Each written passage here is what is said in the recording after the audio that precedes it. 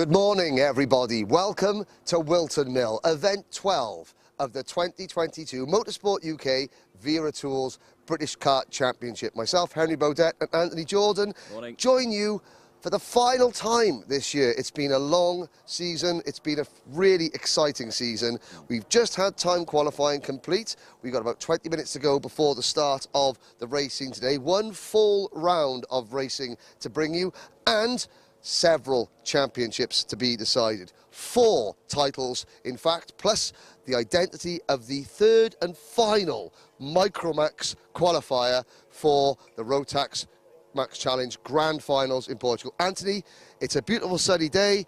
It's an autumnal weather. The track is damp but drying.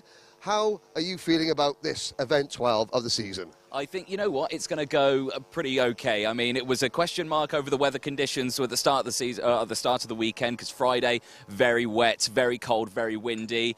Yesterday, a little bit of the same. We had some sprinklings of rain, but today, for the final round of the championship, beautiful, clear, blue sky. You couldn't ask for anything better. No, exactly. I mean, today the temperature was forecast to be like in single digits, and it's not. I mean, it's not balmy. We've got our Wera Tools coats on, but as you can see, the paddock here at Whilton Mill is full. The trucks and all the awnings are looking in fantastic position, fantastic condition. Yes, qualifying. So yesterday we had round 11, or we had. Sorry, the penultimate round, round 6 for Honda Cadet, Minimax, Junior Max and Senior Max.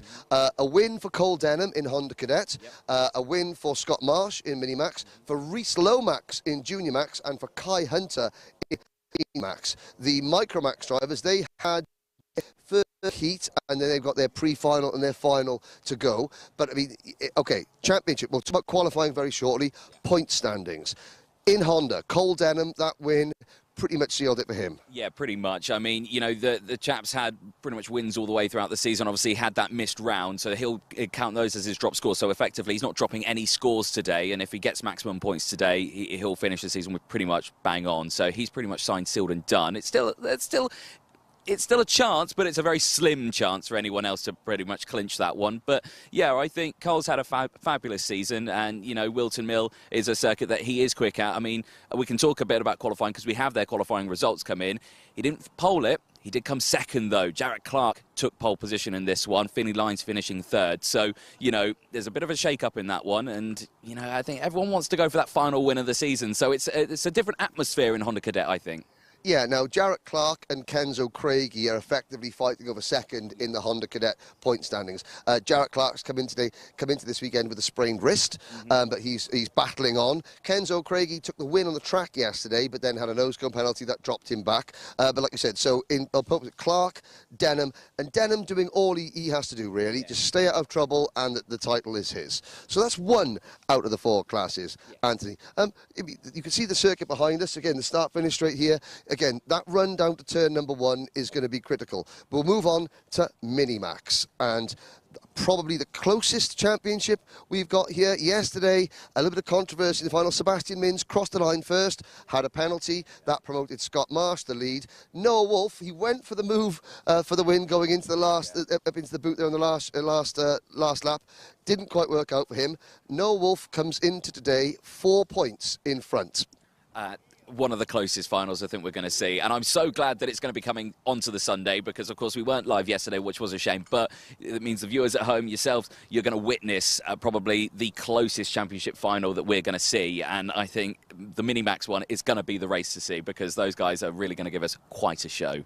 Now, we don't have the qualifying results for Minimax through yet, but we'll try and give that to you in the next few minutes as soon as they come through. Junior Rotax. We do have Junior Rotax. Junior Rotax, there are 50 drivers here. A fantastic, and again, a big thank you to all the Junior Rotax families and the teams for supporting the championship. To come to the end of the season still with 50 drivers is remarkable.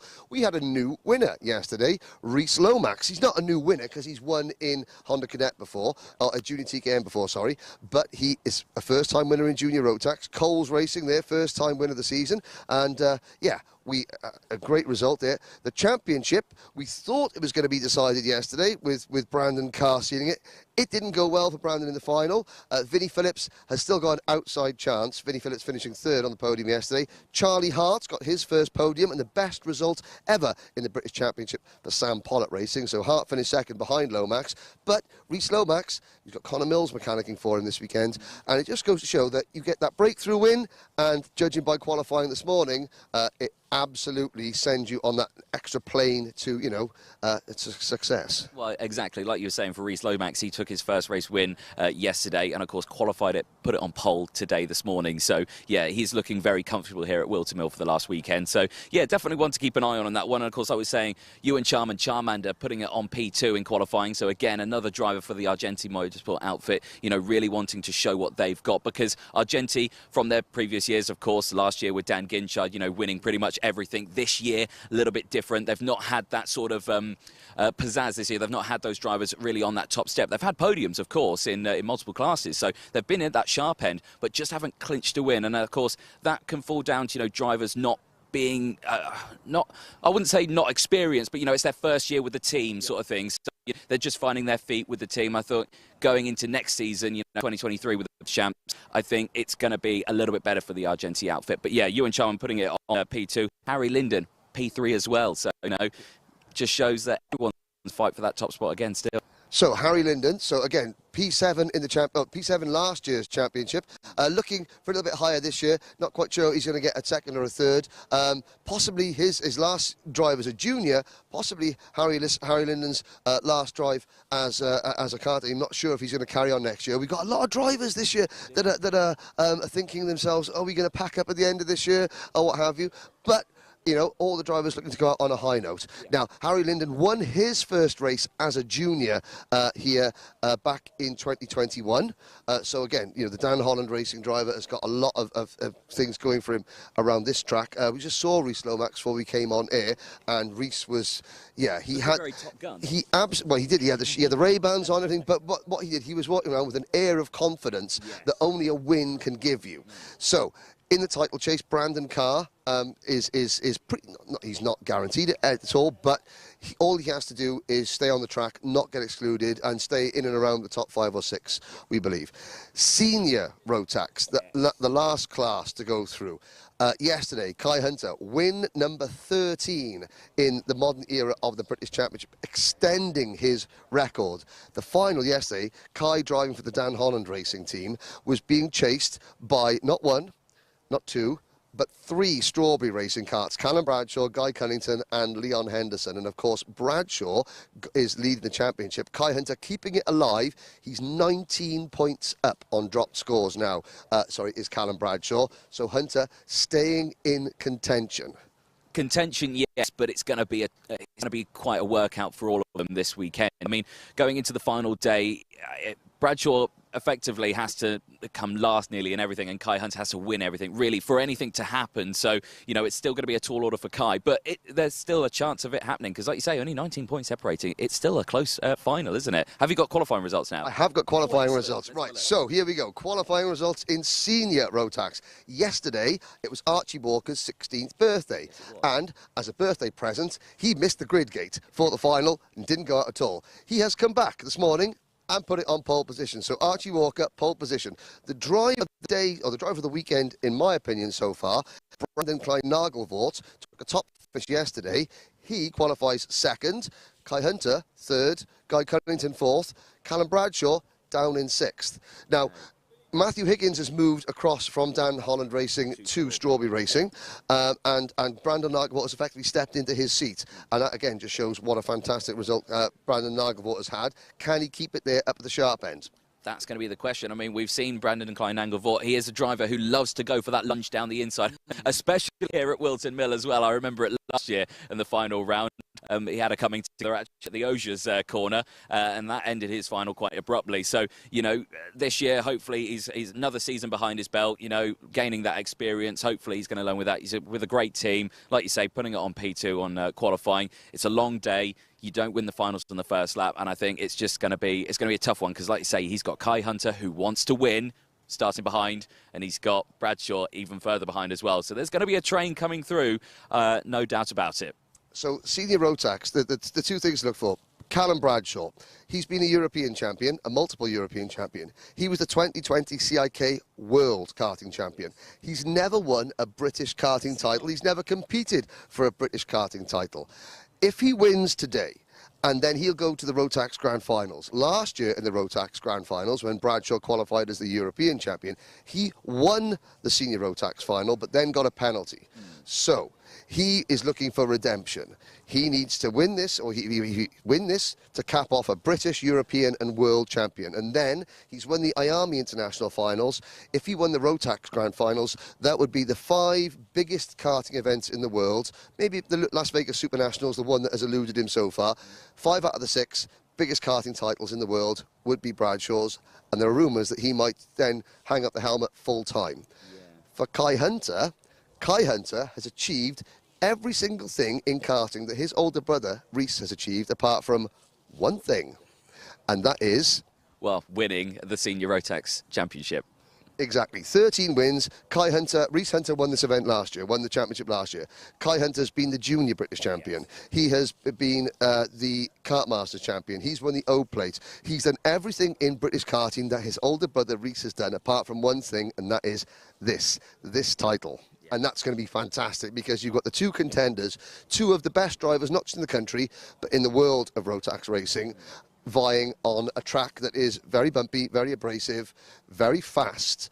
And they're both, well, Kai Hunter qualifying 3rd, Bradshaw qualifying 6th. Yeah, I mean, the Hunter's dad is here as well, all the way from Karting Northeast. So he's come down, he's with his 2 sons, you know, and I'm sure he's going to be geeing him along in this one. You know, Reese, obviously, who's working, he's team boss for the Hunter Motorsport team. He's got drivers in Senior Rotax, I believe, as well. So, you know, he can support his brother a little bit, but he's got to also support his drivers in his team. So, you know, they'll all be watching from the sidelines, I'm sure, geeing him on. But like you say, it's going to be such a tall ladder to climb over these next few races that we're going to see today.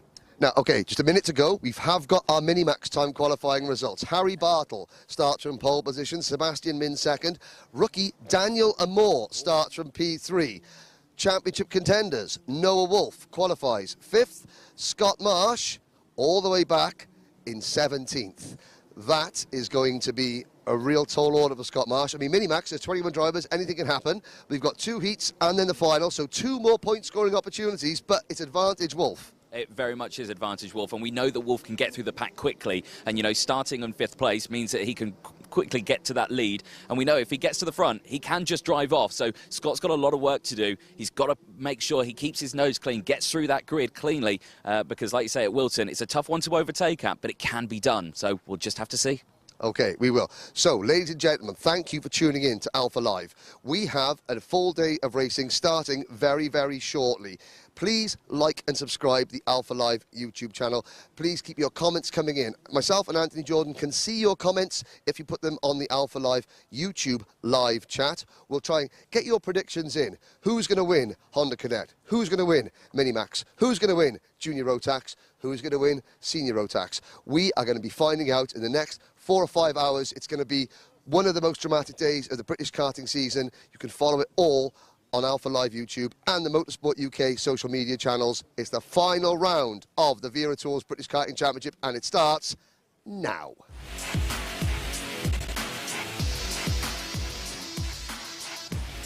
Excellent. I think that was good. That was good. Right, we got them all in. Yeah. Right.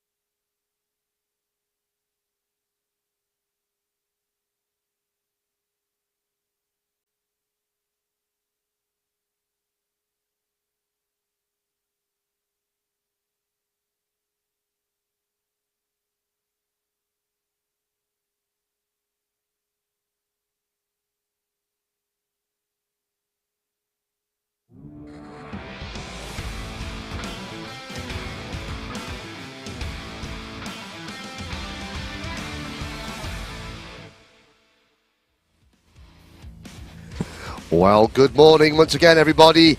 We are about to go racing here at Whilton Mill, and the first race of the day, it is Junior Rotax. Ewan Charman and Harry Linden on the front row, Vinnie Phillips and Aditya Kulkarni on row number 2. All the way on row number 3, Gustav Uzakos for the Hunter Motorsport outfit. He starts on that third row with Ted Bradbury alongside. Ethan Jeff Hall and Neo Clark go from row 4. Row 5, Joseph Rippin and Gabe Fairbrother. Row 6, Ollie Stevens and Pearson Bullock Carter. Row number 7, Jessica White and Archie Clark. Reg Hayward and Alexander Adams-Acton go from row number 8. Reg Hayward's birthday today. Evie Poulane and Jack Cooper go from row number 9. Kaiser Ryman and Oliver Sander round out the top 10 rows. Top 10 rows. Alexander Zingarevich go from row 11 with Isabella Franklin alongside. Leola Castro and Thomas Behrman go from row 12. Row number 13 is Alfie Gallagher and Matthew Lambert. Row 14, Danny Shields and Harry the Lion Hannam. On row 15, rounding out the top 30, Sam Longley and Deacon Russell, Angus Scrivener and William Antrobus. They go from row 16 in the final row of the grid. There is a look there at the number 91. Just getting onto the back of the grid, that is Harry Hannam. Yeah, Harry Hannam. Spoke to Harry yesterday, and he had a bit of a disappointing final, but is trying to catch up with the grid here. They come round the boot now, down towards the final corner, and this is going to be the start of the first 8 minutes plus 1 lap race. Kaiser Ryman, I don't think, has gone out, so maybe the number 83 Sam Pollock racing driver having a problem, but they're into the tram lines, and lights are out. We're off and racing. It's a great start from Ewan Charman. Now have they all managed to get through Oblivion easily and safely? Yes, they have. Up the hill we go. Yeah, great start then from the entire field. A little squirrely under braking there for Ethan Jeff Hall, who's managed to get himself up into P4. Great start as the rest of the field scrabbles for position just in the background of shot down into the tricky braking zone of Ashby for the first time. Everyone using as much of that exit curb as they possibly can. But as you can see, the entire grid getting through those first couple of corners nice and clean. Clear breakaway there for the top 5 or 6 so of the karts. But like we say, 8 minutes plus that 1 additional lap. Lots of racing ahead of us here as they go in towards the boot section for the first time. Everyone looking pretty tasty.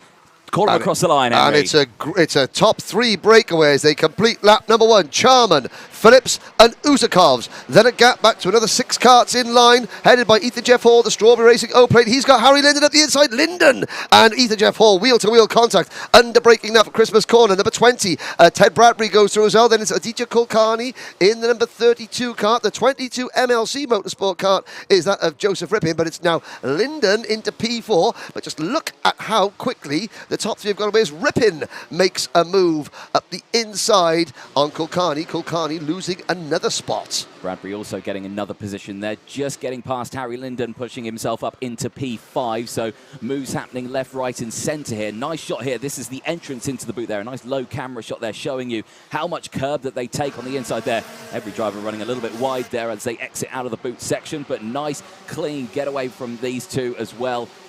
Bradbury and Linden working together to try and catch back up to this trio. Yes, now there's Kulkarni fighting back, passing Ethan Jeff Hall up into Christmas. Now they go across the top now, down towards Ashby's. Charman under braking, and we've got a change up at the front. Usakovs now into second place. Phillips down to 3rd position. So Phillips losing the lead, and he's lost an awful lot of momentum. So Charman under investigation for possibly a start in line infringement, but leading the race now. Usakovs, will he have a little nibble at the rear end of Charman's kart coming out of the final corner as they complete lap number 3? Let's find out then. 5.5 minutes to go, plus that 1 lap. Sun shining here at Whilton Mill for the final weekend of the 2022 Viritals British Kart Championships. And of course, it's been a fabulous season all the way throughout. I'm very much looking forward to all the racing that we're going to see today, but so far all looking well. And like you say, there are some purple times coming in left, right and centre. Gabe Fairbrother, the GP plate, the Kart Masters winner in the Junior Rotax class. Again, they don't like to talk about it, but the only driver to win a Kart Masters and then nearly lose it within 5 minutes of winning it. Yes, but yes, Fairbrother. And again, he's involved in the battle for the 10th and final seed. Of course, the top 10 people in the championship at the end of the season get a national ranking. We've got just over half race distance to go as they come out of the final corner. Across the line, sun-drenched skies here at Whilton Mill. A little bit of dew on the grass, spider webs in the bushes area, just glistening with moisture as we head up the hill towards Christmas Corner on lap number 5. Charman, Uzakovs, Phillips, Linden, Bradbury, Ripin, Kulkarni, Jeff Hall, Fairbrother once again with the fast lap. He's now been to P9. Ollie Stevens, Archie Clark, Neo Clark, Jessica White, Pearson Bullock Carter, and Evie Poulane round out the top 15. And yeah, 31 of the 32 drivers scheduled to make the start actually made it. Kaiser Ryman not out there, but all 31 other runners still out there. Oh, and there was a little bit of a nudge from behind. I think that may have been Fairbrother and Ethan Jeff Hall having a little brief discussion.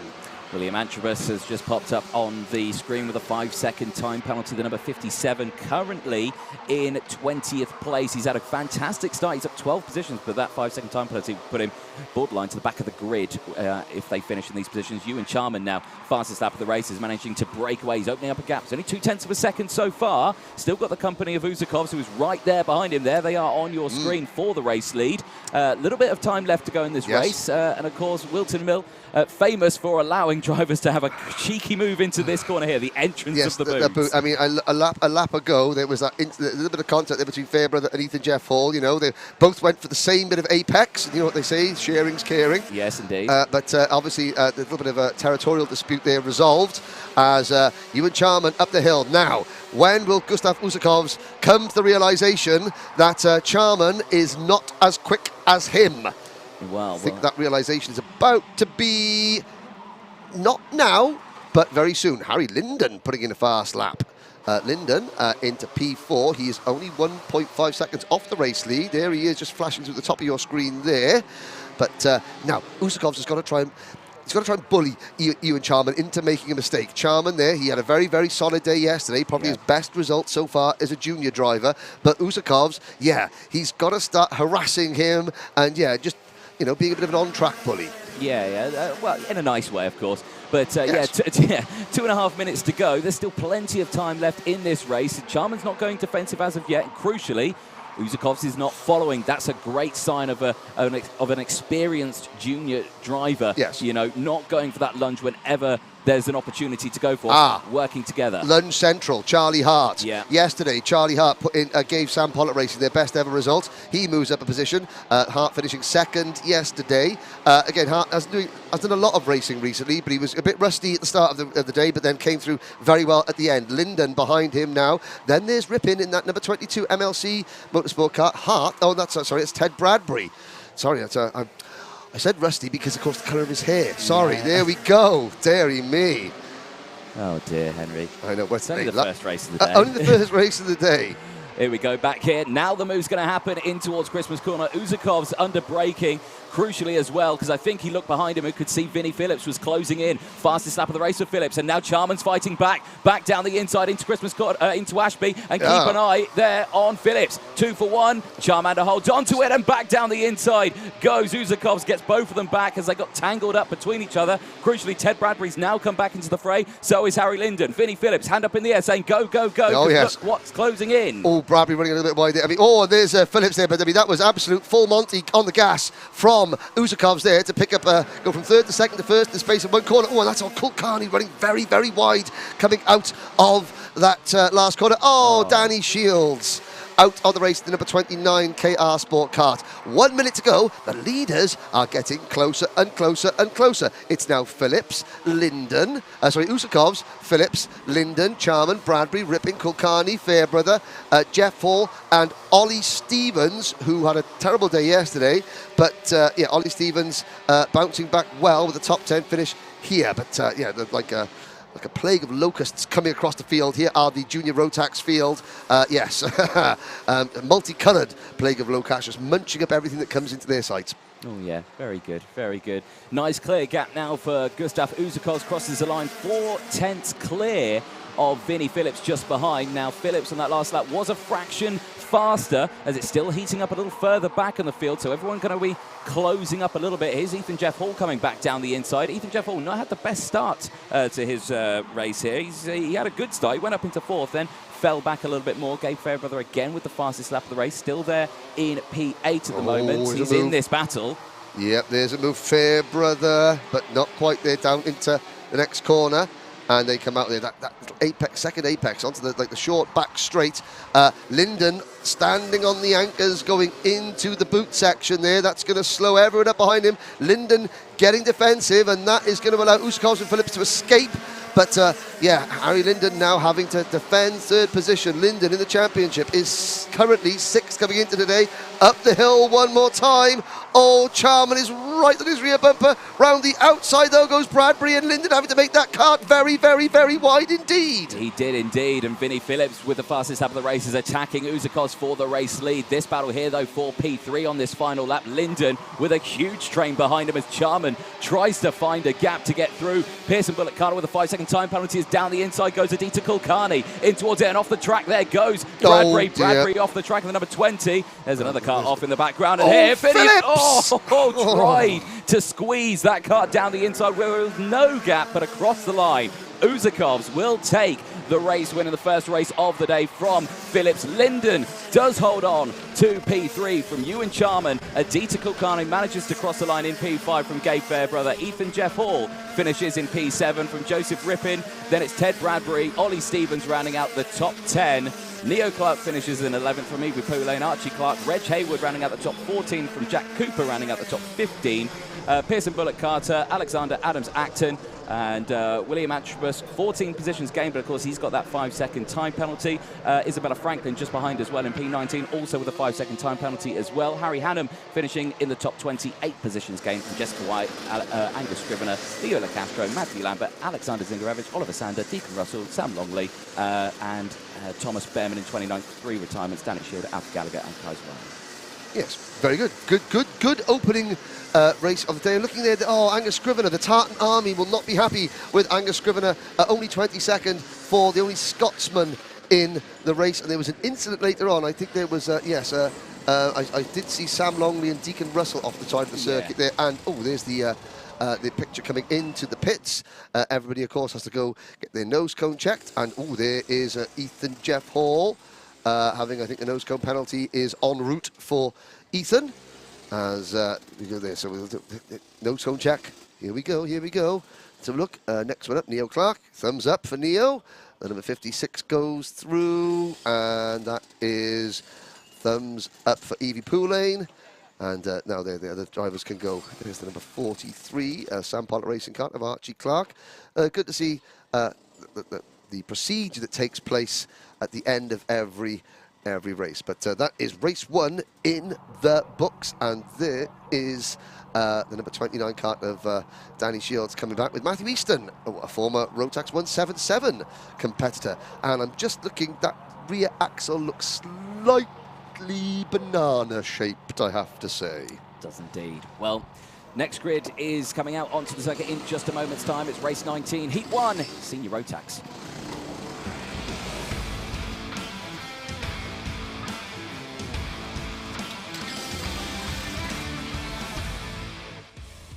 Welcome back, ladies and gentlemen. Like we say, an electric first start to the day. I think it was a great way to start the season, or end the season, I think. Start the day of the last race of the season. Here's the grid then. Brandon Klein-Nanglefort starting on pole position, meaning that we're missing someone, aren't we? No. No? He poled it. Okay, good. No, he didn't pole it, but it was 2 grids. They're separate. The senior grids are separate. It's Nanglefort, Kai Hunter, Sean Butcher, and Callum Bradshaw. Yes, there you go, indeed. sir. Thank you. Matty Hingley and Sam Corner, they'll go from row 3. James Lowther and Teddy Pratt Williams will... Pritchard Williams, Super Ted. Oh, Super Ted. It's been a long day. Matthew Higgins, Will Helswood, Charlie Rippin, and Harry Gibson on row number 6. Daniel Armstrong and Ryan Willis are starting on row 7. Ben Folland and James Jackson, they'll go from row 8. Jack Stebbin and Alex Moody. That's a mean haircut there on Alex Moody. Scott Lapsley and Jamie Perilli on row number 10. Ronnie Smith and Declan Russell will go from row 11 in the final row of the now, grid. Mr. Jordan, I know your confession. Your confession was Archie Walker was outright pole position. Yes. But they've been split into 3 groups. Yes, Archie Walker is in Group A. This is Group B and C. There's so my confession. There's your confession. Right, ladies and gentlemen, hello, welcome to you on the live chat. And, Charlie Ellis, Motorsport. Oh, hello, Charlie. And Nick, Gridman Sam Ellis, his picks for the day. Minimax, Dan Amore, good choice. Junior, William Antrobus. Senior, Ronnie Smith, good luck with that one. And it says, has his flags ready to marshal from home. Okay, here we go. Into the final corner. Declan Russell, who we saw lose a wheel in qualifying, not out there. But here we go. Lights are out. We're off and racing in seniors. And it's a great start from Kai Hunter. 19 points behind Callum Bradshaw.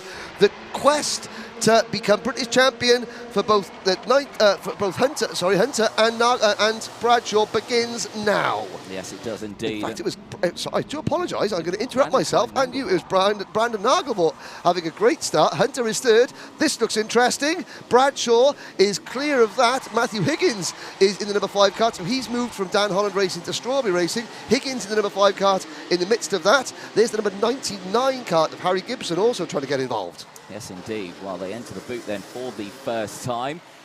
Pretty clean start then from everyone, and a nice breakaway from the front as well. They cross the line. Here's how they'll go. Nagelvort from Butcher. Kai Hunter there in P3 from Bradshaw, who's breathing down his neck in P4. Hingley there in P5 from Gornall, Lowther, Ellswood, Pritchard, Williams, Higgins, Rippin, Gibson, the top 12. And look at that, Hingley there in 5th position, like the sole Welsh daffodil in the field of English roses up at the front there. And he is there in the number 11 kart. And again, Hingley is one of those drivers fighting for a seed in the championship. I mean, Lewis Gilbert not here. He's 9th, so he's probably going to drop out of the top 10. McQueen is 10th. Caden McQueen is 10th. Archie Walker 8th in the championship. Hingley is 7th in the championship at the moment. There's the number 27 kart, Sam Gornall, bouncing over the curbs as we complete lap number 2. Brandon Klein-Nagelvort now has his new teammate Kai Hunter behind him. Now, Nagelvort, new to the team, he said he admitted himself he's been the back marker most of the season. He's now with a new team. I don't think that he is going to stop Kai Hunter from coming through, especially as there is Bradshaw like an Exocet missile up the inside of Sean Butcher for P3, as there goes Hunter into the lead. Yeah, Nagelvort didn't fight that, and now down the inside. Bradshaw, crucial there, didn't waste any time as the exhaust has come off, and now he gets swept to the outside. That's whose exhaust has come off? I think that is the number 41 exhaust of James Jackson. They're going very slowly. Bradshaw getting muscled wide there, and look at the lead that Kai Hunter got now. Bradshaw is in that hornet's nest. He is in the midst of the snarling pack of seniors as we go through Fine Lady in Oblivion on lap number 4, up the hill towards Christmas Corner. Sean Butcher is there in 3rd position. Here comes Gornall. Gornall in the Coles race in number 27, elbowing Butcher out the way. Bradshaw fighting back. Callum Bradshaw yesterday, he said that, the British Championship, all the championships he's done, the British Championship is the most where you've got to be on your guard all the time. He said it's not just about pace. The fastest driver doesn't always win. You've really got to get your elbows out. Speaking of elbows, that is William Ellswood going over the grass there in the number 6 kart. The number 30 machine was involved in that one as well, I believe. Scott Lapsley for Strawberry Racing. It is, it's getting lively in the early stages of senior Rotax. I know, it's a Sunday. God, keep it calm, keep it calm. I know. A little bit later on in the day. Everyone's a bit fragile this morning. There we go. You say everyone. Well, yes, well, there we go. But Kai Hunter, fastest lap of the race, crucial, leading the way. He's got his teammate Nagelvort right behind him. And crucially even more, Bradshaw, who's now back up into P3. Now, Nagelvort's going to have to be a good teammate here, I think, to Kai, and keep Bradshaw at bay. Without blocking. Drive smartly and defensively. The chances are Callum Bradshaw will catch the number 19 kart of Brandon Klein-Nagelvort. The key is that there are 2 heats. Championship points are only awarded at the conclusion of the 2nd heat when both heat results are combined. Yes. So championship points aren't available on this heat alone. It is the combined results of the 2 heats that then you give the drivers a ranking, and based on that ranking, championship points are distributed. Now, Will Ellswood in the number 6 kart running as a privateer this weekend. James Lowther second the fastest at 43.930 seconds as we head up towards Ogiers. Ogiers. No, so that's Wilkins. Oh, sorry, Wilkins and Ogiers. That's the one. That's the one. My aged memory is letting me down. That's absolutely fine.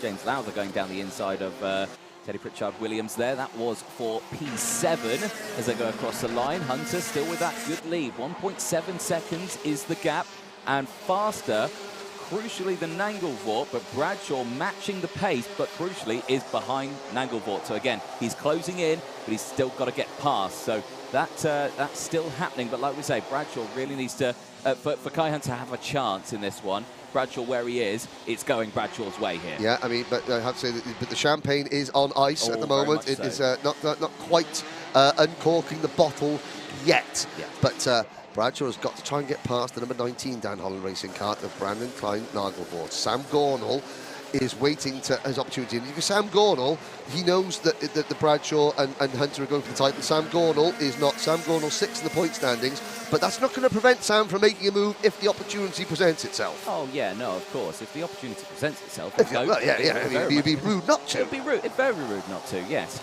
Hunter again, fastest lap of the race. Clear air, likes the track.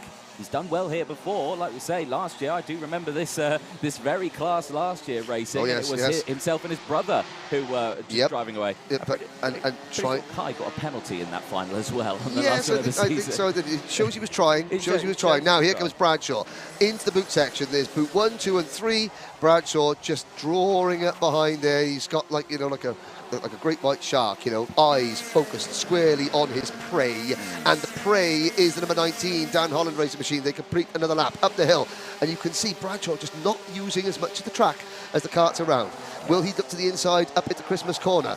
Not quite yet. They go across the top through the kink and then down towards Ashby. It's this great section of track. It's off camber, it's on camber, and there goes Bradshaw to the inside. Nagelvoort tried to defend, but Bradshaw irresistible into P2. Yep, indeed. So good work there from Bradshaw. Of course, a world-class driver, Bradshaw. He's got so much talent out there on the circuit. And, oh dear, what was going on there? That was Nagelvoort. That was Nagelvoort and a strawberry kart. That could have been Matthew Higgins. I think it was the number 5 kart of Higgins. It was there. So, I mean, I think Nagelvoort was offline. He tried to come back. Oh, I wonder if we get a brief look back at that a little bit later on. Teddy Pritchard Williams, the number 55 MLC Motorsport kart, is now up into the top 6.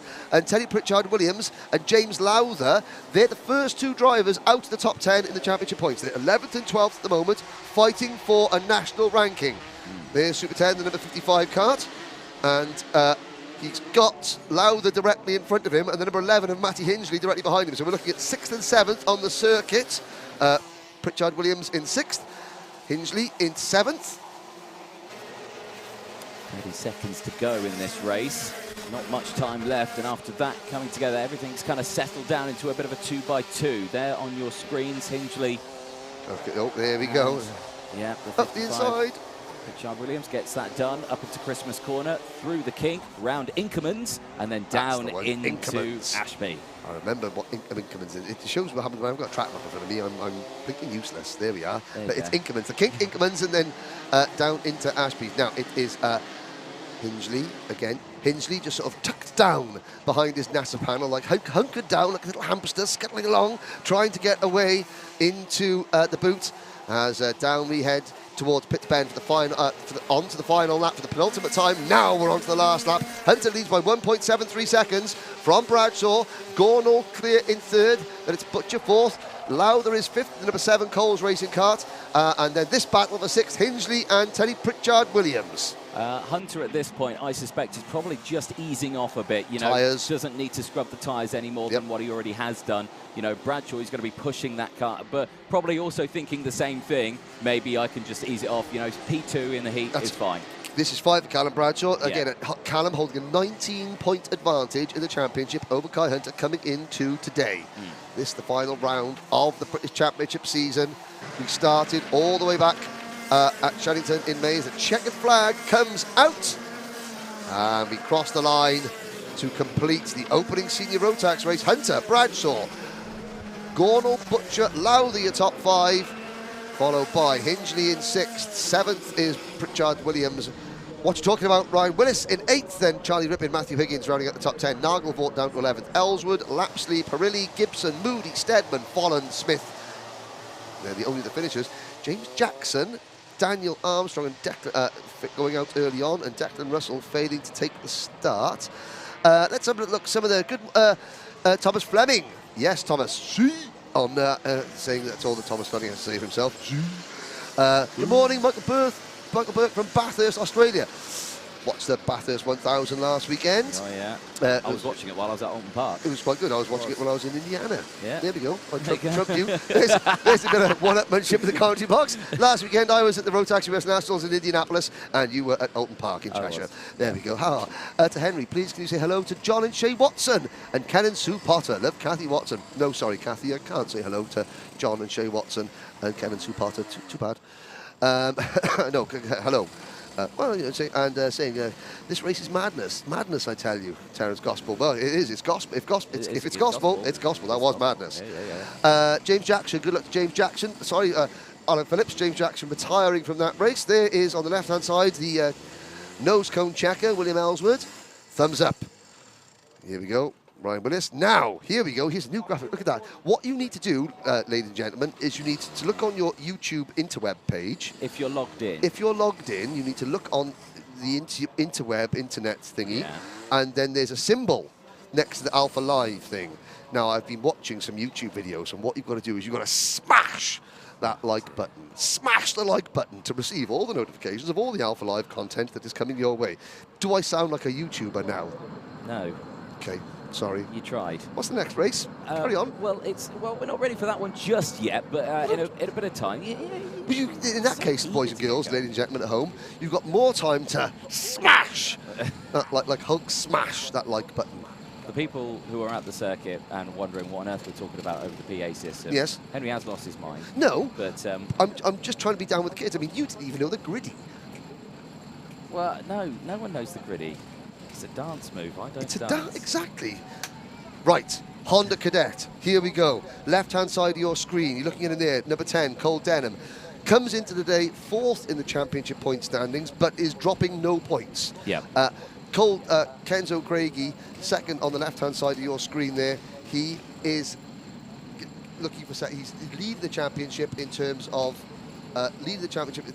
current situation, but he's dropping more points, so it's going to be, it's Cole Denham's title to lose. This is going to be a fantastic battle. Albert Friend there in the number 91 kart, the number 23 of Luca Holmes Paddock. A great, great race in progress. Yes, indeed. So, well, there you go. You can see them all lined up. Yeah, we still don't have a grid yet for the Honda Cadet. They've not come out yet. Well, management.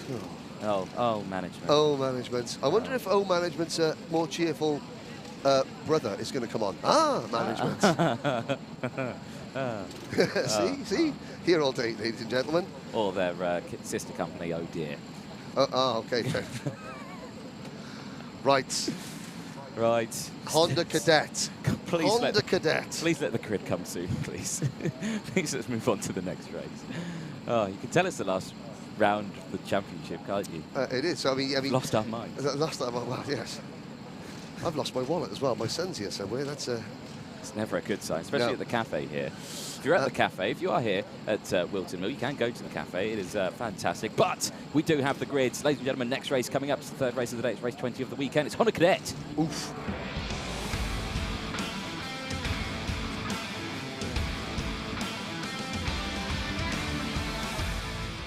Like we're saying, Honda Cadet, thank goodness it's coming up. We can talk about something else now. Here we go then. Fabulous qualifying it was. Jarrett Clark's going to be starting on pole position. Cole Denham alongside Finley Lyons and Kenzo Craigie. A lot of the championship protagonists on those front 2 rows. Rocco Shenton on the podium yesterday along with Albert Friend. They both start from row number 3. Max Endicott and Luca Ballack go from row number 4. Harry Taylor and Charlie Wolfitt go from row 5. Bella Fairclough and Ellis Bell go from row 6. Best qualifying for him. Charles Kitely and Oliver Miewski are on row 7. Oliver Spencer and Charlie King go from row number 8. Jacob Bachelor and Hayden Gray go from row 9. Joshua Griffin and Noah Barham round out the top 20 on row 10. Row 11, Oliver Warner and Albie Lapper, Kai Clark and Ethan Griffiths. The only Welshman in the field with his Welsh liveried go-kart, Mason Brooks, rounds out the field. Now, that means that we've lost somebody from yesterday, because we had 26 yesterday. I don't think we've got Ashley Haas out there, sadly. So hopefully Ashley's okay, and that there's a miss, but he's giving it a miss today. Now, a little bits of business to take care of. Jarrett Clark is racing with a sprained wrist. He's obviously been medically cleared to race by the medical team here. So he is, you know, a little bit wounded. Bella Fairclough, the only young lady in the field, her mum is mechanicking for her because Mr. Fairclough is mechanicking for Bella's sister elsewhere. Ellis Bell, privateer driver, the young Scotsman, he is 7 points away from getting a national ranking, which would be a fantastic achievement for that young Scotsman in kart number 46. And the youngest driver in the field, Mason Brooks, there in kart number 8. He's still 7, he's not 8 till Tuesday. Number 99, Ethan Griffiths, it's his last race in Honda Cadet. He has got a special Welsh livery on his Zip Kart chassis. Yes. There we go. Indeed. Any of the business, that's taken care of. Now we can talk about some go-kart racing, Anthony. Carry on. It can indeed. Standing start, of course, for Honda Cadet, the only four-stroke class in the championship this year. And, of course, as they get themselves lined up, ready to go, and that's a lie what I said there, because, of course, the Bambinos are four-stroke, aren't they? Yes, they are. No, No. they're not two-stroke. No, I they think we had this. Right. I No, don't know. no, Well, it doesn't matter. Something there in the hand of Rocco's got a Jensen. sweetie. No, or No. it's his dad's e-cig, I'm not quite sure, or it's... It was licorice. He didn't like it. Oh, yeah. There we go. Right. Racing. Tension mounts. Lights go out. We're off and racing. It's a good start from both front row drivers, Clark and Denham. Who will get the drop onto the apex into turn number 1 for the first time? It is Cole Denham, championship elect. He's not leading the championship, but as the others drop points and he doesn't, he will surge up the order. And there is Kenzo Craig on a spin for Albert Friend. Friend, who is part of a 3-driver battle for second in the championship, along with Jarrett Clark and Kenzo Craigie, goes for a spin in the number 91 SFR Motorsport kart. And, well, have to say that Albert Friend is an absolute demon when it comes to racing from the rear of the field. He's going to have his hands full, but watch that number 91 absolutely rocket up the order. Yes, indeed. Finley Lines getting... Oh, dearie me, that was a close shave there for Finley. Because he was up on the inside curb going into the boot there, and I think that was Jarrett Clark who was coming across on him, and Finley just quite sensibly got off the gas, cost him a little bit of momentum, but he's still there in third place. There's Craigie, followed by the E-plate of Shenton, and pushing Shenton along is the number 18 of Max Endicott, although Endicott decided, I'm not going to push you anymore, I'm going to pass you. Push to pass. Yeah, there you go. He didn't press a button, though, to do that. He just didn't. Hit the loud pedal a little bit louder. Louder. There we go. So he moves up into P5 now. So breakaway, top 3 here. Denham, Clark and Lines. And, of course, Kenzo Craig, who's leading the championship before drop scores, of course, like we were saying. Cole Denham, who's outright probably leading at the end of the drop scores. You know, yes. He missed a round. He dropped all those, so yeah, he's pretty much signed, sealed and done, but yeah, a lot of work still to do on this one. Like we say, Champagne still on ice at the moment. 6 minutes to go then as they exit out of the boot. Nice and working together. Again, I suspect we're probably going to see this for the majority of the race, of course, in the Honda Cadet and crucially the other cadet classes in the British Kart Championships. This is the sort of style you would see. Train form, work together, push each other along, wait to the last lap, then go for the move. Yes, well, yeah. I mean, at the moment, Finley Lines, again, smart driving there from Finley Lines. Yeah. He tried the one move, it didn't quite happen for him, so he's tucked up on the rear bumper of Jarrett Clark's number 55 Synergy Racing kart. So we've got 2 Synergy factory drivers, followed by 2 Zip factory drivers, then Endicott for the Synergy team, and Rocco Lee Shenton. Rocco's kart looks a bit like Synergy-ish, but he is a privateer, the E-plate, the English champion. Then it's Ballack, Wolfit, Majewski, Bell, Taylor, Fairclough, Spencer, Barham, and Kai Clark, your top 15. Albert Friend is already back up at the 23rd position. He's, okay, 5 minutes to go. Let's see how this race progresses. Albert Friend completes lap number 3, and we'll check this to see how he goes. So he's up to 20th position. He's 8.2 seconds behind Cole Denham, who leads the race. As we look down the order, we'll see that sort of orange and white machine. There was a brief glimpse of Ethan Griffiths' Welsh liveried Zip Kart, and a big thank you to Earl and Everett at Zip Kart for allowing him to change his graphics kit. There's a move, and that's Endicott in P4. Yes, indeed, getting past Kenzo Craigie through the Ashby hairpin. One of the drivers getting squeezed a little right there. That was Luca Ballack getting squeezed. Thank you, Henry, for that one as he exits out of the Ashby hairpin. Any moves here? No, everyone just testing the water, yes. behaving, yeah, just seeing what they can do. They've got to keep an eye on what's happening just behind them as well. Update for the rest of the field, of course, like we said, did the top 15, but then you still got Mason Brooks there. Fantastic start for Mason Brooks. He's up into P16, 9 positions gained. He's got Charles Kitely just behind. Now, Charles looking to get his first top 10 finish of the season. Obviously, this is his last day in the championship to do that, so he's going to be working really hard throughout today. And so far, not had the best start so far in this race. He's dropped 4 positions, but he's fighting back. So, you know, keep a close eye on Charles Kitely, wanting that top 10 finish. And there was a move there, one of the Callum Hargrave driver developments driver, I think Harry Taylor, who was up into 11th position, just losing a spot there. But again, for Harry, that Callum Hargrave driver development team, they've got a lot of young drivers. So they're one of those teams that, you know, this year the results may not be, you know, fantastic, but next year, if they keep those drivers, the drivers will come back and they'll be a lot stronger, a lot more mature, a lot more race-wise, and look for the Callum Hargrave team to do well next year. But the lead group are closing up. 3.5 minutes to go. Albert Friend up into 19th place, still 8.6 seconds off the race leader. And I think that it's not out of the... Well, depending on how the leaders behave in the next minute or two, will let us know whether Albert Friend has actually got a chance for a top 10 finish or not. Look at Max Endicott there. I mean, he's got some serious waft out there in this race. He's closed that gap up, already using that momentum straight past Finley lines. And doesn't lose much ground for the leaders either. No, of course, yeah. Fastest lap on that last lap, 52.54 for Max Endicott. So really, well, he's had his Weetabix this morning. Yes, many of them. Many. A full bowl full of the good stuff for Max Endicott. Into the boot we go. Great shot there. Shows how the drivers have to use the curb coming into the boot there. You know, if they get it wrong, it just spits the car offline and then it messes up the second and third part of that complex. But if they get it right, they hook the kart up. Oh, and there's a Harry Taylor under investigation. Now, Jarrett Clark up the hill, pushing his teammate along.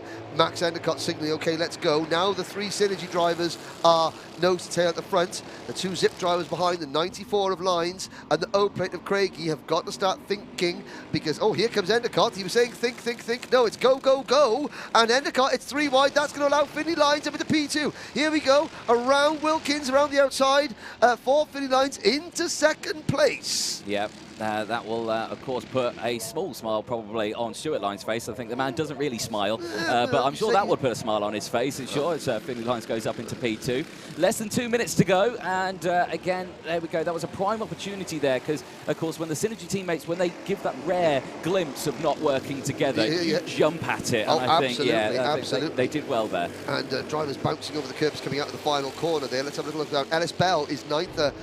So battle for Rookie of the Year.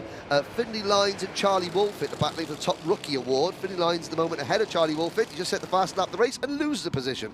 In karting, it's the only sport you can do that. You can set the fast lap of the race and then lose a position straight away. Oh, Kenzo Craigie up the inside. Finley Lines now down to 5th. Craigie trying to go around the outside. And here comes Endicott.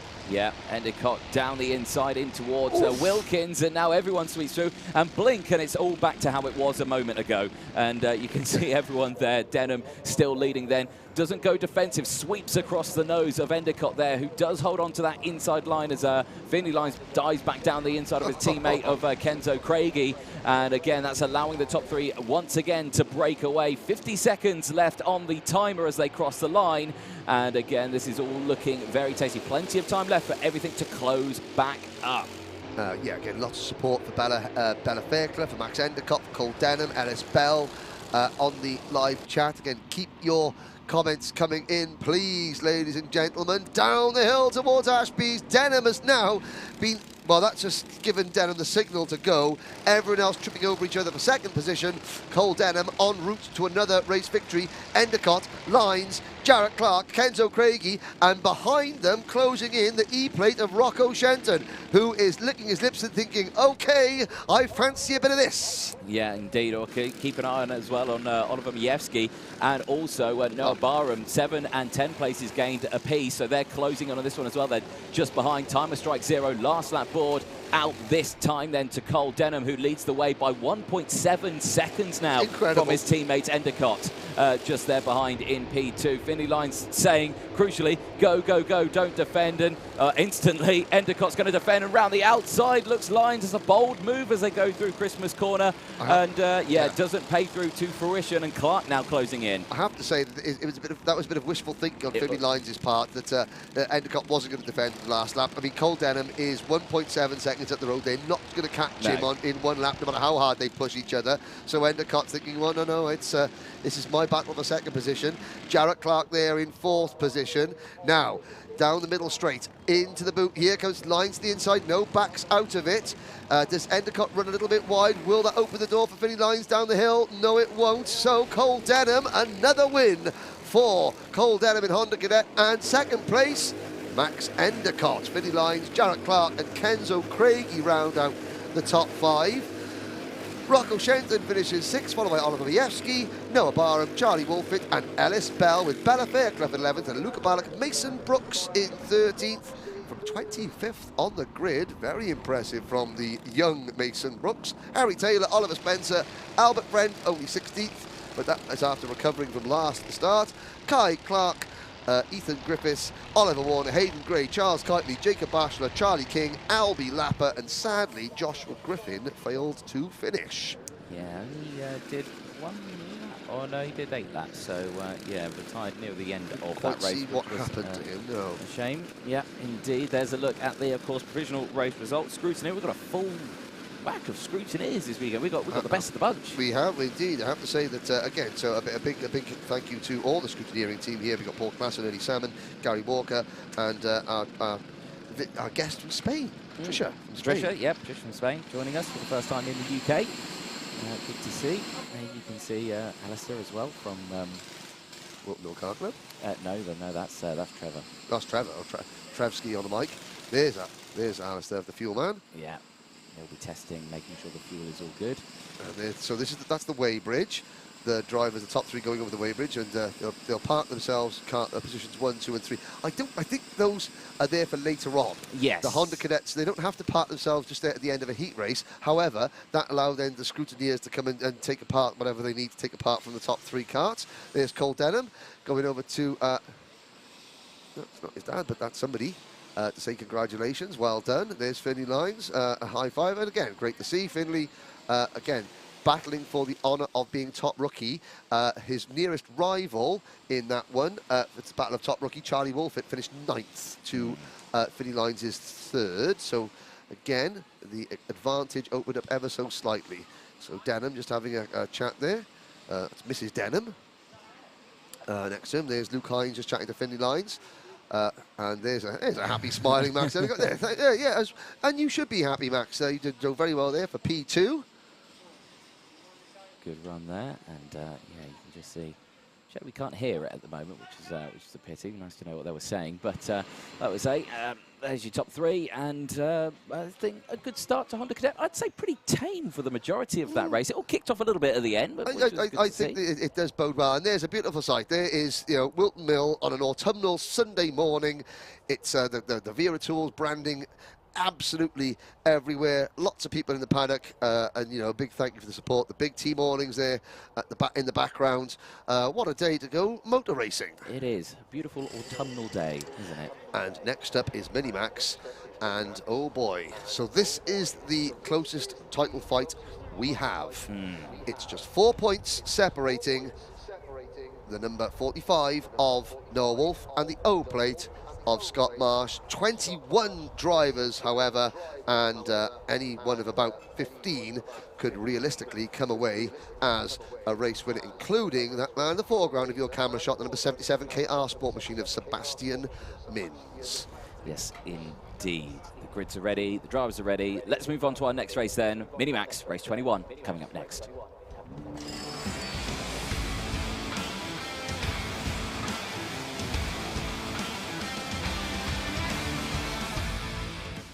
Here's how they'll line up then for their first heat of the day. Harry Bartle and Sebastian Mins, they'll go from row 1. Daniel Amor and Michael Dalton, they go from row 2. Noah Wolf, championship leader, and Finn Leslie, the GP play holder, go from row 3. Joshua Graham and his teammate Thomas Min-Spearing on row number 4. Joshua Smith and William Murtagh go from row 5, rounding out the top 10. Hugh Moulton and Joshua Turnbull go from row 6. Joe Anderson and Harrison Whitcomb start from row number 7. Ollie Wise and Devon Nolan on row number 8. Scott Marsh and Josh Salvadore on row 9. Of course, Scott fighting for that championship. He's got a long way to go in this one. Brandon Truman and William Murphy go from row 10. Row number 11, Joseph Murphy rounds out the starting lineup. Yesterday, Mins crossed the line first but got a penalty which handed the win to Marsh. But Bartle and Wolf both led into about the last 3 corners. It was a very, very exciting race indeed. Let's hope that they all get round the start clearly. A belated happy birthday to Josh Smith, who celebrated his 13th birthday yesterday. We saw him in the Paddock show, which I advise you to watch during the lunch break. If you haven't watched it already on the Alpha Live YouTube channel, here we go. Mins and Bartle lead them into the tram lines. Lights are not out. And we are not racing false start. Now, a couple of weekends ago, out in Valencia in Spain, Daniel Amor went and competed in the Tillotson T4 World Cup for Team Great Britain and did a fantastic job. Kalai Atkins won the senior race, by the way, and became Tillotson T4 World Cup champion for the United Kingdom. Daniel Amor, awesome race, led from start to finish, poled it, led the final from start to finish, was given the worst penalty in the history of karting. Apparently, on the first lap of the final, Daniel Amor hit another driver. If you look at the race, Daniel Amor led from the start, had a great lead into turn number 1, and was 20 kart lengths clear of everybody else all around the first lap. Got a penalty. Fantastic. He was warned, if you do the same here today, we will give you a 5-second penalty for qualifying on pole position. And very smartly, Daniel Amor only qualified 3rd. Good lad. Yes. Yeah. There he is, in the Ukrainian liveried number 41 kart. Yes, indeed. Here we are. I'm not going to say anything about that. Well, no. I'm just letting you know that Daniel Amor, again, it just goes to show that these drivers, they compete in the British Championship and then they go and compete in other series around the world, and the training and the racecraft they learn here in this championship means that they are contenders wherever they go in the world. Now, lights are out and we're off and racing, and there goes Bartle into the race lead. Yeah, good start from Bartle there. Mins struggling to keep the whole pack behind him as he finds traction as he exits out of the first corner. Wolf down the inside, and so is Michael Dalton trying to go down the inside. Mins squeezed to the outside, but only loses 1 position as they exit out of Christmas corner for the first time, down in towards the Ashby hairpin. And again, everyone squeezing their way around. It's a fairly good start from the entire grid.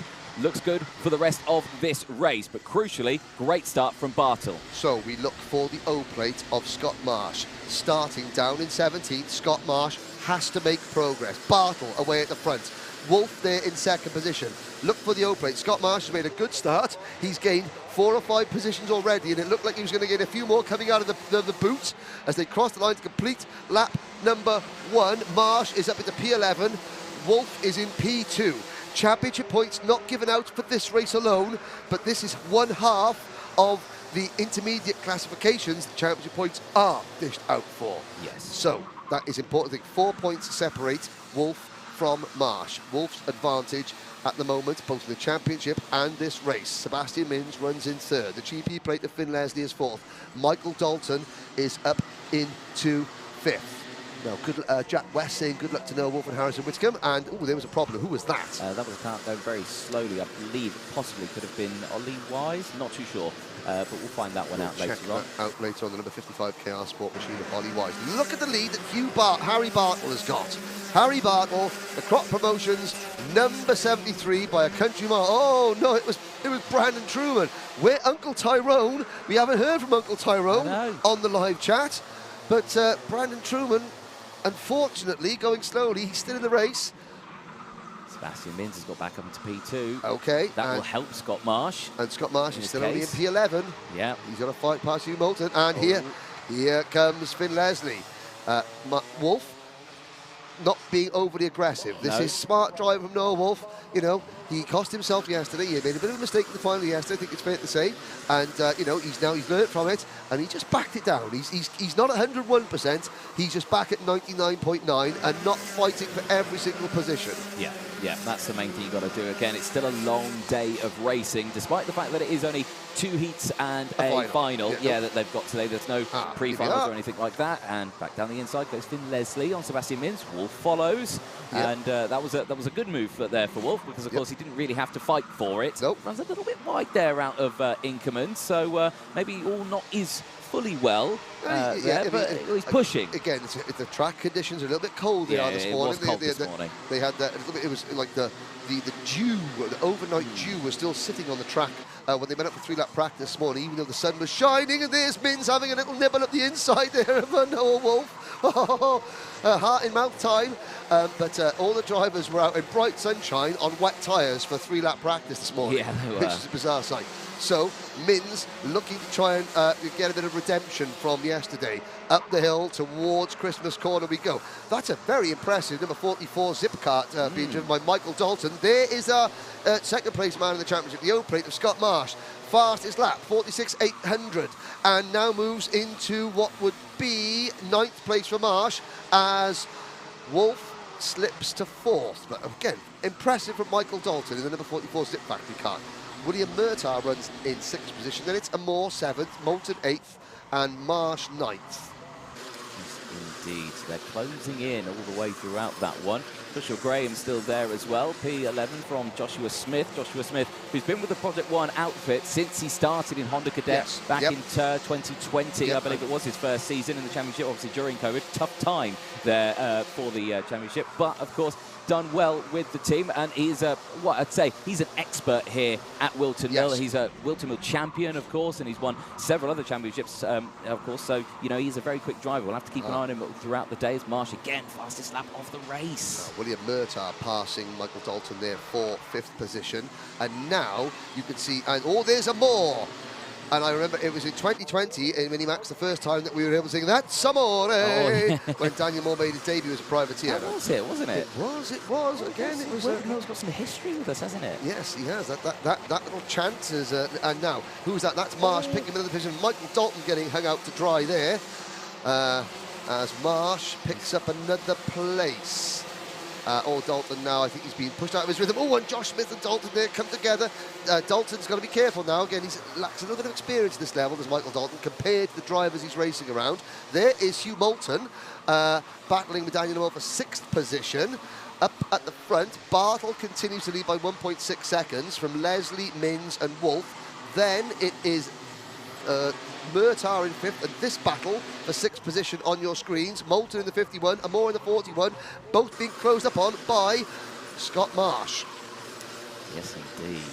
And Scott yesterday put in a stellar performance. You know, he's coming into this weekend. You know, I mean, you've got to remember, at the end of today, someone is going to be champion and someone is going to be second.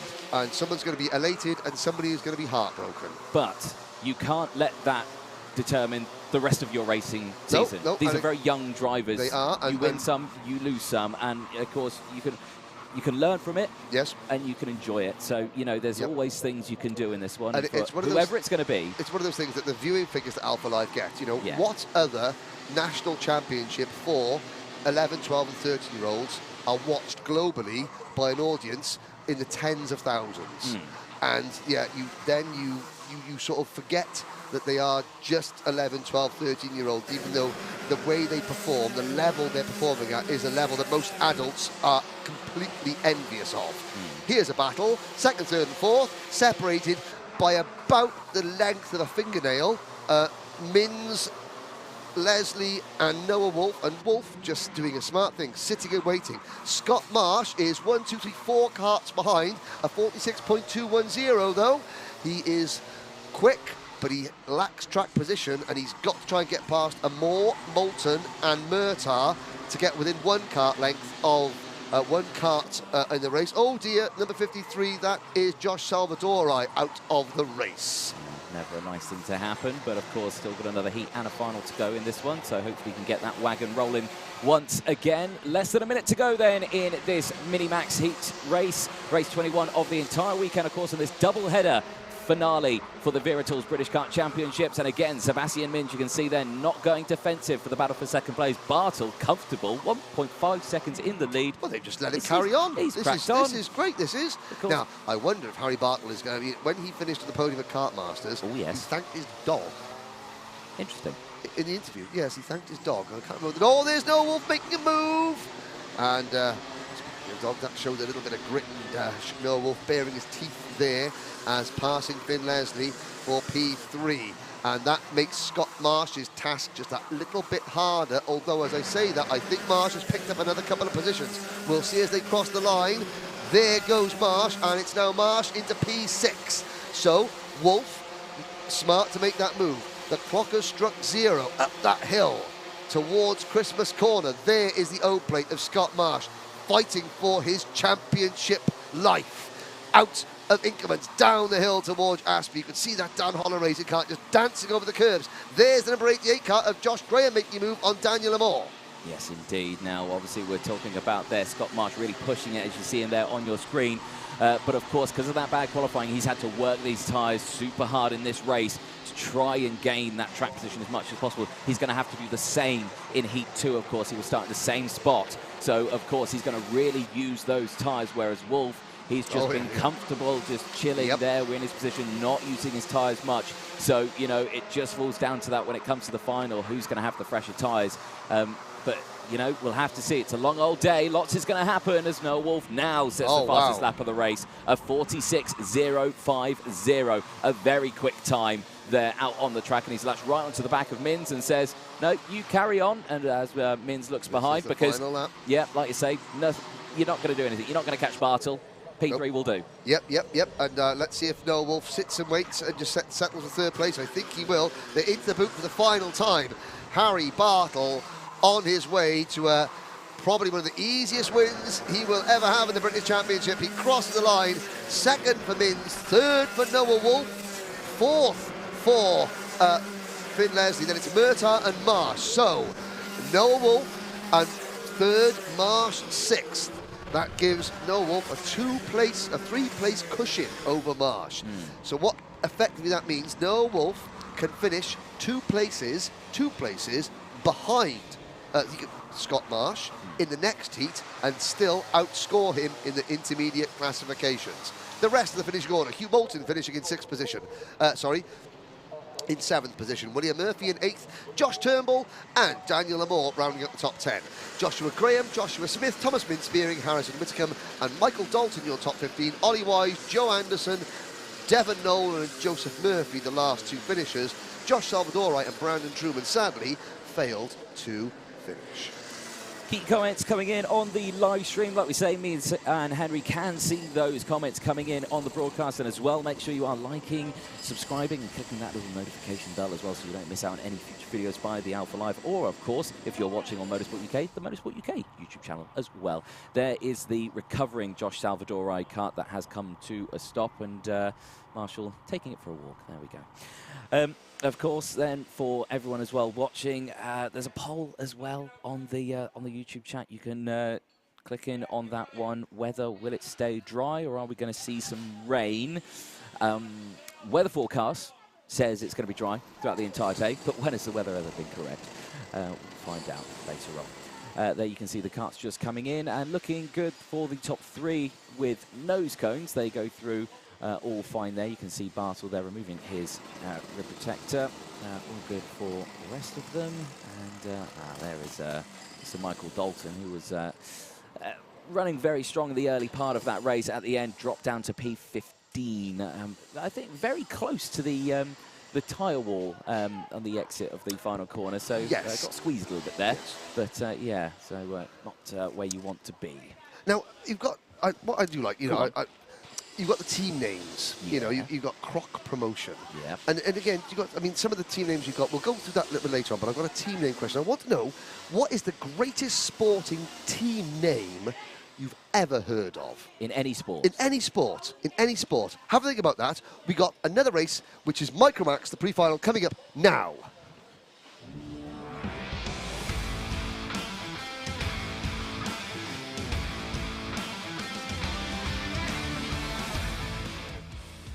Yes, indeed, Henry. Micromax Race 22, their pre-finals coming up next. Archie Lovett and Jensen Chalk, they're going to be starting on pole position. Can Jensen get away with that ticket this weekend? Jack Price and Lachlan Johnson, they go from row 2. Row number 3, Tom Reed and Max Gilman. Row number 4, Oliver Warner and Sam Mott. Katie Donaldson and Isaac Barker, they go from row 5. Daniel Minto and Samuel Laudy, they go from row 6. Row 7, Kevin Kielbasa from Poland, Jake Gruffety, Kieran Stewart and JJ Lowe. Now, Lachlan Johnson, Daniel Minto have already got tickets for the Rotax Max Challenge Grand Finals. 1 ticket to go. Jack Price, I don't believe is eligible. I think he's too old. It's between Archie Levitt, Jensen Chalk, Max Gilman, Tom Reed, Oliver Warner, Katie Donaldson, drivers such as that. Samuel Laudy, it's his second licence meeting. It is, yeah. This is, he's number 45. He's raced in IKR, independent kart racing, and he's done 1 club meeting, and now this in the number 45 Sodi Vitesse entry. Watch out for him. Bright future for all these young drivers. But again, interesting to see his progress. Here we go. This is the pre-final in Micromax. They had their 2 heats yesterday. Lights are out. This is a 12-minute race. Lovett has the lead. Jensen Chalk, a bad start, down to 4th position as they come out of oblivion, up the hill towards Christmas Corner. It is Lovett in the 88 Sam Pollock racing kart. And then it looks like the number 71 kart of Jack Price, Canada's Jack Price, into P2. Yep, so good start from the entire field then. They all managed to get through the first few corners unscathed. Ashby, hairpin clear as well as everyone dives to the inside. Back down the inside there goes the 23 of Oliver Warner for the Argenti Motorsport outfit. The only Argenti Motorsport driver out there in Micromax. So have to see what he can do. He'll have the whole team watching, I'm sure. Oh, Max Gilman going slowly. Yeah, 50 SFR Motorsport kart. Yeah, he started this race behind Tom Reed in about 6th position. So, yeah, he's got a bit of work to do from there. 11 minutes to go then. Across the line they go. Lovett leads from Price, Reed, Warner, Johnson, Chalk. In 6th place from Donaldson, Mott, Minto, Barker, Kielbasa, Laudy, Gruffety, Lowe, Stewart and Gilman. The top 16 rounding out the field. Of course, this is a pre-final. This will determine where the drivers start for their final later on today. And, of course, the race winner from today, barring if they haven't already won a Grand Finals ticket, will win a Grand Finals ticket. Yes, indeed. They will join Albert Friend, who won the Rotax Festival out in Kerpen in Germany, Lachlan Johnson, who got his ticket at Warden Law, and Daniel Minto, who got his ticket at Clay Pigeon. There's a move from Jensen Chalk on the number 23 of Oliver Warner. That doesn't work. Now, a couple of drivers here doing double duty. Oliver Warner in Honda Cadet as well. But the number 36 kart of Tom Reed heading up the hill, along with the number 98 of Lachlan Johnson. Now, you interviewed Jensen Chalk and his dad Mike yesterday about their journey. That they've spent 2 years trying to get a ticket for the Grand Final. This is their last opportunity. They have missed out. Oh, they just missed out on so many occasions, and that's going to be a place gain for Chalk in the MLC number 18. And Chalk moves into P4. But Archie Lovett, who we see in the IAMI Cadet British Championship, driving for Fusion Motorsport, I believe. He is away at the front. Jack Price in 2nd position. Reed, Johnson, Warner, Chalk, Mott, Minto, Barker, Laudy, Kielbasa, Donaldson, Lowe, Gruffety, Stewart and Max Gilman. All 16 starters still running. There is Chalk. He looks to the inside, going up the hill for 4th position. He passes Tom Reed. Now sets off after the SFR number 98 of Scotland's Lachlan Johnson. Lachlan already with a ticket, won that at Warden Law. Yep, yes. So he's there. He's on a Birrell chassis now at the Grand Finals, which are held in Portimao this year in Portugal. The Micromax drivers will use the Birrell ART chassis. So Johnson, you're thinking, well, if he's already got a ticket, why is he here doing this race? Well, because he's testing the Birrell chassis, spending as much time on that chassis. Not the exact chassis he's going to use, because in the Grand Finals, the Rotax or the chassis, the chassis providers provide the chassis, but it's still, you need to know how that different type of kart works. There is Chalk now up the hill towards Christmas once again, but Archie Lovett extending his lead. He's 1.5 seconds up the road. New fastest lap for Jensen Chalk, 51.57 seconds. Greatest sporting team names. Endurance, Michael Burke called the Raging Bulls. Let's have a little look. Old quiz team called Real Social Dad. That's quite fun. That's quite good.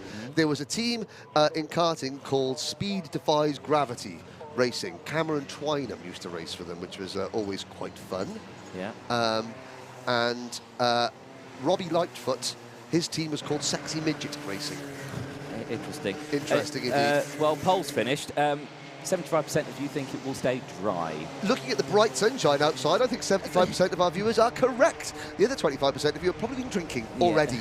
There we go. Into Christmas corner, 7.5 minutes ago. We're not even at halfway point of this race. Archie Lovett, there he is, the Sam Pollock Racing number 88, 1.9 seconds up the road. However, now, Price in the 71, Johnson in the 98, and Chalk in the number 18. They look like they've got themselves all organised. No, they haven't. No, they haven't. I thought they were going to start working together and pushing on. Maybe they will now that Johnson is the head of that queue. And look at the maple leaf on the back of Jack Price's kart. So he is an Anglo-Canadian driver. And he now sits in third position. I think he's too old to go to the Micromax Grand Finals. But again, looking ahead to next year when the class structure in karting changes. Jensen Chalk. I mean, all these young drivers are determined, but here comes Jensen Chalk, perhaps the most determined of them all. Him and his dad Mike have travelled. They've done all the qualifiers in the UK. They did the last year's qualifier in the UK here at Whilton Mill. They have done the Le Mans, the Rotax International Trophy twice out at Le Mans, and have put it on pole for the final, and they've just missed out on every single occasion. They have travelled far and wide to try and get that elusive ticket. And again, this is nothing against any of the other drivers. Please don't think that we're, you know, saying one over the other. But we do follow these drivers' journeys. Archie Lovett stepping into Micromax kart for pretty much the first time in the British Championship and waltzing away with it. But he has got a chasing pack behind him.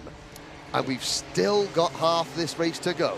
I know. Well, of course, for the rest of the races that we're going to see today, they are heat races, so they're much shorter. This is a pre-final. Oh, yes. So, yeah, they had their 2 races yesterday, all their qualifying and practice, of course, yesterday. Jensen Chalk sets the fastest lap of the race there in P3. There he is on your screen, looking to get past Lachlan Johnson and close that gap. And like we said earlier on, this is just the pre-final. It determines the grid for the final, so wherever they finish in this, yeah, they start there. And of course, the higher up you can start. Oh, there was a yellow flag in the background. Somebody had rotated. Yes, they had. But they have now re-rotated. It was Max Gilman. So Max Gilman probably trying to catch the back of the pack after an earlier problem and overdriving things ever so slightly. Yeah, that's a shame. Max, who finished top 10 in the 2021 Bambino Championship here in the British Kart Championship. Yes, indeed. Right, gap. Lovett was up the road by 1.9 seconds. It's now down to 1.5.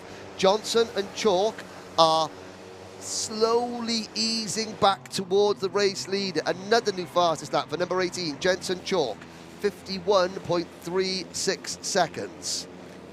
Yeah, 4.5 minutes to go. Reckon it can be done. Long time left in this one. You can see sun still shining out. Everyone just locking on, I think, to racing lines there. You can see now, of course, in these classes, you would usually see that arm coming out to lift the radiator flap up in junior and senior Rotax. And of course, a wincy little radiator. It's so lovely, isn't it? Oh, it's a wincy radiator. It's so tiny.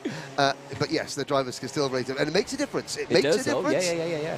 You know, and of course, so the drivers, and it's another little aspect that the drivers have to do. There's the number 23 Argenti card of Oliver Warner, running in 6th position.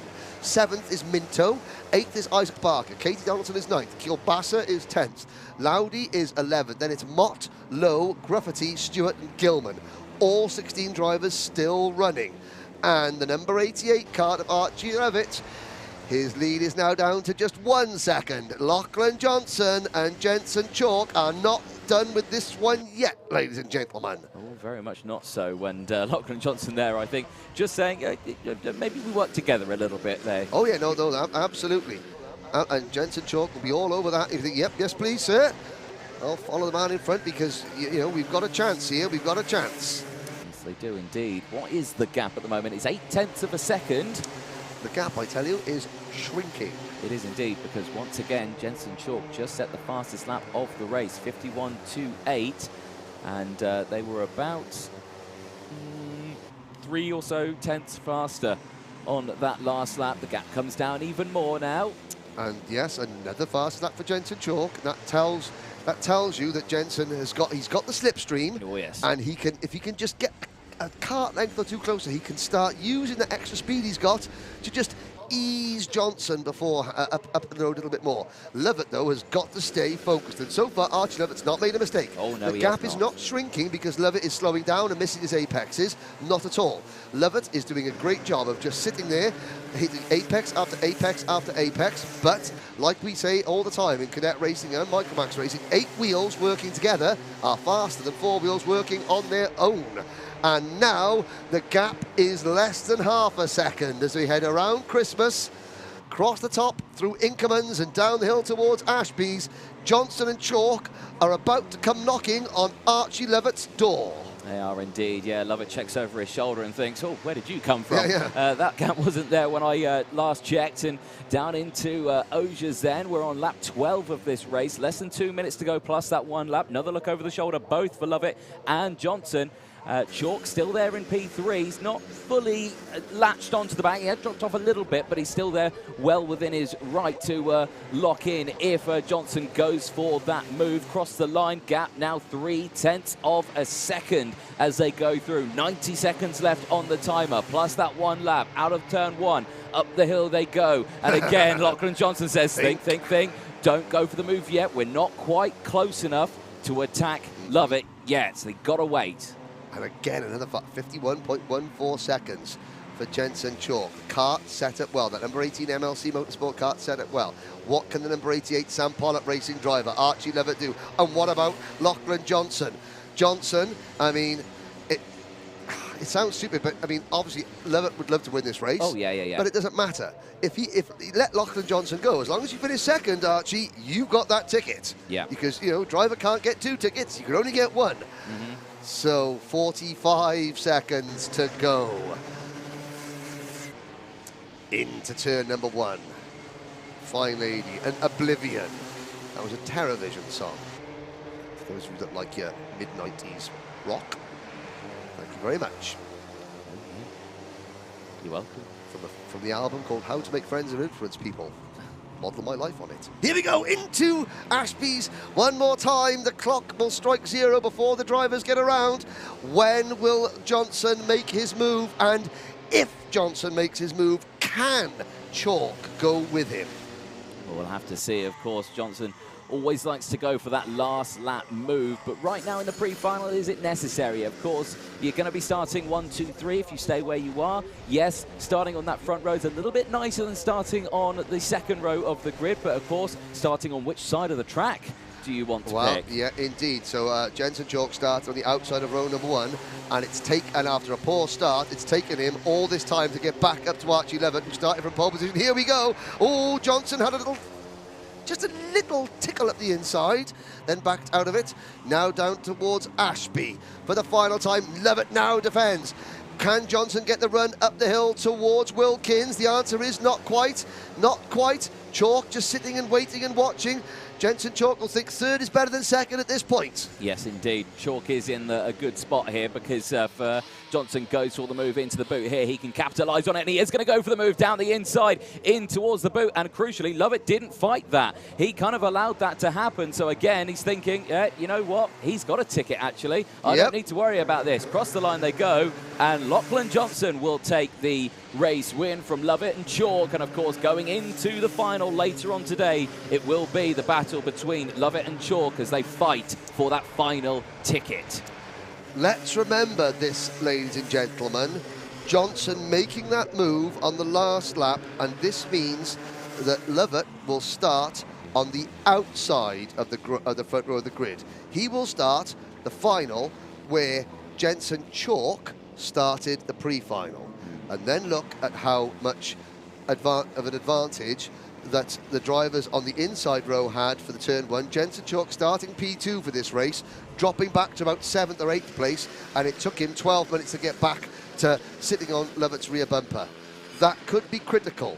It's now down to Archie Lovett to make sure that he gets a good start from the far less desirable side of the starting grid.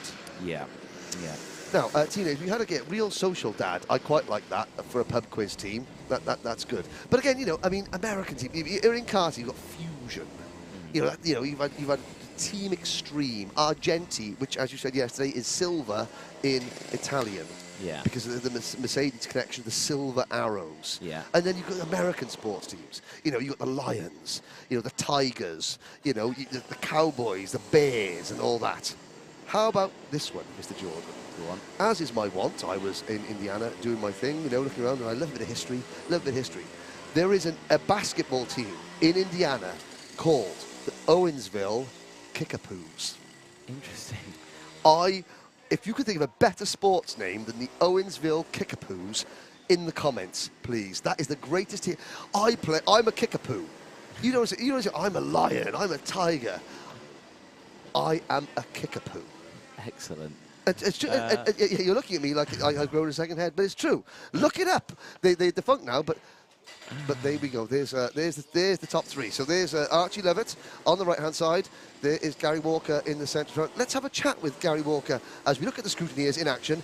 Let's have a chat with the scrutineers as we think about how to better the Kickapoos. Take it away. Here at the British Kart Championships for event 12 this year, and I'm with scrutineer Gary and Patricia, who are joining us here this weekend. Patricia, you're joining us over from Spain, I believe. Your first time scrutineering in the UK. Firstly, how are you finding it?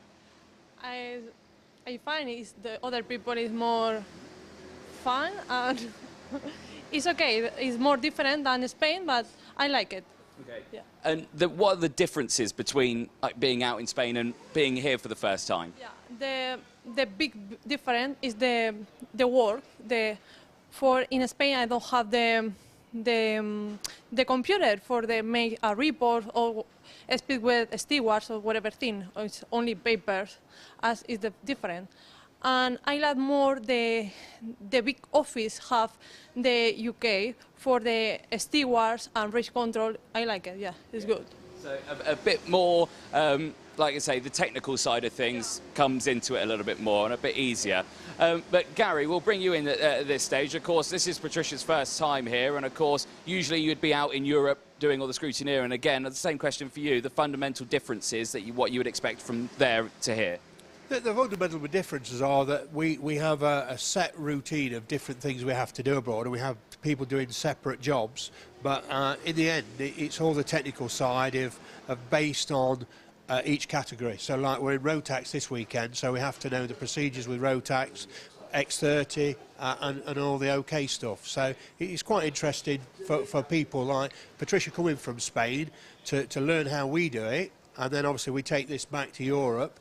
And vice versa, we bring Europe here. So it's quite interesting that way. Yeah, definitely. And of course, bringing younger people into the sport. You know, Patricia, like we say, you've not driven karts, have you? So, you know, this is your kind of main experience into karting itself. But again, bringing younger people in, there's always revenues, isn't there?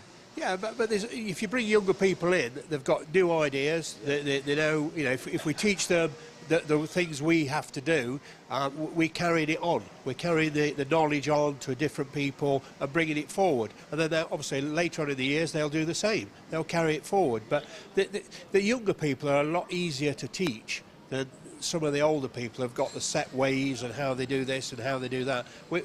We bring them along to do it, and you show them once, twice, and it's sorted. They're very good at what they do. And in Spain especially, they have younger people, where we're not seeing the younger people come through, and I'd like the younger people to come along. It's not frightening, we won't have it frightening, we'll help you, work with you and teach you how we think the things should be done in the UK as well as Europe. Yeah, definitely.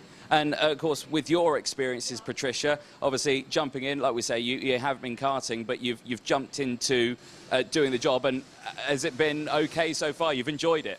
Yeah, it's enjoy. Yeah, it's different. And would you say to younger people who wanted to jump into it, what would you say to them to get involved? I don't listen.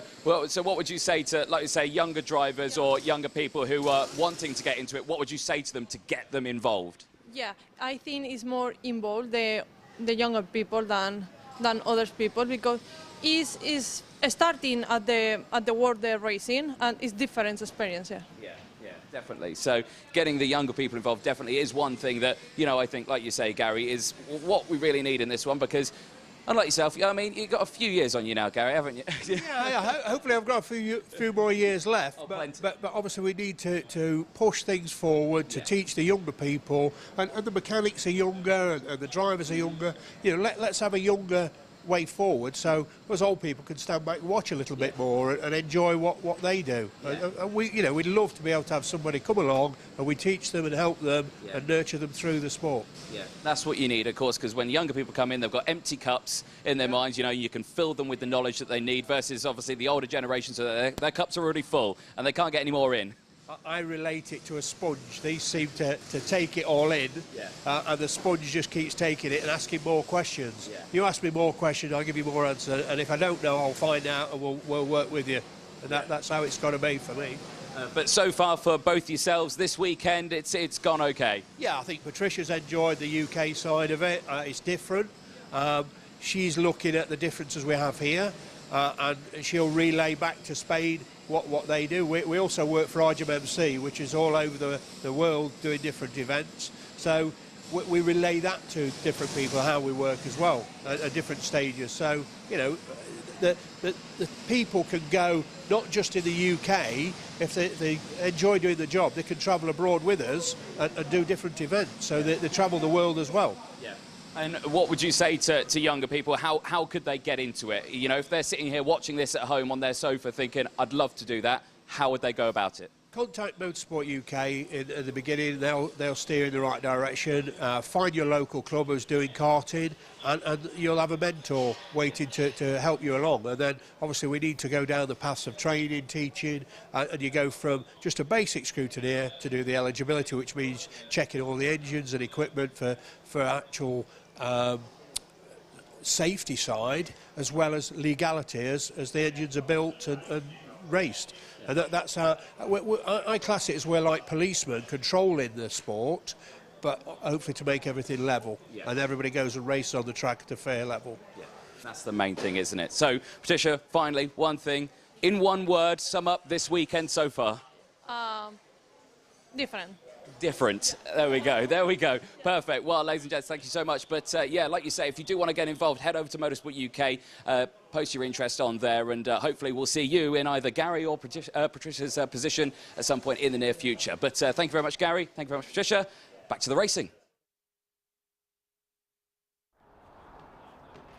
Welcome back, ladies and gentlemen. Oh, look at that. Yeah, great to see. Great to see new blood coming into scrutineers. Once again, can I remind you to like and subscribe to the Alpha Live YouTube channel. Here is a look at the starting lineup, but the grid and the paddock, the dummy grid for what will be a fantastic junior Rotax Heat pole position. The Coles racing car, Reese Lomax, yesterday's race winner, on the right-hand side of the grid. Anthony, yes. Yeah, and I will say to Reese, he didn't correct us in the paddock show. You called him Ethan Lomax. I also called him Ethan I Lomax. called him Reese Lomax. No, you called him Ethan Ethan Lomax. Lomax, Yeah, because his dad came up to me and just went, you know, you called him Ethan Lomax yesterday. Because you going off Ethan Griffiths all the way through that. I was, there we go. Sorry, I was getting my Welshness. Lomax. Sorry, Reese. Yeah, sorry, Reese. Sorry, Reese. And his mechanic, Dave Mills. Sorry, Connor Mills. There's Harry Linden on the left-hand side, thinking about there. So, you know, Harry not sure if he's going to be going into seniors next year. I mean, he's certainly old enough, but again, he's this was the site of his first win as a junior driver, Harry Linden, and he's there in kart number 7. There is Aditya Kulkarni in the number 32 Argenti Motorsport. Good to see Dan Ginchard here in the paddock this weekend, again offering some advice to the Argenti drivers.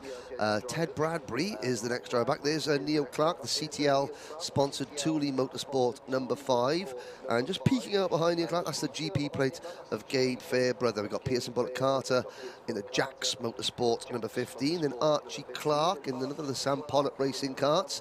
A little bit further back you've got Alexander Adams Acton. You've got, there's you can see the blonde hair there of Clayton Ravenscroft just sitting there with one of the Sam Pollock. He's doing some driver coaching with the Sam Pollock racing team. Now, championship leader, Brandon Carr. Let's talk about him. Second car, number 30, the KR Sport. You can see his mechanic. Ollie Wise. Ollie, no, it's not Ollie Wise, it's Ollie though. Ollie Walker. Ollie Walker. God, I'm terrible with names. Sorry. Anthony. No. But that's all right. Ollie Walker doesn't care as long as long as the lad gets round. Younger than he looks. All right. Yes, there we go. Much younger than he looks. Okay. Karts on circuit. It's Junior Rotax race number 23, Heat 2, coming up next.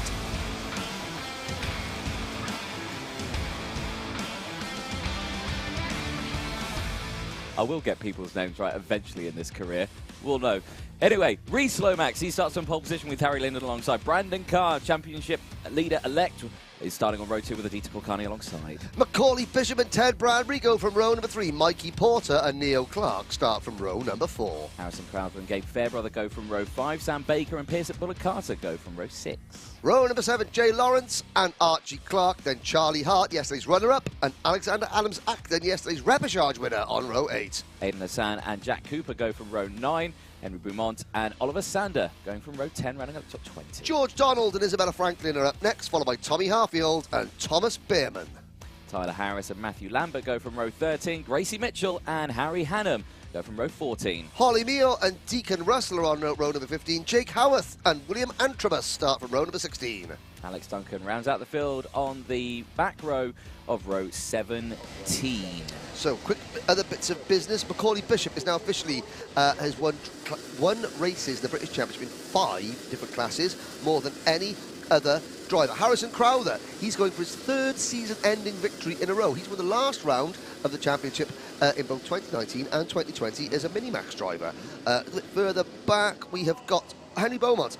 He's got Jess Matthews mechanicking for him, and Jess guided Nicole Sutherland to her best career finish at Clay Pigeon, and she guided Henry to his best career finish yesterday.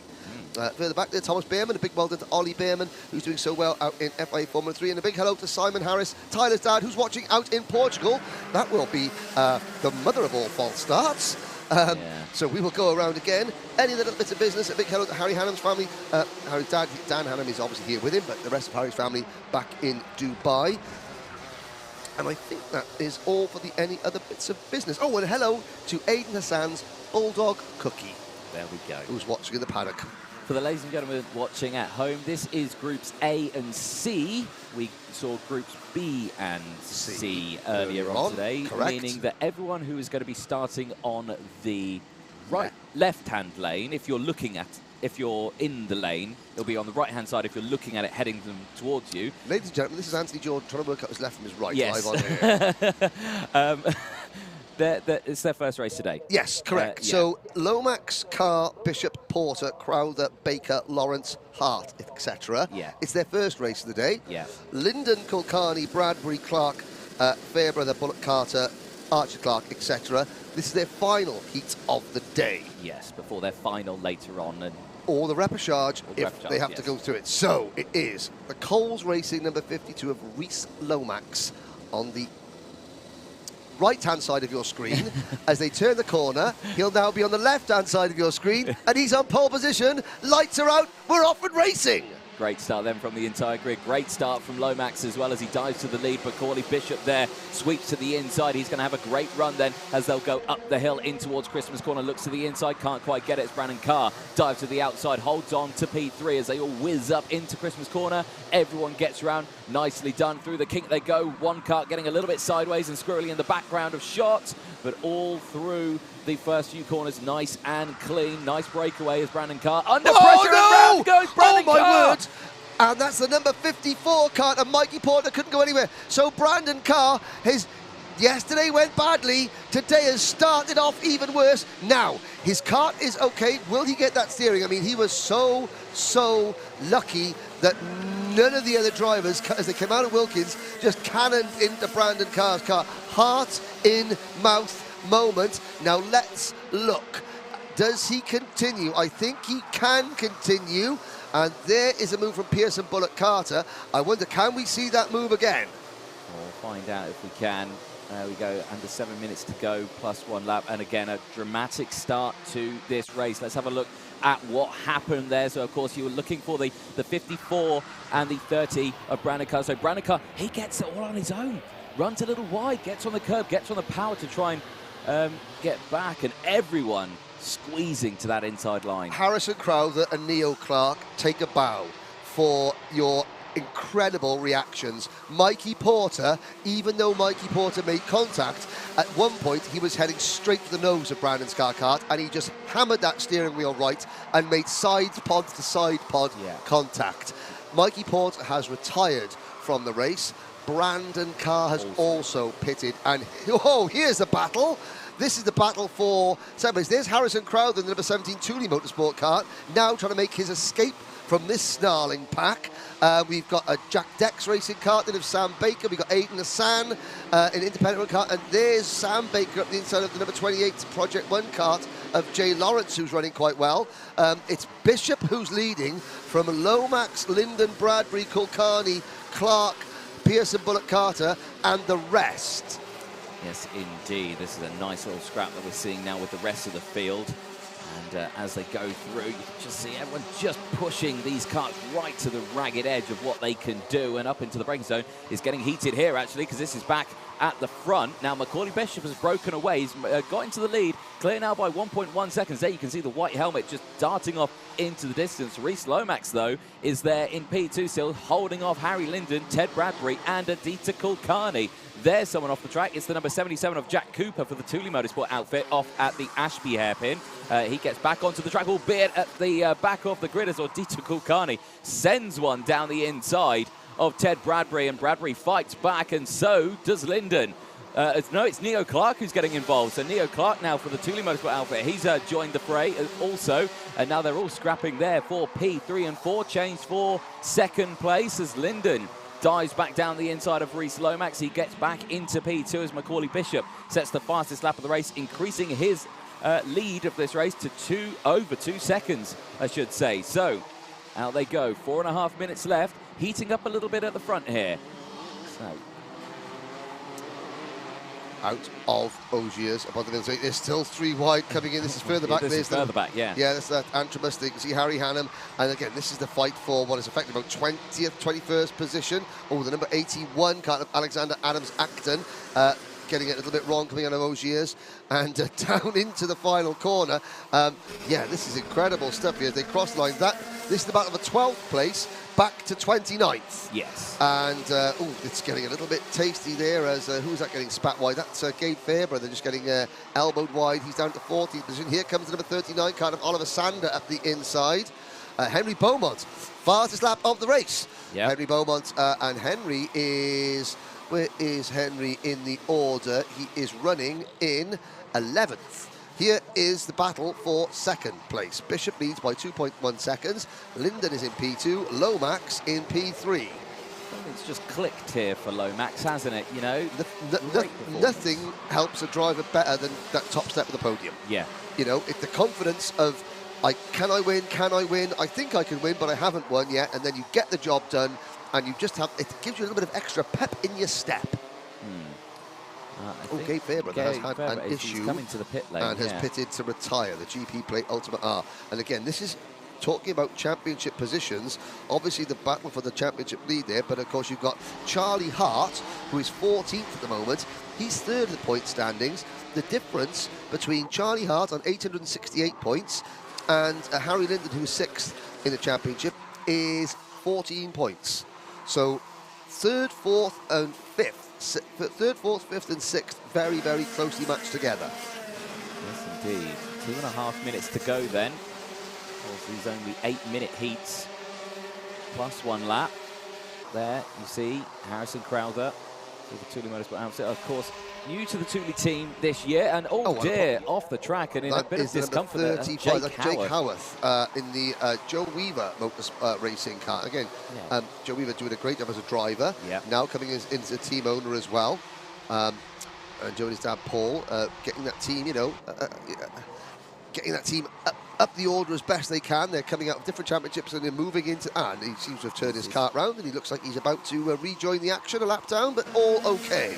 Yeah, indeed. So there they go, back across the line, bit of drama there, and Bishop now his lead coming back down again. It was over 2 seconds. Linden closing in again, whether or not he's just thinking, quite a good lead.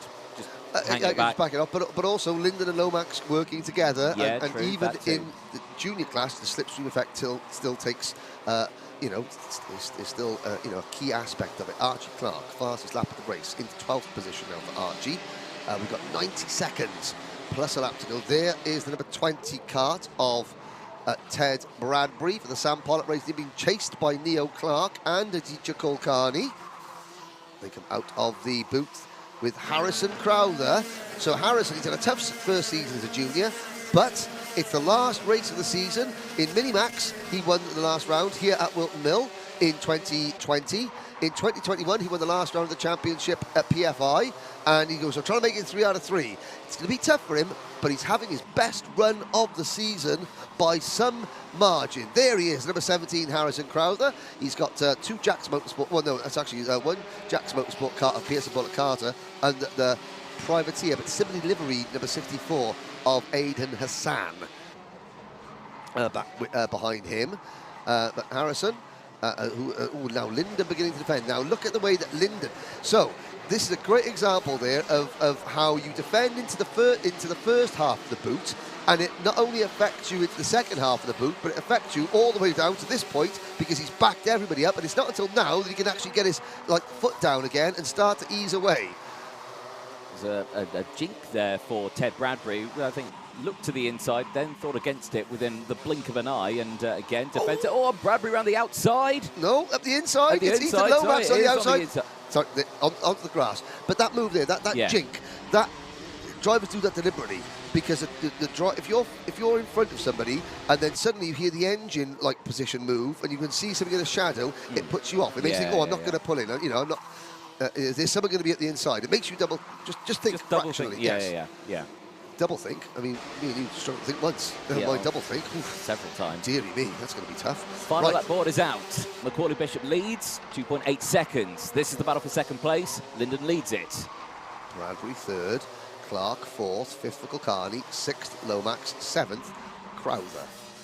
Yes, indeed. And Bradbury finding all sorts of different racing lines there, really squeezing this group up as Lomax tries to move his way back through. There you can still see Neo Clark. Oh dear. Ted Bradbury, thou shalt not pass. Yeah. Thou shalt not collect £200. Thou shalt, yes. Oh dear. The stewards. Oh, what a move from Rhys Lomax. Oh, that's going to be tight. And Neo Clark comes out in P2. Well, Rhys Lomax was returning the favour, I think, there as they cross the line. Bishop wins, Linden second. Third across the line was Neo Clark. There is Macaulay Bishop, who just drove away from everybody in that race. Harry Linden makes it a 1-2 for the Dan Holland racing team.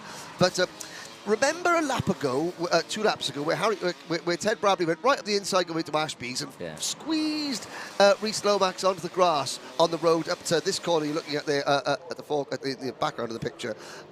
That was Rhys Lomax thinking, okay, you tried that, I'm going to try this. Yeah. And it didn't quite pan out. So there is a look. And again, another great result for Henry Beaumont. in 7th place. He's having a career weekend. He is. And there's Aidan Hassan up in the top 10, Sam Baker in 10th place, Archie Clark and Charlie Hart 11th and 12th, George Donald, Jay Lawrence, Bradbury finishing 15th after all that. Then Sander, Duncan from the back of the grid, Behrman, Mitchell, Lambert, Franklin, Hannum, Antrobus and Tommy Harfield. Yes, indeed. There's the rest of... And yes, there is Brandon Kart, championship leader, 32nd. He had that buffer coming into the weekend, and looks like he needs it.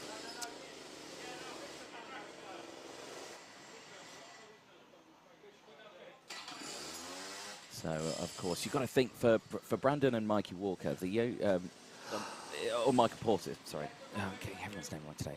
It's not good. The only damage they could probably get away with in that one, probably maybe a slightly bent track rod.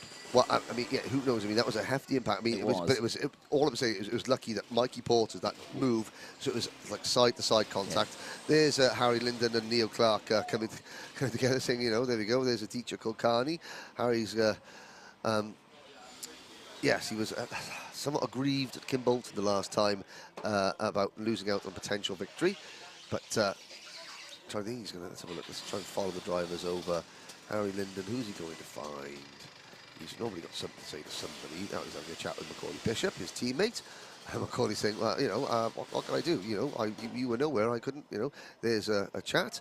Bishop looking over his shoulder saying, well, I didn't, that was an easy race for me. What was it like for you guys? And they're like, hoo-hoo. There's Henry Beaumont, the number 60 car there, just the left-hand side of your screen, standing up. And then after what is so far so good for Henry. Reece Lomax sitting next to his number 52 car, not looking too thrilled with how that panned out. But we've got another race coming up next. It's Senior Rotax, race number 24, Heat 2, and it's now.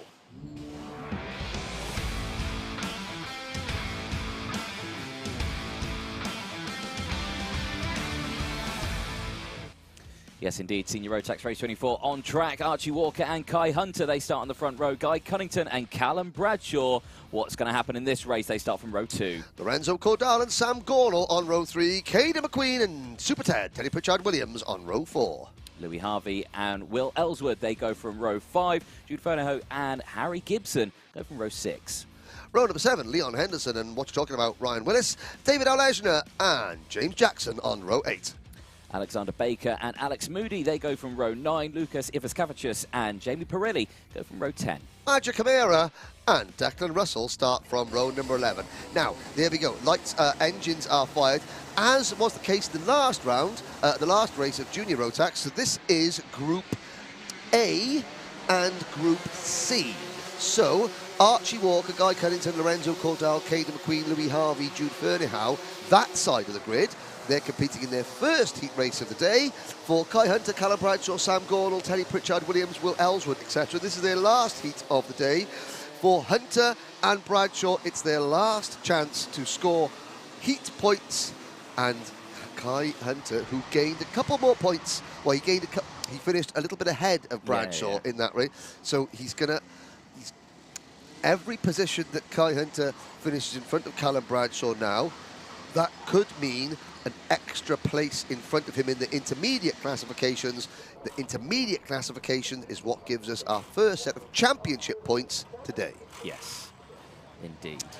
Now, let's have a little look at support on the chat. Tristan Rennie, let's have it, Hendo. So obviously Tristan Rennie looking after his fellow Scotsman, Leon Henderson. Let's keep our comments coming in. Lou Westover going hi to Tom Fleming. So Thomas Fleming there is chirping away on the live chat.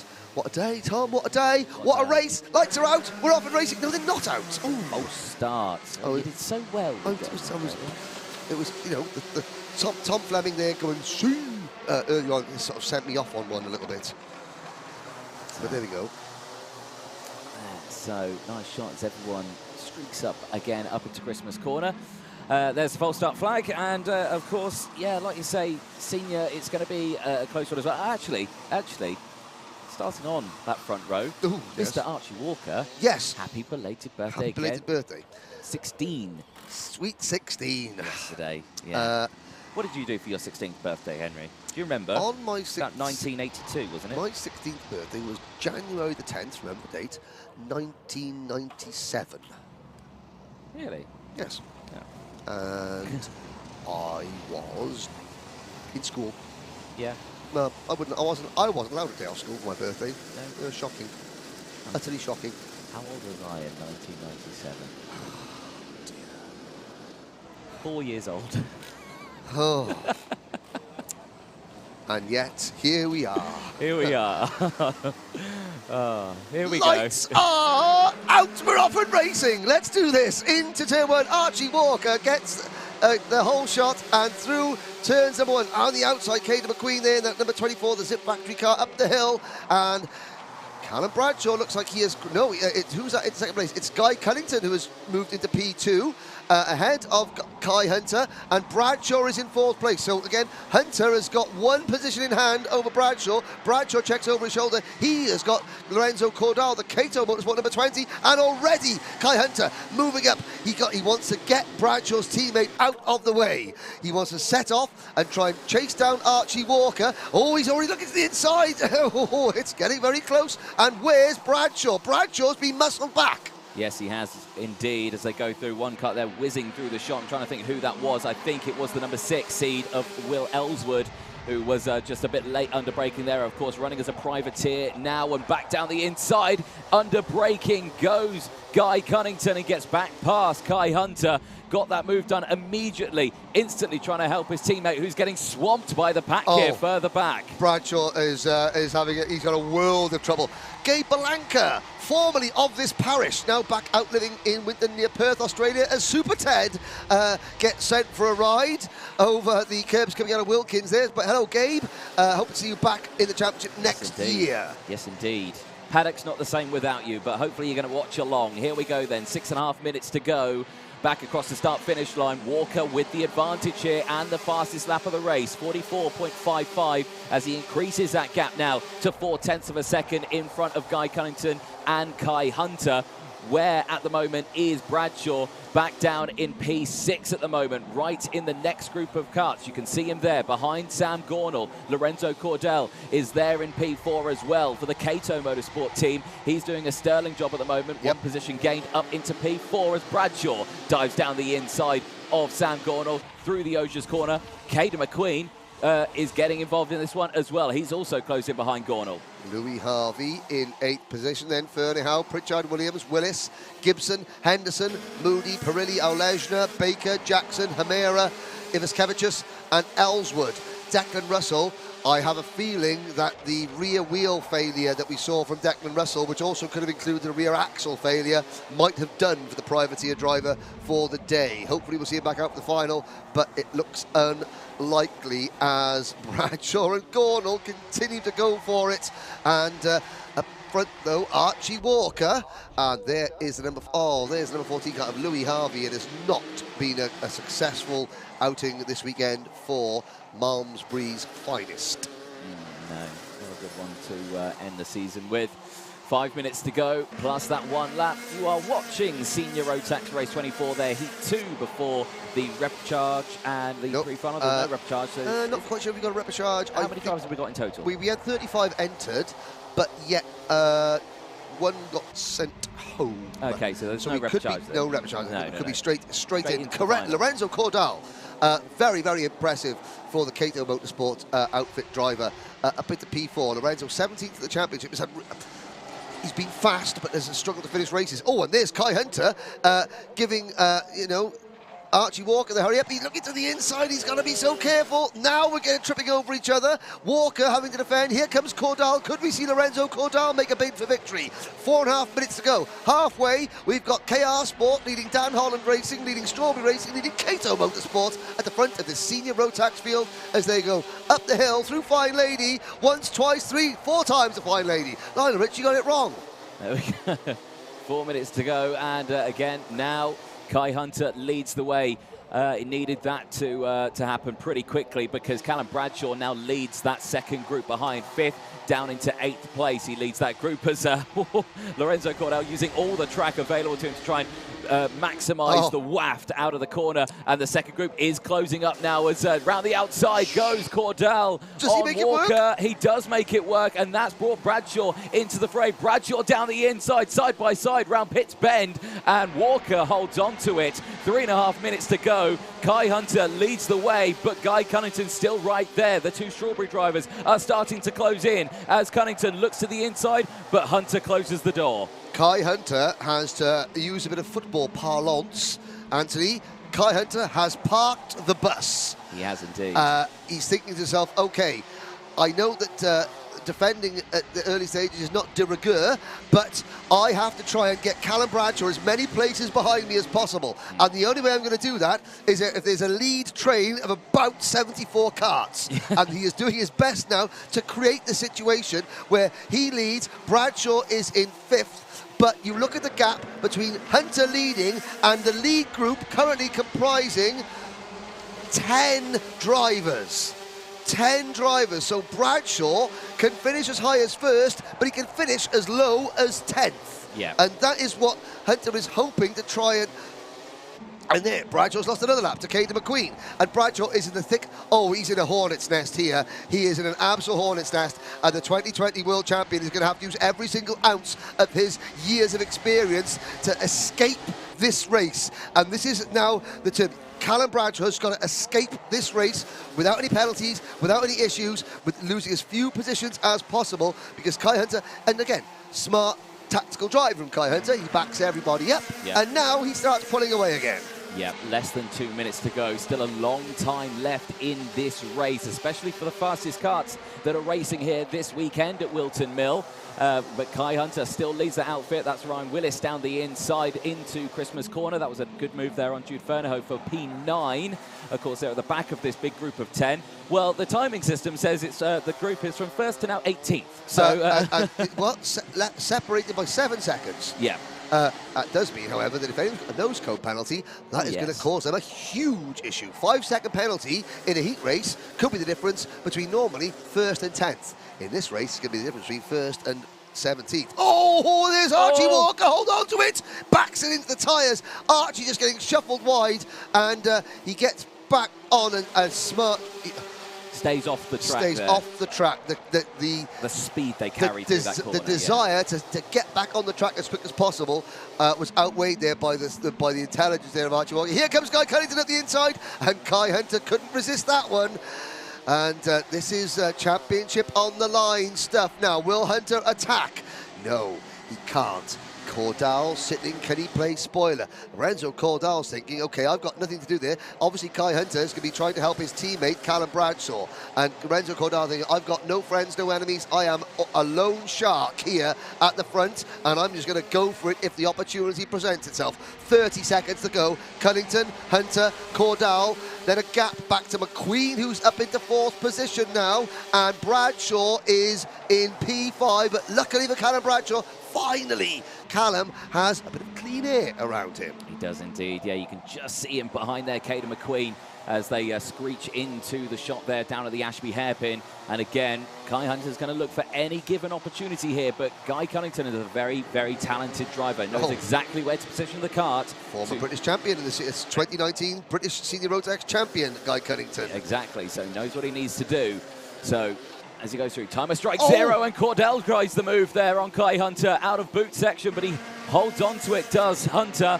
Now the final lap board comes out, and there's a bit of breathing space now between Cunnington and Hunter, but I have to say, Guy Cunnington took a lot of inside curb there as they went through Oblivion and Fine Lady, and has closed that gap back up again, down into the Ashby hairpin, but not close enough for a move. And crucially, Guy Cunnington doesn't fully defend, just has the car in the middle of the track. Well, Caden McQueen there, he's got Darcy the sausage dog, worst paddock show pooch ever. But watching and cheering, Darcy's yapping.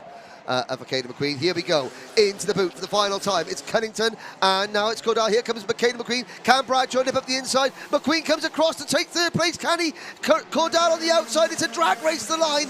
Cunnington takes the win. Hunter second, and it was Lorenzo Cordell who held on to third position from McQueen. Bradshaw finishes 5th, Gornall in 6th, 7th for Teddy Pritchard-Williams, 8th for Magic Camara. Great result for Magic, up 13 places to P8. Jude Fernhow 9th. Alex Moody for the Cadet Motorsport team. Good result for Alex Moody. I think Alex got Alicia Barrett mechanicking for him, so Alex finishing in the top 10. Alexander Baker, Will Ellswood, Harry Gibson, Jamie Perilli, Archie Walker after all that down in 15th place, James Jackson, Lucas Ivaskevicius, David Olesner, Ryan Willis and Leon Henderson round out the 20 finishers. Sadly, Louis Harvey and Declan Russell did not see the checkered flag.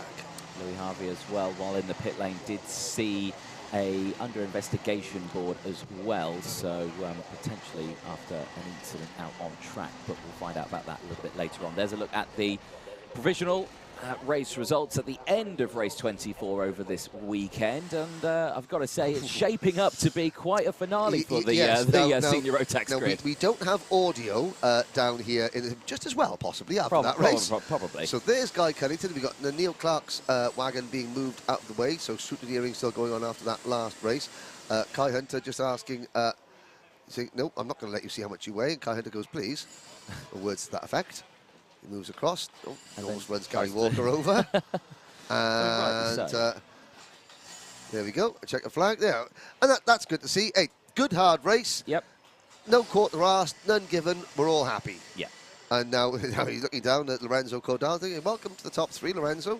And Lorenzo goes, yeah, no, I deserve to be here, just the same as you guys. There goes Neil Clark wandering across the screen. Lorenzo, yeah, well done, well done.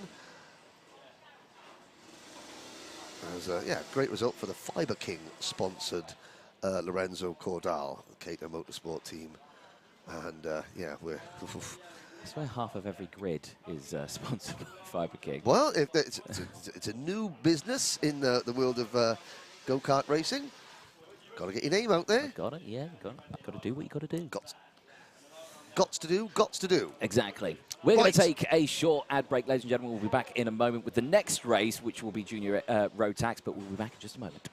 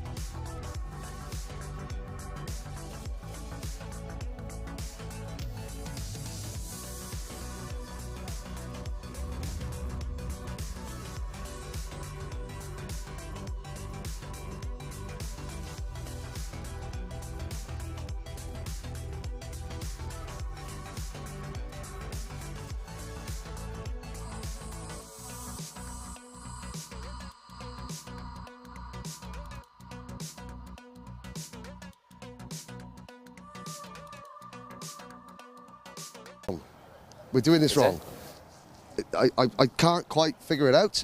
You'd have thought we got this right by now. It's the last one of the season. I know. What is wrong with us? I don't know. Well, there's a lot wrong with us. There's a lot.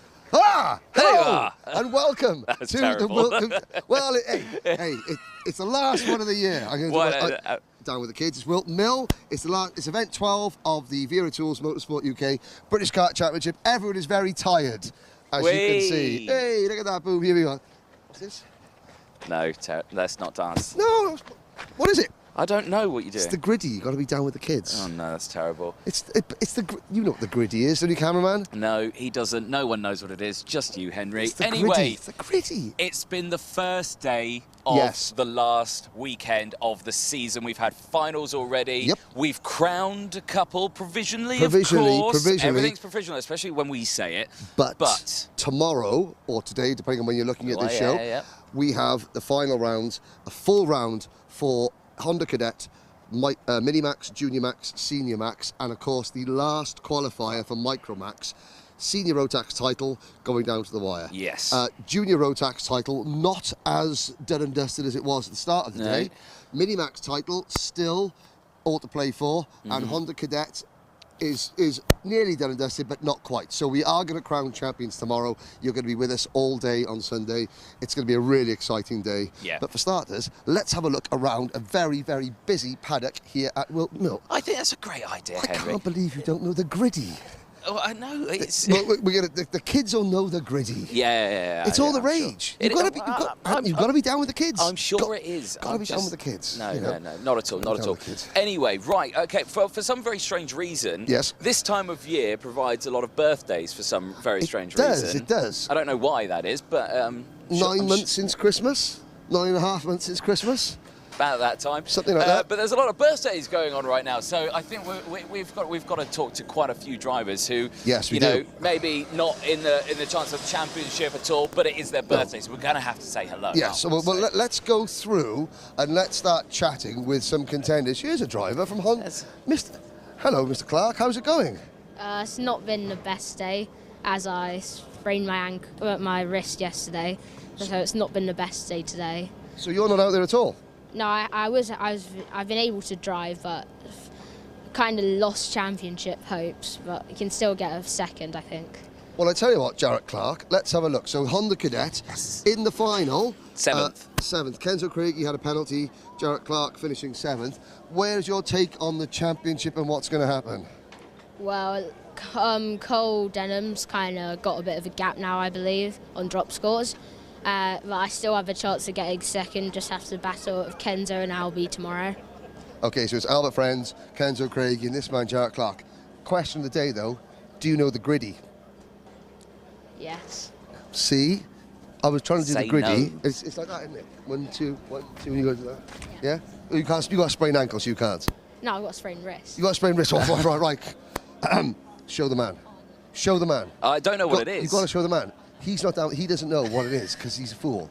Come on, Jarrett. Wow. Come on. You know, it's the last paddock show of the Do year. it together. Do it. There you go. Henry will do it at the same time. Ready? You got 3, 2, 1, It's like back go. and forth. Back. Nearly. Shame. Right, paddock show pooch of the year competition. Let's Right. go and find Thank it. you, Jarrett. Thanks, Jarrett. Thank Hope you, your wrist Jarrett. gets better. Yeah. Right, first things first. There's a We've got couple here. two Careful, Henry. contenders. These ones may bite. They don't bite. Only Only bad- bad well, people, careful, so Henry, Anthony, they may stay well bite. away. First of all, right, hello. We have got Paddock Show Pooch of the Year contenders. Your name is? Leicester. That's Leicester. Hi, Leicester. Leicester City, and you are? Lloyd. Lloyd and Leicester. And Lloyd and Leicester belong to? Charlie Farley. Charlie Farley. there we go. So here we go. So, Paddock Show Pooch of the Year. This is Leicester. Hello, Leicester. And this is Lloyd. Lloyd looks like he's on a mission there to eat a... Oh, there's a tennis ball. That man, oh dear. And look at Lloyd. Was that nice tennis ball? Ooh, here we go. It's a camera. There we go. Right. Oh, hello. Right, here we go. More Honda. Thank you very much, yes. gentlemen. Thank you, Thank you, Lloyd. thank you, Leicester. thank you. Some I'm more amazed Honda you weren't cadets. eaten alive. Rocco, how are you doing, young man? Well, don't run away from the microphone. All good? Yeah. Yeah, good, thanks. Yeah, that it? Yeah. Nothing you want to say? Nah. Good day? Yeah. That it? Well, no. What else then? Dunno. Top quality interview. Congratulations. Thank you very much, Rocco. Best of luck tomorrow, mate. There we go. There we go. Excellent. That's the journalistic integrity that they hire you for, DJ. Yeah. Albie Lapper. Go on, Albie. Thrust upon us, Mr. Lapper. How has it gone today? Not that good. No? No, we had one good heat where we gained like six places, but this, I think we got a bad start, but we went around the outside of everyone and then we avoided a crash. But Oh, excellent. Round But, the yeah. M&M. Round the outside, round the Yeah, outside. exactly. yeah, That's good. and then avoided a crash, lost a load of places, but It could have gone better, but just tell my pistol got out. Now, Just stuck out the toe, couldn't gain anything. Was your lack of waft because of the head Oh, gear? that is some quite there was fabulous that hair. on there. Or a hat. Yeah. What is that? Is that a hat or what is that? It's a tea cozy. It's a tea cozy. There we go. I'm not sure what it An is. extension No, of the head. Now, speaking of Honda Cadets, we're going to do this. So we've got a variety of Honda Cadets. So Mason Brooks is our youngest Honda Cadet driver. So Yes. Mason is 7 years old, and it's Mason's 8th birthday on Tuesday. So happy birthday for Tuesday, Mason. Happy birthday. Now, Rocco, come stand behind. Rocco, how old are you, Rocco, now? 11. You're 11. So Rocco and Mason, and we've got a 13-year-old here. So you can race in Honda Cadet until the year of your 13th birthday. So if you start the year and you're 12 and you turn 13, then you can race in Honda Cadet. So I'm going to quickly come and borrow this 13-year-old that I found here, who was 13 in May. So there we go. It's quite uncanny, isn't it? There we are. So Mason can race in the same grid as Henry here, who was 13 in May, and Rocco. And if you come, Cameron, let's have a look there. The height difference. You wonder then, you think, oh, all the change in class regulation, age structure, and there's been a lot of complaining and stuff about it and what have you. But then you look at the size difference here, and you think, how could that be fair on the same grid? Yeah. Which is technical. So that's why they changed it. So thank you, 13-year-old Henry. Thank you, 11-year-old Rocco, and thank you, 7, soon-to-be 8-year-old Mason. Happy birthday again. Thank you. I think you got to right, drivers. If you're going to stand this one, you got to sing happy birthday to Mason. Ready? Ready. 1, 2, 3. Happy birthday to you. Happy birthday to you. Happy birthday, dear Mason. Happy birthday to you. Right, hey. Now Mason, you got to promise now not to fire any of them off tomorrow. We're doing that, okay? Good. That was terribly out of sync. No, it's super. Out of tune. We've got another birthday. We've got another birthday coming in the Project 1. So here's Project 1 racing. We've got another birthday in there. We got a birthday in there. We've got a birthday in Cadet as well. We've got to chat to many people. So we'll come back. We'll talk to Joshua. Joshua's having a discussion with a couple of people. I think so. Yeah. But again, we'll come back to Project 1 racing shortly. We'll pop in here because there's a couple of things in here, isn't there? You pop in there. There's a birthday. If you follow me, cameraman, there's a birthday, and there's also a championship at stake as well. Firstly, we'll chat towards a man who's trying to escape from me. No, Brandon Kart, come back here. Right, so Brandon. Right, okay. So the championship is in itself. It's looking good, but it's not sealed yet, is it? No. There's still some work to do. Talk us through it. Yeah, we still had a hard, well, I wouldn't say a hard day, a hard final, but it should be all right. Yeah. So work to do. Game plan for tomorrow. You got Ollie, of course, working and yourself on the kart. So it's tomorrow. It's another day, isn't it? Yeah, it's just like another meeting, really. Yeah. Start again. Yeah. We hope it will be better tomorrow. Yeah. We shared some cake earlier, and the reason why we had that cake is for what reason? It's Archie's birthday. It is indeed, and Henry has Archie Clark just hit. Oh, not Archie Clark, sorry. Archie Walker, sorry. So I've got to say a couple of things. My colleague and friend and friend, Anthony Jordan. I've got many things wrong. Called you Archie Clark, when your real name is Archibald Walker. It's Archie Walker. I know this, I know. And secondly, he said, it's his 13th birthday today. The only 13-year-old driving senior Rotax. No, happy 16th birthday. Thank you very much. Now, I can see there's some adult beverages over there, which we're not allowed to touch yet, not for another couple of years. Yeah. How has been your birthday day behind the wheel? How have we got on, Mr. Jordan, sir? Awful. Really? Okay. Yeah. So, expand on awful. We didn't make the gate for the final. Lovely. I didn't see you right there. So you got pizza coming as well, but you want to obviously get back in early for the pizza. Is that right? That wasn't the plan initially, but the heats obviously they were all right. We were meant to start 6th of the final. We had a few issues on Friday. We ended fast, but always tomorrow, isn't there? There is always tomorrow. Sum up before we get to the last day. Sum up your first season as a senior in the British Kart Championship. Eventful. Eventful. Yeah. I think that's a good word. Politically correct. A politically correct answer. Word. Okay, well, happy birthday anyway. Thank you very much. Right, before we go anywhere, we can't leave on someone's birthday without singing happy birthday. So we need to get, I think, everyone in. No. Yes. Let me go and find somebody because we've got a special guest presenter. Right. For this next segment. Okay. Who's over there? Look at his cart. There he is. Come on over. Come on now. So, Magic Camara, believe it or not, is a skilled journalist and a trainee commentator and presenter. He's out for our job. And he's after our job. But you know what? Do you know what, Magic? Your first job is to sing happy birthday to your teammates. There you go, son. Congratulations. Come on. With everyone in. We'll get everyone. It's Come like on, all. a version of the voice. We've got to sing happy birthday to Archibald here. Come on, Butcher. Get out of here. Come on, Butcher. Mistakes were made. I think it's fair to say that. Mistakes were made. Come on. We're all team players here. It's fair to say. Happy birthday to you. Happy birthday to you. Sing along. Happy birthday to Archie.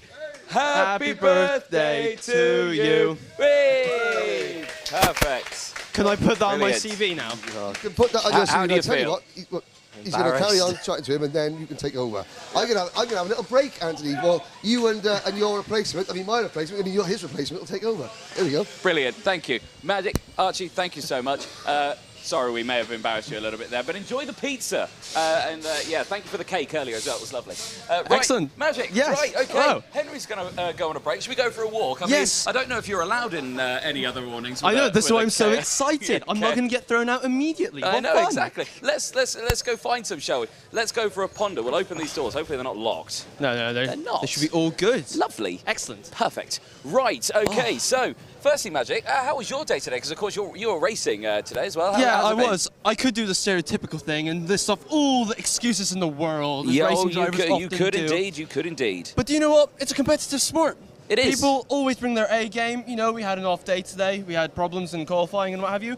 But, you know, finished 12th after 28th in the final, you know, upwards and onwards. Yep. We're fast, fourth fastest lap or something like that. Yeah, we'll go get them tomorrow. No, that's exactly what we like to see. Right, so we've got the Ultimate R team in just here. Wonder if we can pop in, maybe say hello to one or two. There's a couple of carts on the floor just here. I have to admit, we don't this- need to, right, firstly, who do we have here?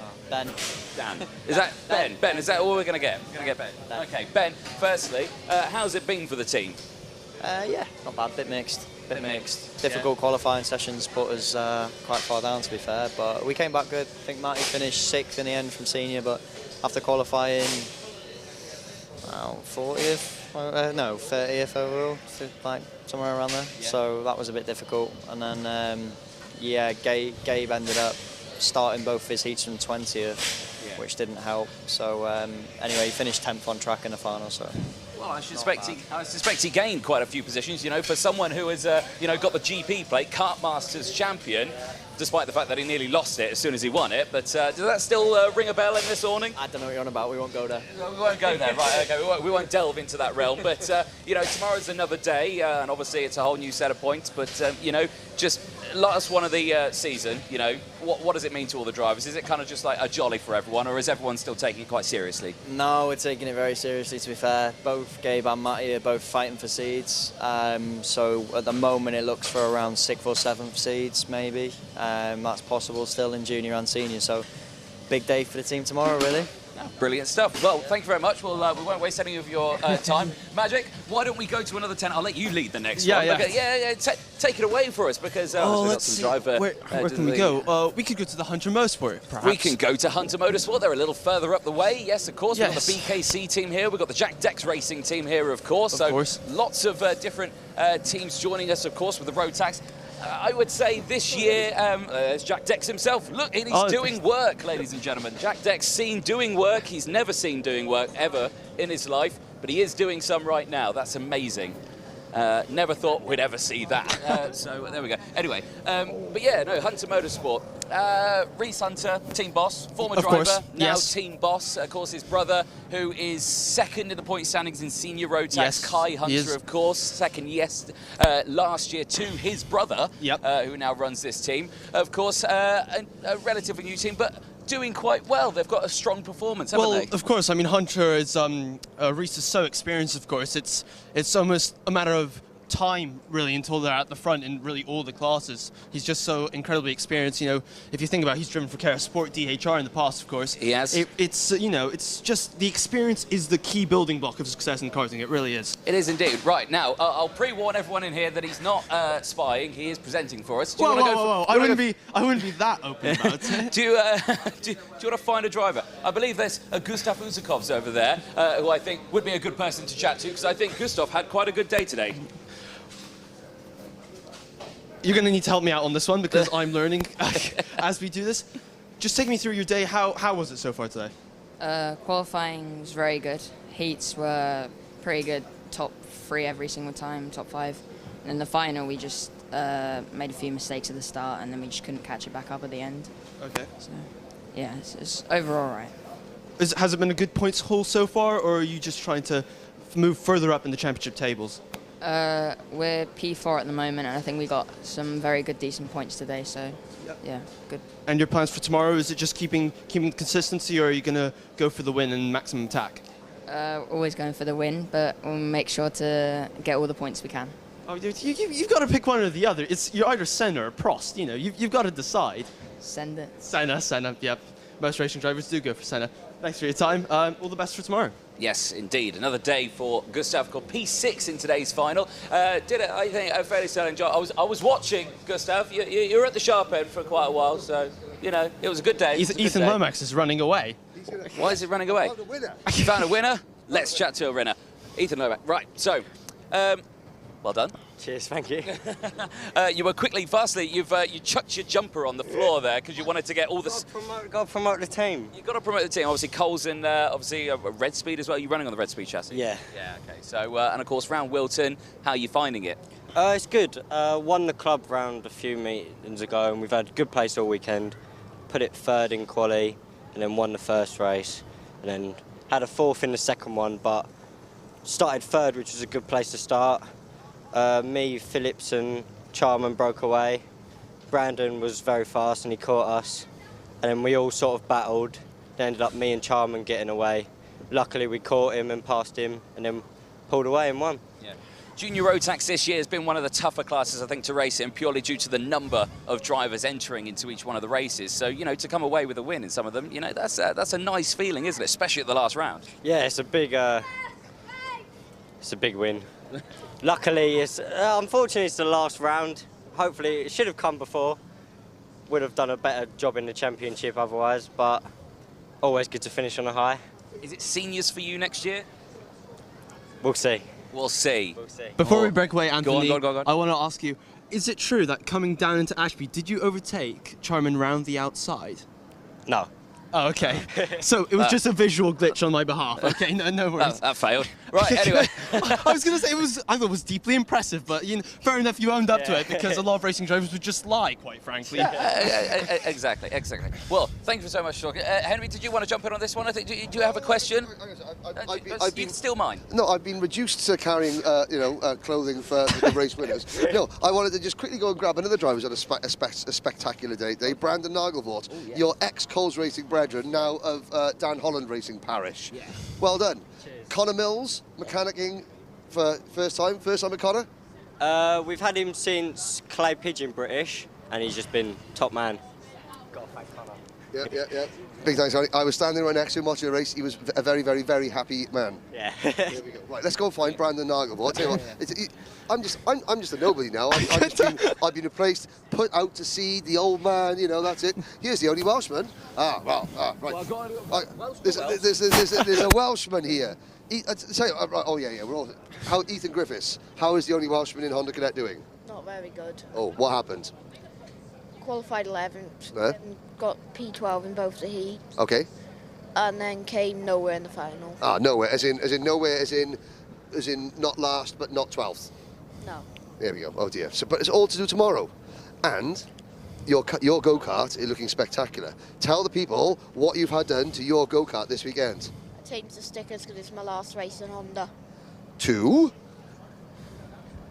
the Welsh flag on it. There we go. You can tell he's not on a good day because he's not even the Welsh flag, Ethan. So there we go. Not that we're going to get any bonus mentions tomorrow, but the only Welsh Honda Cadet driver, Ethan Griffiths, in the Welsh liveried Honda Cadet, Ethan Griffiths' kart. No extra mentions whatsoever for Ethan Griffiths tomorrow, the only Welshman in Honda Cadet with a special Welsh graphics kit. None at all. Magic, as you go through your journalistic career, it's very important to remember you don't give extra mentions to the only Welsh driver in Honda Cadet whenever possible, do you? No, I'm going to be honest, I don't think it's very fair. I'm not going to say, you know, where's the Polish commentator, huh? When am I going to get all the mentions? Standing right I know, there. I can't race and do the commentary, can I? Well, try hard. I will. So I will. Again, like me and you, this is just bickering.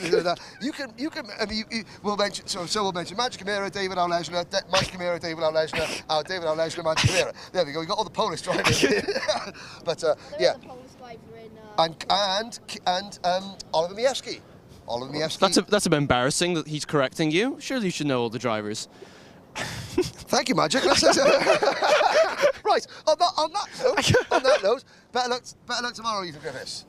Good luck. Right, I'll give you your microphone back now, Anthony, before he starts getting upset. You know, I'll stand outside and just go and get a driver that had a really good day as well and bring him over. I'll be the extra sort of interviewee presenter for you guys, okay? Right. The microphone. Right. Right. So, oh, crikey. Right. Yeah. So, like you say, Magic's going to. I think he's going to grab. Well, he's going to grab Mr. Brandon Klein-Nagelthorpe. So, I feel driver to driver on this one.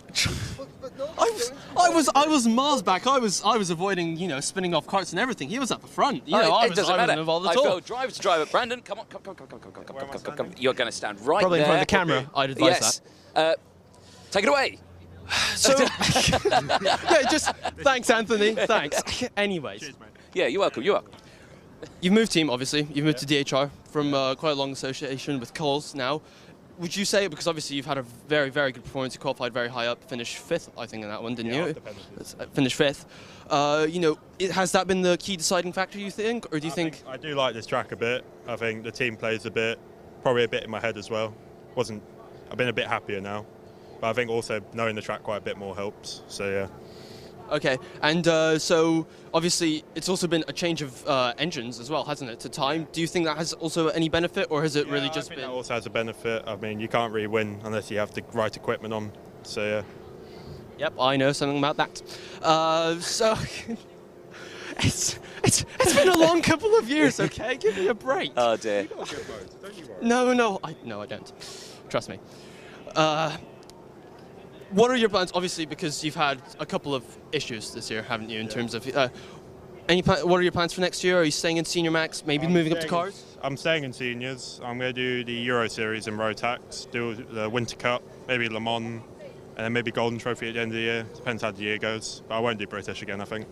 But I'll do some clubbies. That's a very packed calendar. That's a very packed calendar. Yep. It is indeed. It is indeed. But Brandon, yeah, like you say, fantastic day today. Gained 5 positions, started P10, finished in P5, of course. Yeah. A pretty tough job around Whilton, because a lot of people say that it's quite a difficult circuit to overtake on, especially one, because the curbs are quite large, and secondly, it's quite bumpy. It's not that bumpy. Is it not? No. Good suspension on yours. If you weigh enough, it's not that bumpy. Oh, okay, fair enough. Everyone know all about that. Yeah. Anyway, but yeah, best of luck tomorrow. Obviously, it's going to be a tough day, but yeah, final race of the season. Are we looking forward to it? Of course, yeah, of course. Yeah. Cool. Of course I am. Best of luck. Just don't finish in front of me this time. That'd be great. Thanks. Ouch. That's not my fault. Burns going on left, right, Fair enough. Perfect. Thank you very much, Brandon. We've got a small amount of time left. I tell you what, Magic. Thank you very, very much for that. Lovely break. Ladies and gentlemen, Magic Camara, now available for bookings. All you've got to do is contact Henry Beaudette at hotmail.com and Anthony Jordan at Alpha Live. We only take 25% each as a commission. But there we go. Good luck tomorrow. Thanks. Yeah. So good luck with the rest of it. Yeah. Brilliant. No Thank problem. you. Thank you very much, Magic Camara there. We're on the wrong side. Scarily good. That was quite good. Scarily good. I'm feeling even less secure about my job. Should be concerned. Right, yes, now we are concerned. We can head to Project 1 now to say a happy birthday. Yes, our last thing. Last thing we need to do. A preemptive happy birthday to Reg Hayward. Oh, yes, Reg Hayward, who is, it's his birthday tomorrow, junior Rotax driver. So that's going to be good. But again, it's that end of term feel. Again, a bit of light-hearted, you know, banter, and it's good to see that the drivers, even the ones that haven't had a good day, they're feeling enough. It's good to see the Rob Dodd School of Go-Karting back in the paddock, the BKC racing team. Matt Nibbers, Matt Isaacs. Sponsored by the Double Beverage. Welcome back to the paddock, Nibbers. Yeah, it's nice to be back. Nice to be back. As you can see, the BKC team is always a lively. Yeah, we're always a lively bunch. We try and enjoy it as much as we can. Yeah, obviously we're trying to bring back the glory days of when we had Bradshaw and Serenetti and the like. So, yeah. Glory days with Serenetti. Alessandro Serenetti from Banbury, just west of Rome. I think. Yeah, so we're trying to bring back those days. So, yeah, we're getting there slowly. I think that BKC is the only team that has, I think, a multitude of 3 drivers all sporting mullets. Well, yeah, unfortunately, the 2 lads with the mullets aren't here this weekend. And the one that we have got has got rid of his mullet. Ah. So we're mulletless. Mulletless. That's a tragic. On that tragic note, we'll leave it. We'll head to Project 1. Cheers. Thank you very much. Yeah. Again, Nibbers, that's always good to see the real number 1, the biggest fan. No, brilliant stuff. But, you know, again, it's such a great atmosphere in this paddock, isn't it? It always is. Again, there's obviously there's people that are happy and there's disappointed. But generally, yeah, it's a nice weekend. Tomorrow's going to be cold but dry. A full day's worth of racing, and again, there's kids playing football in the paddock, which is what you want to see. At the end of the day, the kids, whether they've done well or not, they want to see them hanging around with their friends, having a laugh, annoying the adults, stuff like that. You know, exactly. Especially the bigger kids. Right. Okay. Last birthday wishes. Oh yes. Coming up, Project 1 racing. Let's have a go in there. Here. Where's Sebastian Mins there and going through there. Sebastian won on the track in Minimax. Well, I just got nutmegged by time. Right, for that, Mr. Behrman, for that. Right, okay. Congratulations on the nutmeg. The griddy. Yes. No. Yes. No. Yes. Seb can. The griddy. No. Yes. No. Yes. I can't believe I'm the only one that is like down with like as in up. I mean, up to the minute of youth culture. You know, that's me. None of this up. Pathetic. How was your race? Terrible. Good, but not good. So we won on the track. Are we still a winner, or have we been given a penalty? Penalty. So where does that? Okay. So where does that put you in the final finishing order? Because we got it all again to do tomorrow. I think it was you, Bartle, Wolf, and Marsh had a great scrap all the way through. Obviously, it's ended on a bit of a sour note for you, but you know, your pace is really good. Yeah, it's all right. It's all right, yeah. Yeah. Okay, fair enough. You're not going to do the griddy for me, are you? No. Pathetic. Right, let's go in there. Let's go. Enough of this chaos sport. Enough of this Sebastian Mins not doing the griddy. Right, here we go. Well, we've come in here to obviously celebrate Joshua Smith's birthday. Yes, because he's turned 13 today. There's so many birthdays today. I was getting combust. Easily done. But look, he's not here. The amount of Project 1 racing wagons, a sight to behold. Look at the amount of. It's great to see the Project 1 team. Do well. He's not here, so he's not here. He's so not we've got here. Empty wagons, lots of wagons, no pilots. He's on his way. His way. I think he's about to walk in. Is he about to walk in? Right. Okay. So there you go. There's Joshua. Smith. Hello. Stand at attention, sir. I've never seen a driver look so surprised in my life. I know. Look at that, like a deer in the headlights. Joshua, right. You're 13th today, isn't it? Well, there we go. It means we need to do one thing and one thing only, ladies and gentlemen. No, don't run away. First things first. Did you just come back with the stewards wanted to see you because they just wanted that's to... important, yeah. Just because they wanted to say happy birthday to you? I got a 5-second penalty. Oh, only 5 seconds on your birthday? I would have thought they would have given you 10 as a special treat. No? No. But he's still smiling. That's the key thing. Yes. So who have we got in the Project 1 awning? We need to get them out. Get them out. We need to get the lungs in here. All this way, please, Project. All this way. Very special thing. Very special thing to do. Very special thing. Right. Fresh from being given a special birthday 5-second penalty. Oh, yes. We're gonna sing happy birthday to this young man, and it's going to be the end of the Paddock Show 2022. So we're going to round it off in the Project One racing awning. So this is where we have to gather round, because the checkered flag is about to fall We'll get you all on here. the Paddock Show 2022. Right, in 3, 2, 2, 1. Happy birthday to you. Happy birthday to you. Happy birthday, dear Joshua. Happy birthday to you. Whee! Project One Racing have been in the British Karting Championship for, Gerard Cox, how long have you been in the British Karting Championship, sir? Almost too long. Almost too long. One of karting's original teams, I think it's fair to say. Yeah, we've been around here for quite a while, yes. Now, you see, karting, it changes constantly. It evolves. The drivers evolve, the teams evolve, the technology evolves, but the people, some of the people, stay the same. And as we signal the end of the Paddock Show 2022, Mr. Cox, you have been in this sport for, like I said, longer than we both care to remember. You've seen it change for better, for worse. Please let the people know tomorrow what they can see from the end of this season.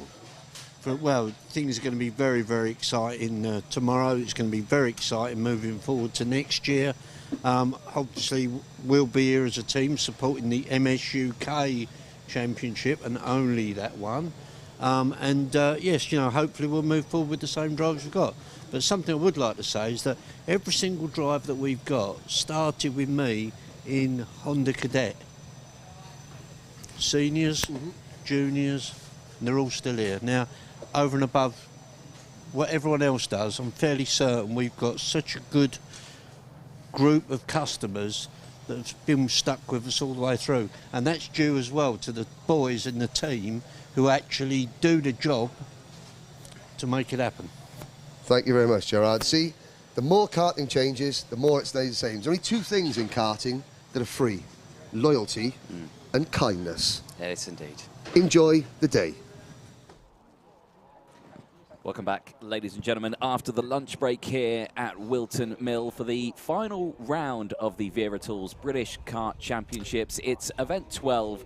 We've had 11 other events over the season, and it's been a fantastic year, hasn't it, Henry? You know, we've seen the ups and downs. We've crowned champions. We've got a few more champions that we are going to be crowning at the end of today. You know, finals are coming up very soon. Our first final will be kick-starting at 2:45 UK local time. So lots going to be happening in these last few moments. And I think the one thing that I mean, obviously, there's lots of people to thank. Yes. None of all some of the people you're looking at on the screens there, the families, the sisters, the brothers, the aunts and uncles, the mums, the dads, the grandparents. You could see there that have supported the championship. But Wera, thank you to you.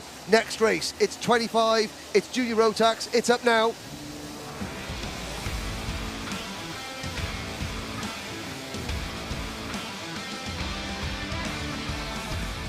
Rattle through this one quickly because they are on track already. Reese Lomax and Ewan Charman go from row 1. Brandon Carr and Vinnie Phillips go from row 2. Macaulay Bishop and Gustav Usakovs on row 3. Mikey Porter and Ethan Jeff Hall on row number 4. Harrison Crowther and Joseph Rippin go from row 5, rounding out the top 10. Sam Baker and Ollie Stevens go from row 6. Jay Lawrence and Jessica White on row 7. Charlie Hart and Reg Hayward, the birthday boy, on row number 8. Aidan Hassan and Evie Boulain go from row 9. Henry Beaumont and Kaiser Ryman go from row 10. George Donald and Alexander Zingarevich, Tommy Harfield and Leo LaCastro round out of rows 11 and 12. Tyler Harris and Alfie Gallagher go from row 13. Gracie Mitchell and Danny Shields go from row 14. Holly Meal, Sam Longley, Jake Howarth and Angus Scrivener round out your top 16 rows, with Alex Duncan starting shotgun on the field. Row number 17, once again, Kaiser Ryman has not gone out, so I think that he has had to withdraw from proceedings.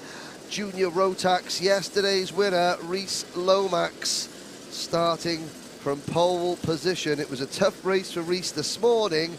And we're now looking at the field going into the boot. Anthony? Yeah, Leo LaCastro, I saw his number plate dangling. Ah, that's going to be a distraction for the drivers following.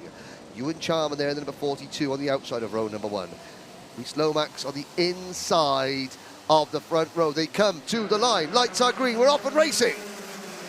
Now, Good start from Lomax into turn number 1. Charman slots into second. Third for Vinnie Phillips. Brandon Carr, championship leader, who had a terrible, terrible race this morning and retired. He is there in 4th position as they go through Christmas Corner, around the Cape now to Inkermans and down the hill towards Ashby's. It is, there's the number 22 MLC Motorsport car of Rippin getting crossed up. That's Joseph Rippin, but everyone else safely through. Now there is Ogiers, Wilkins into Ogiers. And it does look like it's part one driver going grass tracking. Everyone else through the first lap safely. Yeah, good, relatively clean start. Nice breakaway there from the top 5 or so karts as they cross the line. Reese Lomax leading that group of 5 from Ewan Charman, Vinnie Phillips, Brandon Carr, Macaulay Bishop. Macaulay Bishop, who won, of course, his previous heats in this one by some way, as Brandon Carr dives down the inside of Vinnie Phillips. And, of course, crucially, Vinnie Phillips second in the point standings. That's crucial. Yes, indeed. So Brandon Carr, he just said in the lunch break, he spoke to us, Anthony, he said, look, all I need is... a good solid finish to make sure that I don't have to go to the repechage this morning. Change the lead. Lomax and Charman. Here comes Brandon Carr. Carr into P2. And now setting off after Reese Lomax. And it looked like he was sizing up for a move going into the boot. Here's the rest of the field. Just surging out of Ogiers up the infield straight towards the boot. They're still 2 and 3 wide back in the pack. Again, blue skies here in Daventry in north of Northampton. North of sort of Motorsport Valley here in the UK. Brandon Carr now leads with how much longer? The answer is not much longer. Reese Lomax retakes top spot. Yeah, you have to remember as well that Brandon Carr, his tyres have only done a few laps, haven't they, of course, because of that early retirement. Bent his chassis, had to rebend it back into place. So they've been working hard in the pit lane to get this car race ready again. And at the moment, looking pretty good out there. So holding on to P2.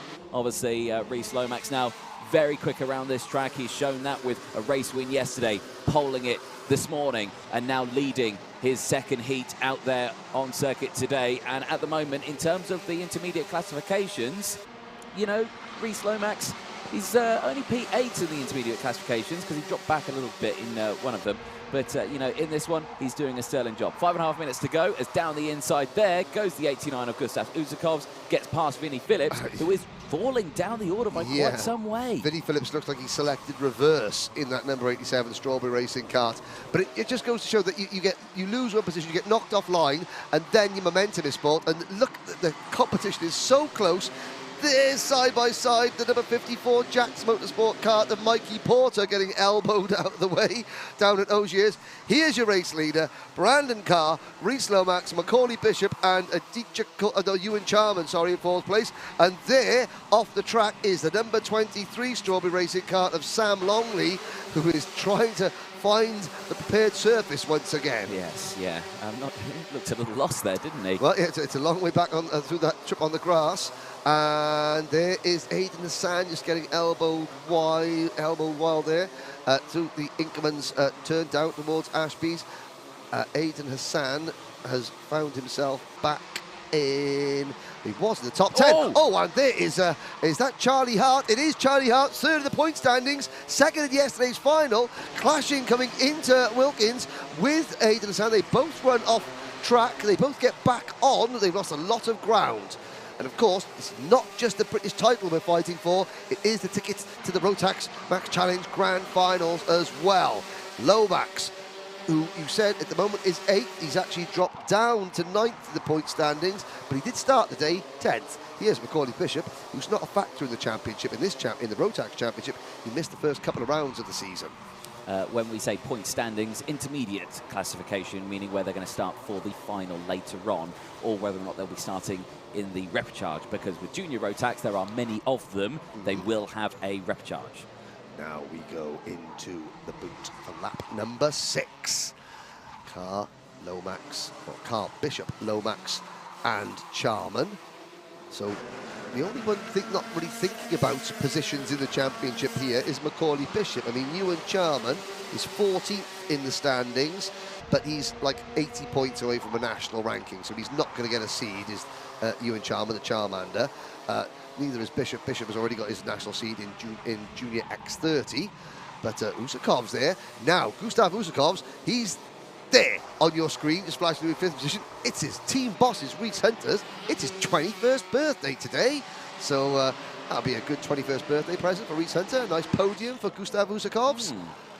Gustav, who is already going to the Grand Finals representing Latvia. Oh, and he gets it crossed up coming into the boot there. We'll do that.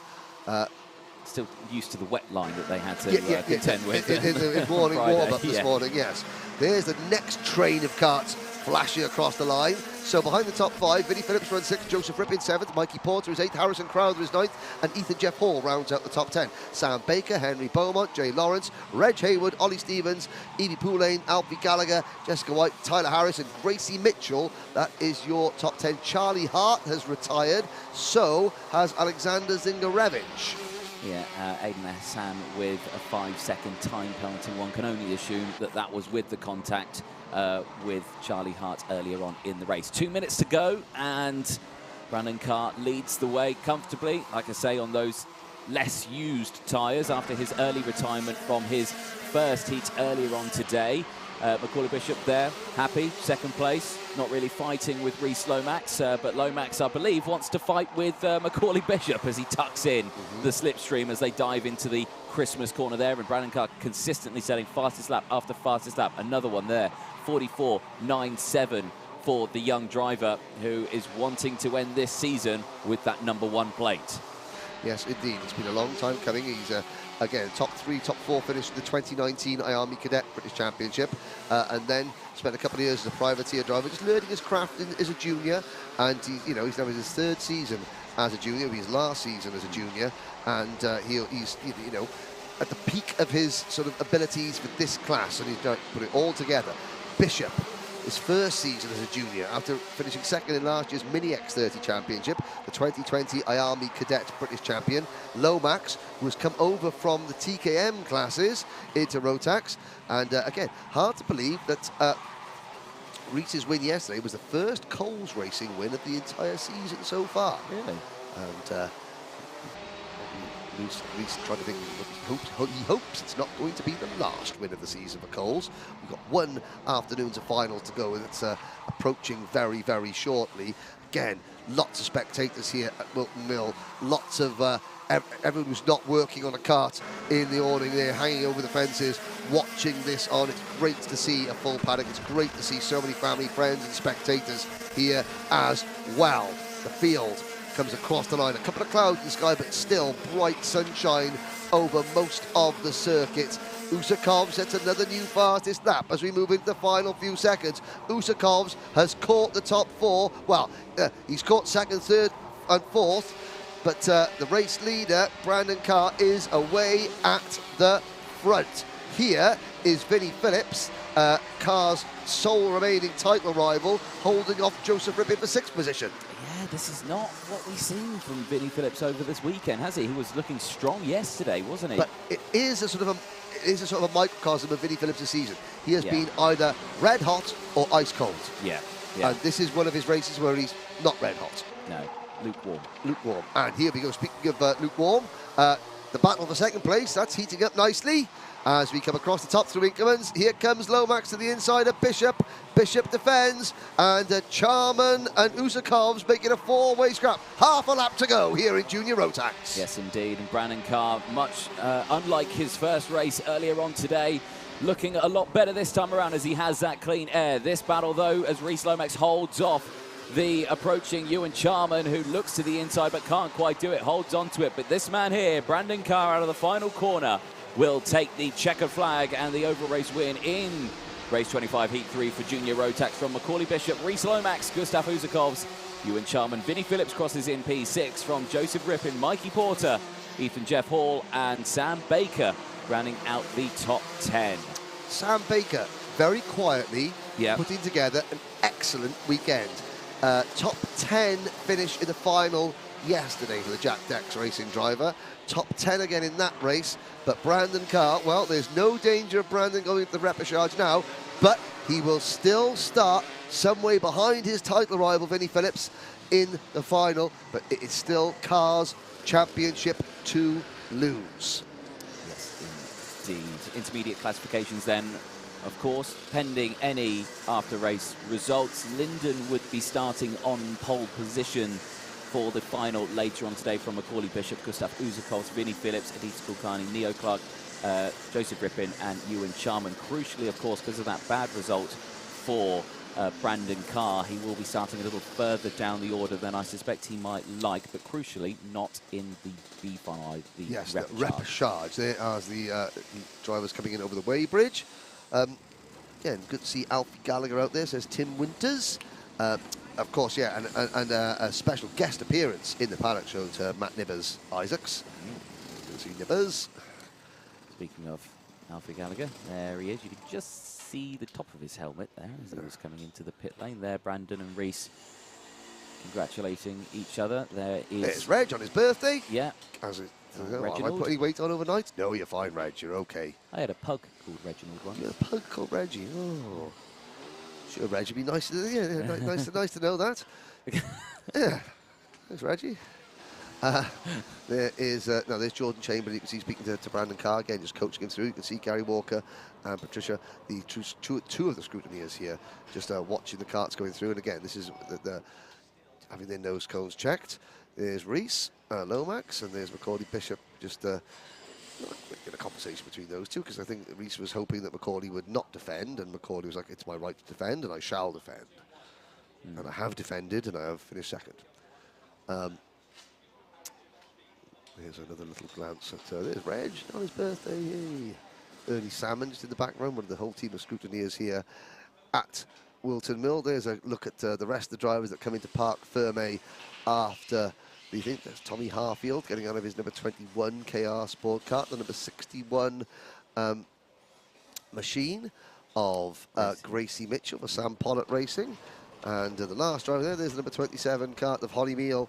She goes through, she finished 29th in that race. As there's Ollie Stevens in the number 9 kart, privateer driver. Ollie finishing that one down in 14th position. And it's quite a tame post-race scene there as the junior drivers sort of think about their next race. They have now all got one race to go. Oh, well, for 6 drivers, there'll be 2 races to go because the top 6 finishes the Repechage will go through to the main event. Yep. So for most of the drivers, they've just got 1 race remaining in the 2022 British Kart Championships. Yep, for some too. There we go. Next race will be coming up shortly. That will be Senior Rotax Race 26. And there they are, sitting and waiting. Now, somebody has not got their Wera visor strip on.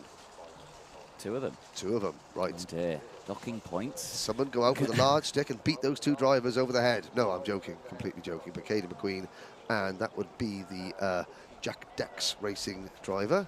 Oof. But again, we were saying earlier, a big thank you to Wera Tools for their support over the last couple of seasons. Okay. The grid is approaching very shortly. Next race will be race number 26, Senior Rotax, the 3rd and final heat race of the day.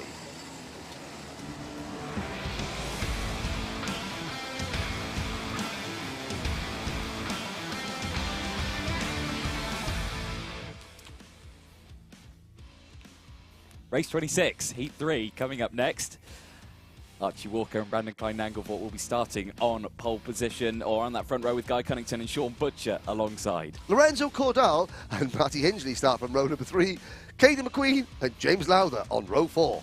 Louis Harvey and Matthew Higgins go from row 5.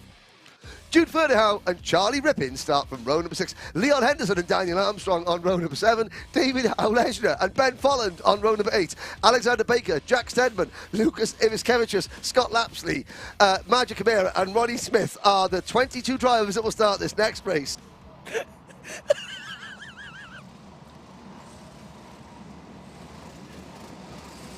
Sorry if we have been giggling a little bit. Slight incident in the commentary box, but everything is okay now. Open the door.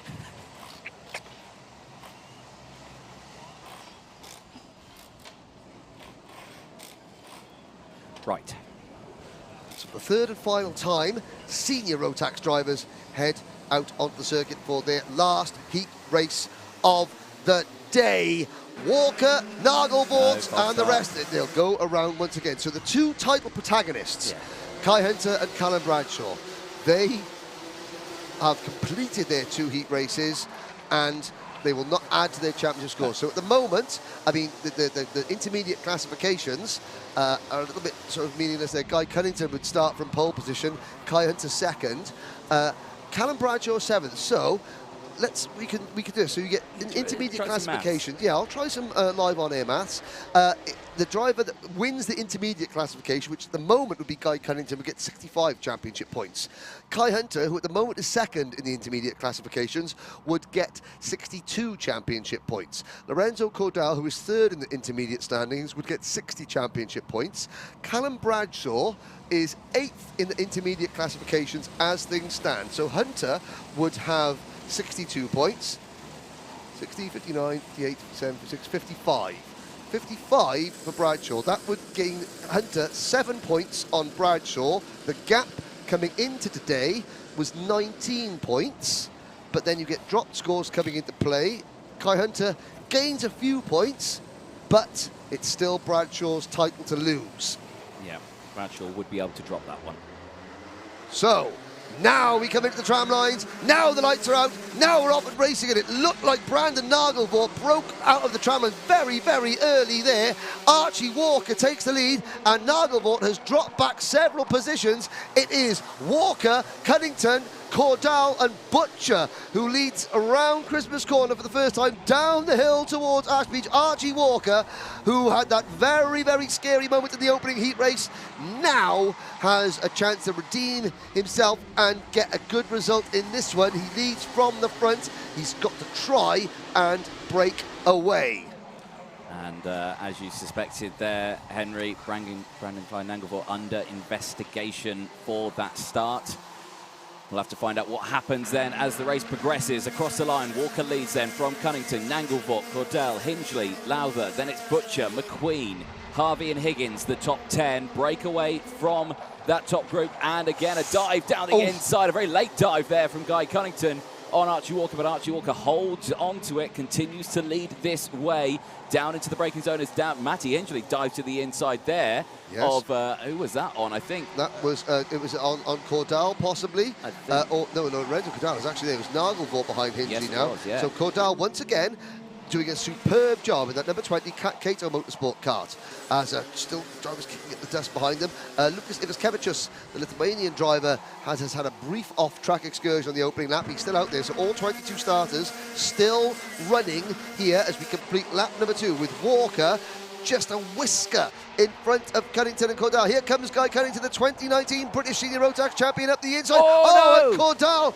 and Walker caught Cunnington in a bit of a sandwich there. Cunnington gets spun around, and now we got a battle for second place as Matty Hingley comes through. Nagelvort under investigation in fourth. Caden McQueen is up in the 5th place, and a James Lowther who's down to 6th. But that was, I mean, if we can have a little look at that again, that was, you know, 3 drivers looking for the same bit of tarmac. Yeah, it just looked like he got sandwiched there into the braking zone as they all went for, like you said, that same piece of tarmac. It just all came together, and unfortunately, Guy Cunnington was just that one driver who got squeezed a little bit too much, unfortunately.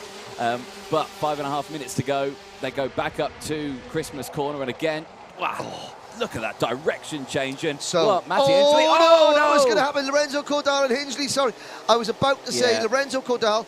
He's driving with all the hallmarks of a driver that is not used to racing at the front. Has got one good result and is thinking to himself, now is my chance. Let's have a look at this first incident again. You can see Cunnington to the inside of Walker, and again Cordell and just there was a little bit of contact there. Now Hingley, as Matty Hingley picked up any damage from that, I think he has. There's smoke billowing out of the back of that number 11 kart. And here's again, this is Cordell defending. Hingley goes around the outside, and neither one want to give. And he's hit the radiator. He's hit the radiator off there. Cordell has done a 360 in the air.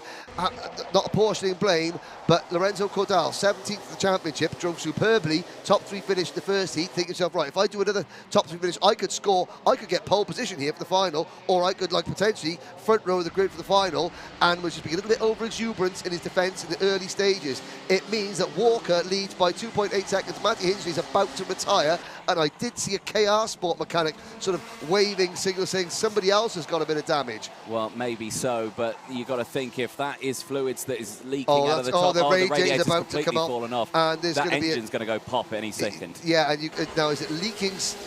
Caden McQueen will be saying, are you leaking water out of that? There's something leaking out of the back of it. Obviously, it's not affected the power just yet, but that power, and I think, yeah, they go through. There goes, Hingley gets technical flag here. So, Caden McQueen into P2. Here comes Sean Butcher. Now, where's Sean Butcher been? And Leon Henderson is next. Hingley, he hand in the air. Yeah, I think the engine's gone now. Yeah, they can't last that very long. A two-stroke with no water in it would go pop very quickly. Yes, and he's looking over his shoulder. So Ben Hingley and Bonner Hingley and the rest of the Ultimate R team have their work cut out between now and the final. And now Matty Hingley looks down and goes, oh dear. Oh dear, yeah, no, that's not good. So, up the road has gone Archie Walker, clean and green for the number 91 KR Sport machine.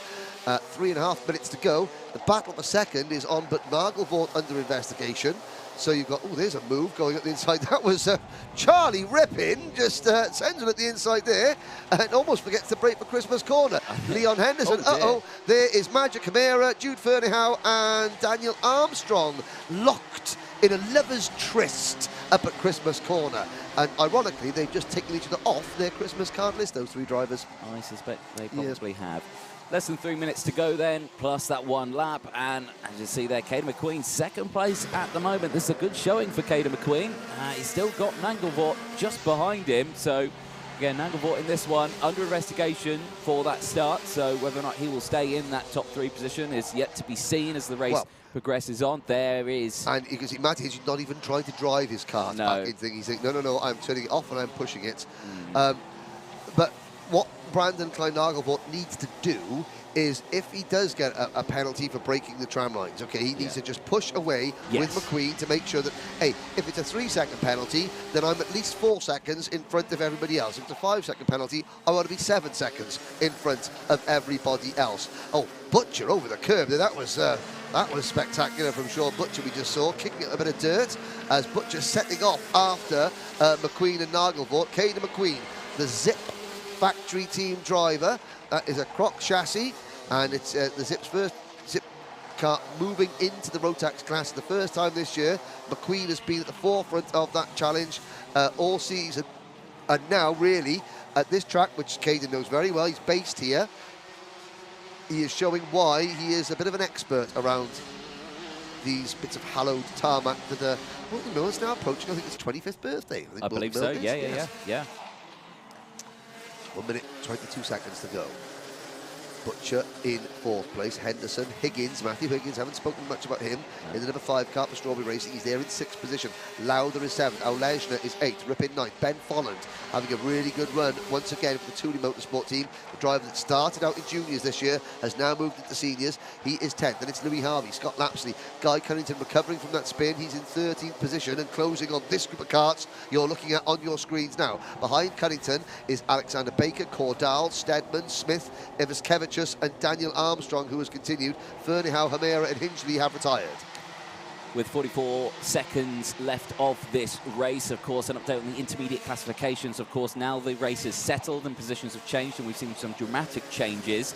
Yes. Kai Hunter still there, leading the intermediate classifications. Caden McQueen has put himself into 2nd. Bradshaw now, though, has been promoted to 3rd. Because of all the incidents with the likes of Cunnington and Hingley, and I'm looking down there, and also Cordal. That is promoting Bradshaw, who's finished his heat races up to 3rd. So Kai Hunter would only gain 5 points on Callum Bradshaw, and I don't think either of them would drop that score. So again, the championship there'd be about 15 points between them, which is still possible, but it would be difficult for Kai Hunter, but not impossible. No, exactly that.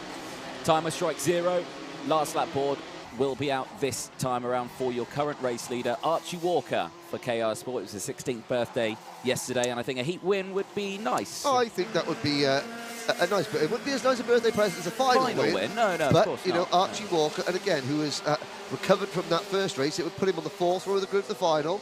He's not been seen much because he's 3 seconds up the road. Sean Butcher having to defend. Here's a bit more defending going on. Aulesra in the number 65 kart. The number 7 of Lowther. Lowther started today 11th in the championship standings, so the last year's number 7 seed, trying to make it into the top 10 once again. Butcher defending from Leon Henderson. Leon Henderson, 13th in the point standings in what is his first year as a senior driver, and Butcher is a wily old campaigner and is not going to let Leon Henderson get at the inside, or is he? There is Archie Walker taking the checkered flag. McQueen second, Nagelvoort third.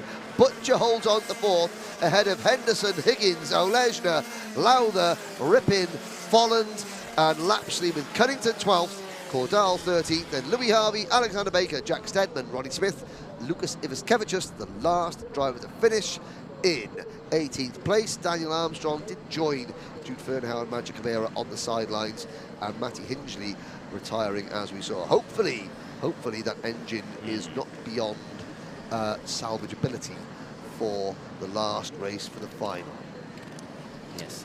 Now we have got the timing screens looking on the chat coming in.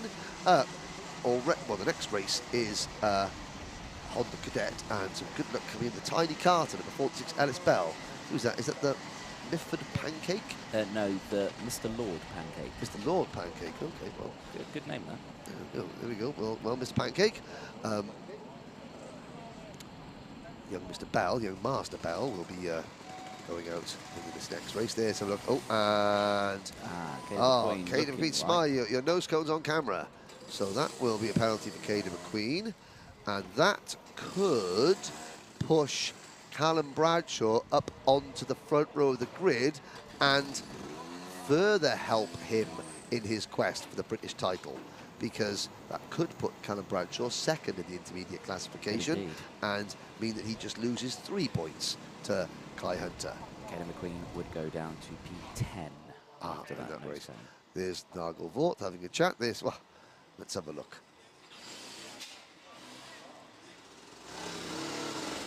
Two KR Sport teammates chatting amongst themselves. And we've got we've got 2 heat races to go before we're straight into the finals. Yes, indeed. You can see that. Brandon, just having a chat there. Next race Honda Cadet is Honda Cadet. And there is Colton Dunham in second on the grid. He had to squeeze it in, didn't he? And we're now waiting. So this could be Cole's sort of crowning drive. See his down there just sort of like not want to think about points or anything like that. Let's just get this race done and dusted. Let's do what we've done all season, and that is drive, and more often than not, win. Engine still there. Yep. It hasn't disappeared. It hasn't vanished. Let's have a look at the starting lineup then. Honda Cadet, race 27, heat 2, coming up next.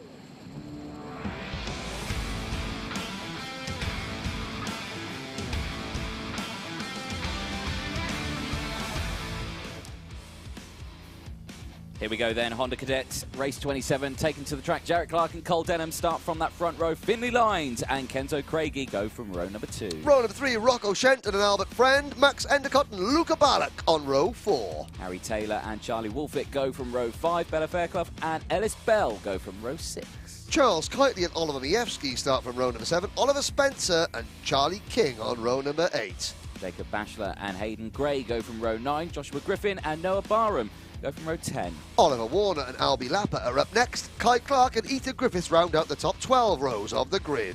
Mason Brook rounds out the field on row 13, giving you your Honda Cadet grid. Now, Joshua Griffin in the SFR Motorsport number 13 didn't finish the first race, hasn't gone out for the second race. I'm wondering if Joshua's not very well or if something like that, because I didn't see what happened to him in the first race, if there was an accident. We haven't really seen much in the way of accidents today so far, thank goodness. Yeah, I'm not sure if Joshua is out, or maybe he's just saving himself for the final. Who knows? This will be an 8 minute plus 1 lap race.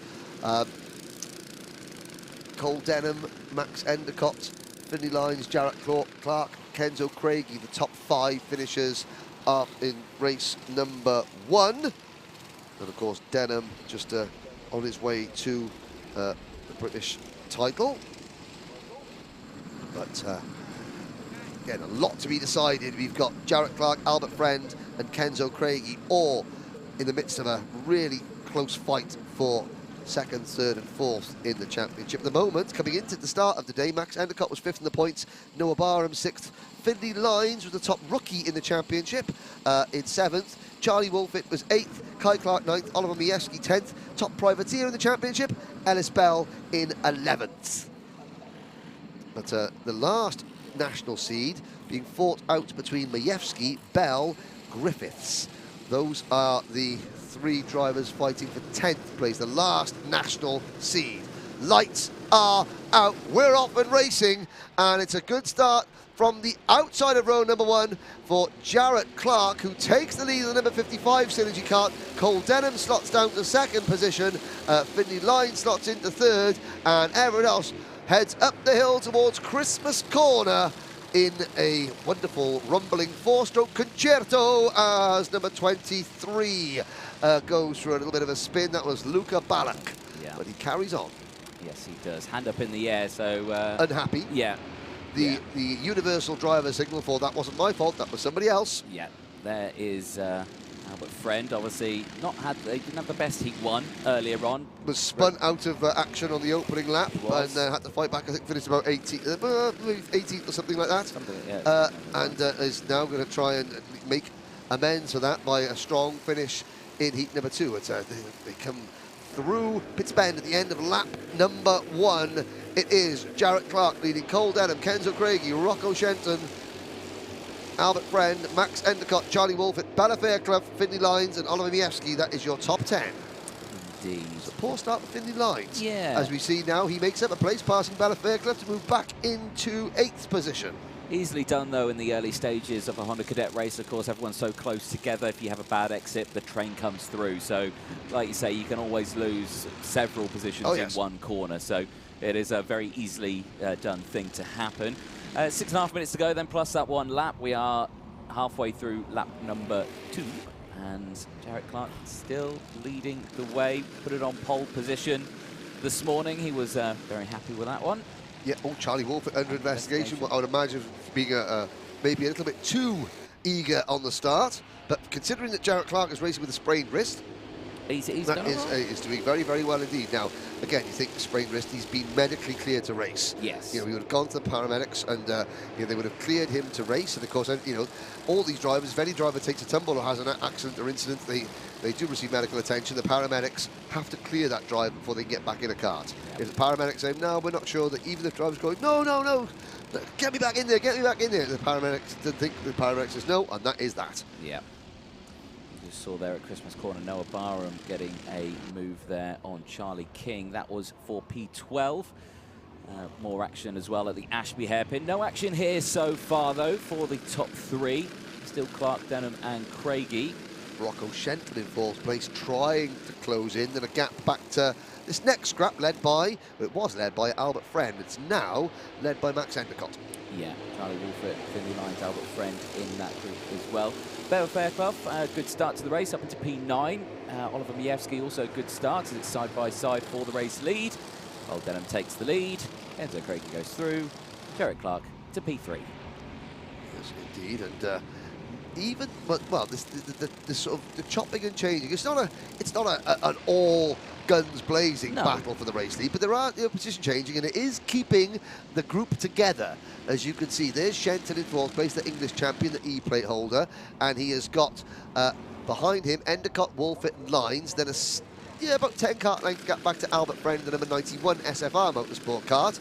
And then you've got Miewski in the number 40, Bella Fairclough in the number 63, Ellis Bell in the 46, and the 22 of Noah Barham.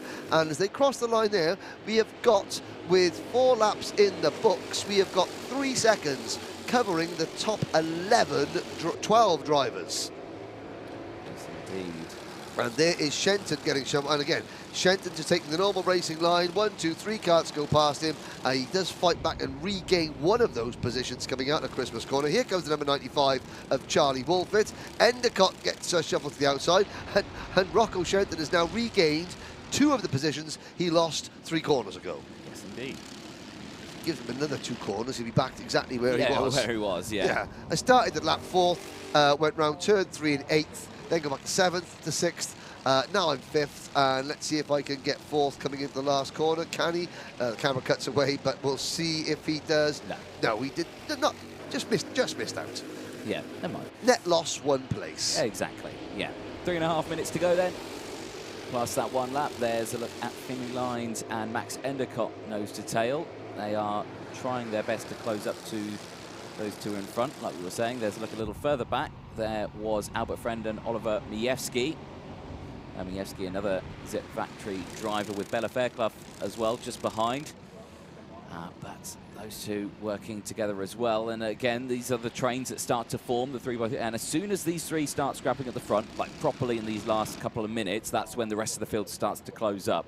Again, you see it time in and time out. They always do this. It's the classic Cadet strategy, really, isn't it? Oh, yes. Oh, yes. And Albert Friend, you can see now latched onto the rear bumper of Bella Fairclough's kart as they come out of the boot.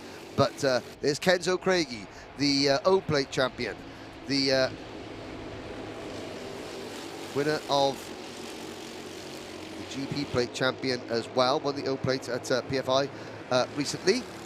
And Craigie pushing Denham as much as they can. These 2 have locked horns many occasions throughout the course of the season. Kenzo getting a warning flag as they go through Ashby's.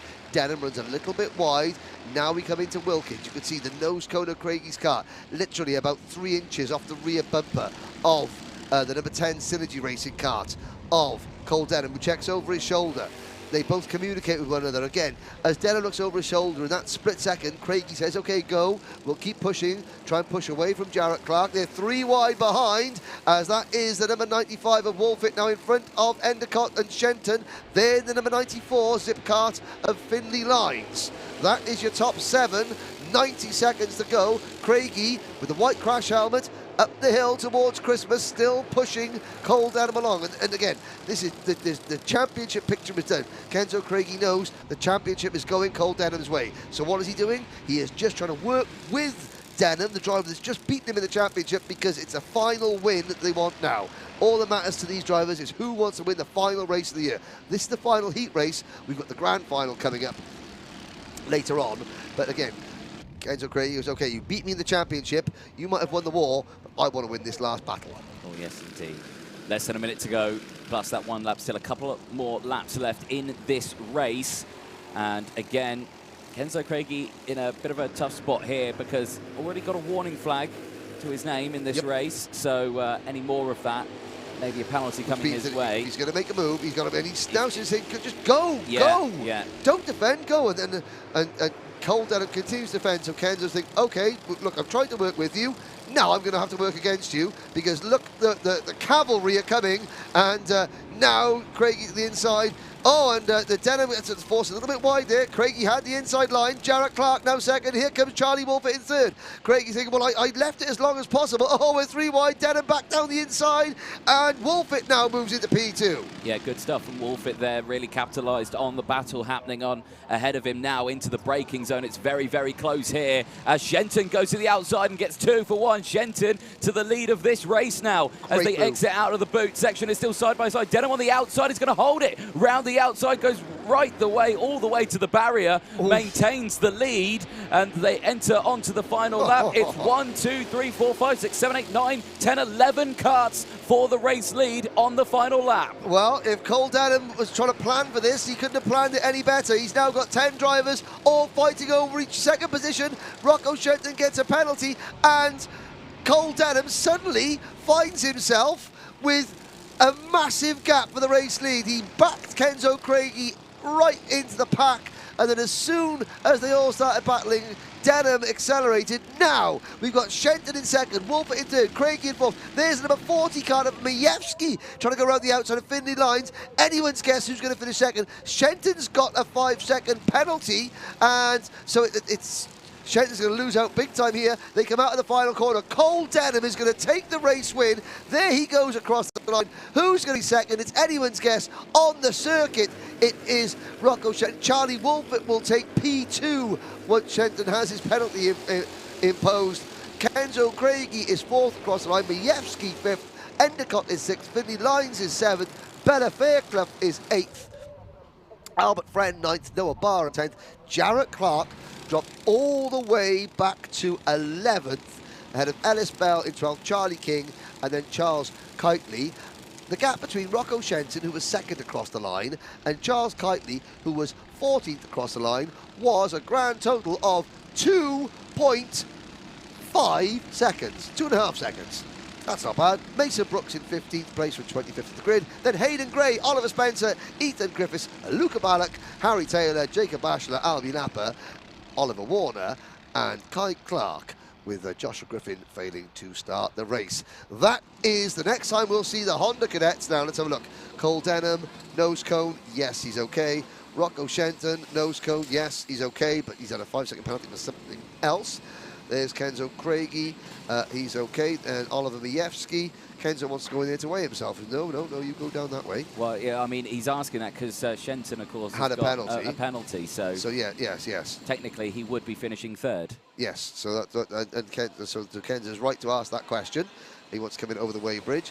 Now, what's Rocco Shenton going to say? He's to Charlie Wolfett. I don't know why I got a penalty, or words to that effect. Yes. The next time we're going to see the Hondas, it's going to be for their final. We've got one heat race to go. Not on the day, not on the season, Mr. Jordan. Yeah. Oh, that's going to be at 2:30 local time in about 2 minutes. 2 minutes or so. 2 minutes, yeah. give or take. Here they come out on to the starting line. It's going to be Minimax. This is going to be an absolute cracking race, I feel.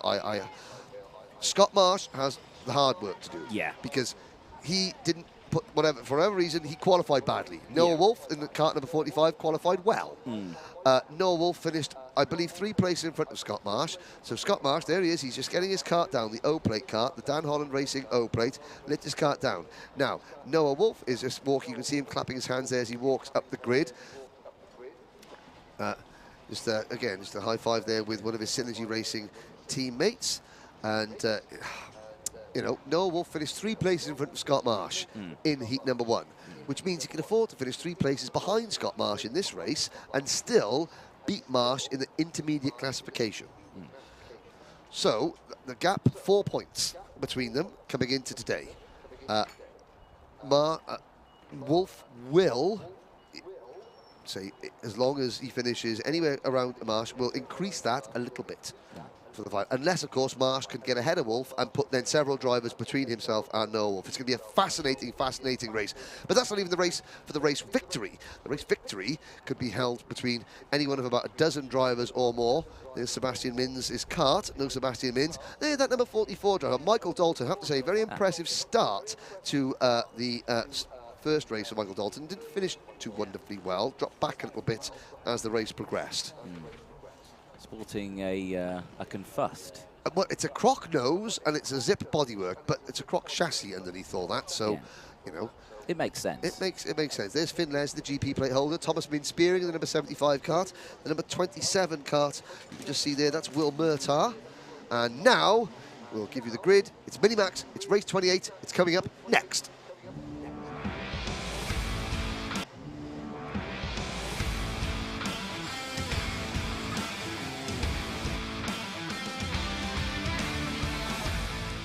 Yes, indeed. Minimax Race 28, Heat 2, taking to the circuit. Here's how they'll line up then for their final race before their final later on. Harry Bartle, Sebastian Minz on row 1, Daniel Moore and Michael Dalton go from row 2. Row number 3, Noah Wolf and Finn Leslie. Row 4, Joshua Graham and Thomas Min Spearing.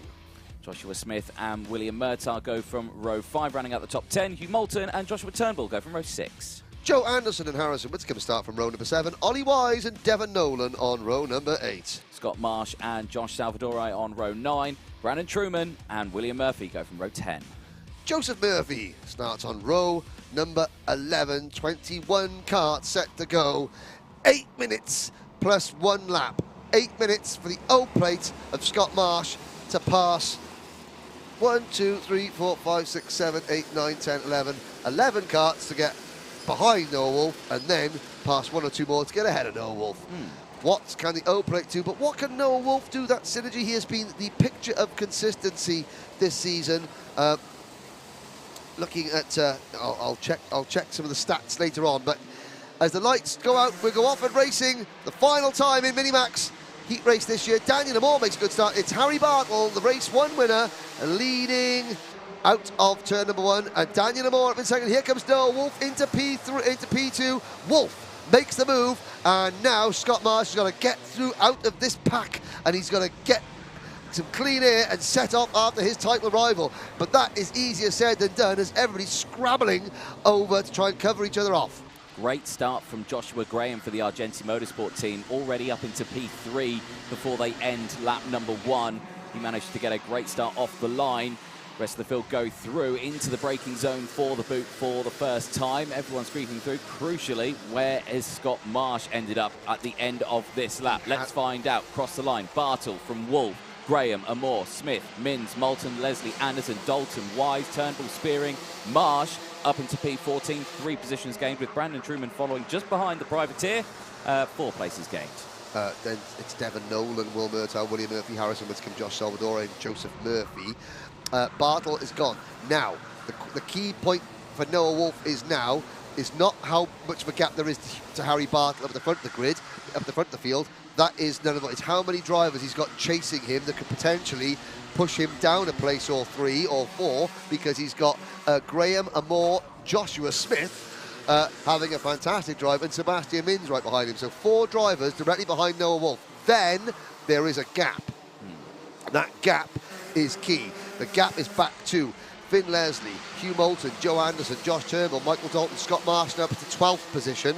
But the gap is great news for Wolf. Oh, here we go, 3 wide, and Noah Wolf there doesn't defend. Smart there. Daniel Amore and Josh Smith almost come together behind him. So it's now Joshua Graham up into P2, Wolf 3rd, but that gap is good news for Wolf, bad news for Marsh. Yep, and that battle there between Mins and the 23 of Smith and Amore, that's also good news for Wolf, because that gap has now extended by quite some way between himself and Sebastian Mins. But Sebastian, now with the clean air, is going to be hunting down the 2 in front of Joshua Graham and Noah Wolf as they go through, because of course if Wolf gets brought back into that pack behind, it could end up looking very similar to the senior Rotax races that we saw earlier between Kai Hunter and Callum Bradshaw, as Bradshaw got swamped into the group. So it could be a very similar situation like that. But for right now, looking very comfortable where he is. Intermediate classification so far as it stands between the drivers. Harry Bartle with his maximum race finishing he can do, get 0 points. He'll start the final later on pole position from Sebastian Mins and Noah Wolf, Finn Leslie, Joshua Graham, and then Daniel Amore, Josh Smith as well. Scott Marsh would be in P8. So Noah Wolf, first, of course, this is the 6th race weekend of the year for junior for Minimax. Yep. So the first 5 race meetings of the year, the first 5 rounds, Noah Wolf, 20 races in total, heats and pre-finals and finals. 6 wins, 5 second places, 1 third place. So he has finished in the top 3, 12 out of 20 races in total. Oh, there's a move. That is Josh Turnbull sending Daniel Amore onto the agriculture. And Daniel Amore getting back onto the prepared surface, none too pleased. No. He's won 3 finals and finished 2nd and 3rd. So he's never finished off the podium in a final so far this season, up until yesterday, when he missed the podium for the first time. He's got 13 fastest laps of those 20 races, has Noah Wolf. And I didn't ask his dad, Roger, to give me those. It was all done myself, honest. Anthony, yes, you're pointing. Yes. 4 minutes to go. And positions have been changing. Noah Wolf has gone down into P4 as Sebastian Mins has managed to get past. So Wolf not fighting it. The position was just kind of given there. So no dramas whatsoever. Update on Scott Marsh. 9 position, P8 at the moment. He's 8th, and that would put Marsh 6th and Wolf 3rd on the grid. So that would give, it would be 60 championship points for Wolf, 57 for Marsh. The gap would be 7 points. Still very, very doable going into the final. Yep, 7 points. But you look at the amount of potential winners, the amount of drivers that could potentially get in front of Wolf and Marsh for the race win. Obviously, there's Bartle, there's Graham, there's Mins. Finn Leslie has shown a mean turn of pace so far this weekend. Hugh Moulton has always been there or thereabouts. Harrison Whittaker, we haven't seen the best of Harrison today, but Harrison is down in 13th position. There is a move from Joshua Graham, and Sebastian Mins runs wide, and Noah Wolf picks up a position. This battling, however, behind these three cars battling over second, third and fourth, you've got Finn Leslie and Joshua Smith, who's having a storming day today. Best we've seen Josh drive all season. And then it's Scott Marsh, who is trying to close in. Yeah, indeed, and that is allowing, like you say, Finn Leslie and Joshua Smith to close that gap. Marsh is now just behind those two, also up into P7, 10 places gained. Keep an eye on him. There he was. He darted just in the back of your shot there. Behind these two, there he is on your screen. Cross the line he goes, and he is gaining that time. Not the fastest driver on circuit, but the fastest driver on circuit at the moment is the driver just ahead of him, Joshua Smith in the number 23, 46.69. Well, well there done. He is. Yeah, well done, the Project One racing team and Joshua Smith. That number 23 car is wound up like a spring at the moment. And the driver doing the best job he's done all season. Can he continue that for the next 2 minutes of this race plus the final? Yeah. Because it's all about the last race of the day when the pots are given out. That's what the drivers think about. You can have a great set of heat results, but then if you mess the final and you go on with nothing, the heat races, it doesn't matter anymore. Harry Bartle showing that even though he's been left all on his own at the front there, he's still got a fair turn of speed. And Finn Leslie now sets a new fastest lap. So Leslie, the GP play holder, is in front of Josh Smith, heading up towards this battle. Here comes Mins. Mins to the inside of Graham for second place. Well, that's going to give Noah Wolf breathing room for about 3 or 4 corners, I would say. Probably so, yeah. I mean, these guys have got some good waft in these karts so far. Everything's gone pretty swimmingly well for everyone. You can hear there the nose cone scraping along the track as they reverberate off the bumps and bruises on this track. This circuit known for its abrasiveness. Yes. It's not a circuit that you want to drive around without your rib protector on. Oh, very much no. No. Not even if you've got enough padding, natural padding as someone like myself, you would still want your rib protector on. Now, Mins gets a good run through Oblivion and Fine Lady. He gets a good run up the hill. He looks to the inside. Noah Wolf looks across, doesn't defend. And Sebastian Mins moves into P3. Noah Wolf tries the crossover as they go through the kink now, through Inkermans. When you look up the inside coming down to Ashby's, yes, he will, but no. Mins covers that off, and still Scott Marsh in 7th position isn't in the same camera shot. We wait. Marsh, not in this group of karts. So with 20 seconds to go, Wolf can afford to lose a couple of places. Marsh is not going to catch this group, but Wolf, attack is the best form of defence. Yes. There we go. Wolf back into P2. Timer very quickly running out. 9 seconds left. Last lap board will be out. This time to Harry Bartle as he's crossed the line already, so they will see the last lap board this time. So not much time left in this race. Wolf now goes defensive. Graham follows. Mins doesn't. Mins stays on the outside and goes all the way around the outside. Doesn't work. That now allows the GP player Finn Leslie to close in. Joshua Smith there as well. So now, if anything went wrong here, you're dropping a fair few places, I will say. And Marsh is getting a little bit closer. There's a move from Joshua Graham for P2. Now Wolf has got to start thinking to himself, okay, let's be a bit more calculated there. Everyone else around me needs this result more than I do. I just need to make sure I get through this cleanly and safely as they're going to start defending. And here comes Scott Marsh, the back of this lead group. Can Scott Marsh make any progress? Marsh has momentum. Now we start the final lap. Second is Graham. Wolf third. Wolf gets sideways. There's a little bit of a nudging there with Mins. Smith is there as well. And now Scott Marsh has got Noah Wolf right in his sights. Marsh to the inside of Leslie going around the outside. But Wolf still has the advantage. Only just, though, and this final lap is down the inside. There goes Joshua Smith. There goes Scott Marsh on Finn Leslie. Gets that move done. That's another set of points that he will gain from this one. But there's real estate now between himself and Noah Wolf as they exit out of Osiers for the final time. Smith is getting pointed at by Noah Wolf there to just say go, go, go. But I think the results are going to say what they say here. Bartle takes the checkered. Graham is going to cross the line, and very close to the wall wow. was Scott Marsh there, and that wouldn't want that. He didn't want that. Well, he did not want that. I mean, going into the final corner. So Bartle takes the win. Graham second, Mins third, Smith fourth, Wolf fifth. Oh, and there's Josh Salvadori out of the race, and hopefully that Josh is okay. I think he's had a coming together potentially with Daniel and Moore. I'm not quite sure. Moore has dropped to the back of the field. But as they came into the last corner, Finn Leslie went up the inside of Scott Marsh. Marsh was forced wide, and he brushed the outside wall.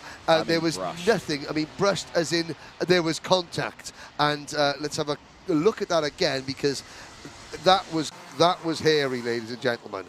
Now, you can see there's the checker flag coming up. Now, Leslie, Marsh defends, Leslie commits, runs wide, Marsh keeps it pinned, and oh my word, the bottom of that barrier there, if there was any sign writing on the tyres of that of the left-hand side tyres of Scott Marsh's kart, there would be no sign writing there anymore. That was closer than you'd care to imagine, and that was a flat out. So there we go, but everything was okay. But that was very close there at the end. Harry Bartle, meanwhile, he's having an absolutely storming day. And there's Salvadori out, and he's upset more than hurt. That is the key thing. Yes, you know, emotions and feelings will heal very quickly. Now let's have a look. The driver's going through. Nobody else is getting a nose cone. There goes the number 15 of Moulton. We didn't see Wolf or Marsh go through the nose cone check. I think that was Wolf just there, who's just come off the weighbridge. It was a 95. They put it was his teammate William Murphy that went through. So Marsh and Wolf are both down there. Let's have a look. There's Marsh getting out of his kart. Wolf is getting out of his kart. So they didn't go through the weighbridge and check. Well, he finished because he finished P5, of course. Yeah, great result for Joshua Smith. Yeah, has to be said. That's his best season. There he is, standing there with his arms folded, orange T-shirt on, red Project 1 race suit. He's going to be pleased with that. 4th position. But now, Anthony, that's the end of the heats. Here we go. Yeah. Micromax Final. That'll be your next race, ladies and gentlemen. And I have to say, this is going to be tension. It's going to be the longest race of the day. It's a 15-minute plus 1 lap final. Then we will have our junior Rotax Repechage, which will be 8 minutes plus a lap. And then we'll have our 4 finals for senior Rotax, Honda Cadet, Minimax, and junior Rotax. They will be 12 minutes plus 1 lap. But it's the biggest prize in the world of karting, the Rotax Grand Finals. The last ticket available. It's the longest race of the day. It's a lot of our youngest drivers. Who is going to take that ticket? That's going to be the question, isn't it? Now, each one of these drivers can get that ticket. Obviously, some of them have already got their ticket, so they can't win another. But there is a lot of drivers out there who have got that opportunity. And of course, we've been saying it throughout the day, the main driver wanting to come away with that one, Jensen Chalk. He's been trying for the last, like you said, couple of years to get that one. And if it doesn't come to fruition here, his last opportunity, Genk, is his last opportunity. But not guaranteed, because there's no Micromax ticket available in the Golden Trophy at Genk. He would have to beat a 50-strong Minimax grid to start with, and then appeal to Rotax to get that ticket changed from a Minimax ticket to a Micromax ticket. There you go. So I'd say it's pretty much now or never. It's the Micromax Final. It's up next.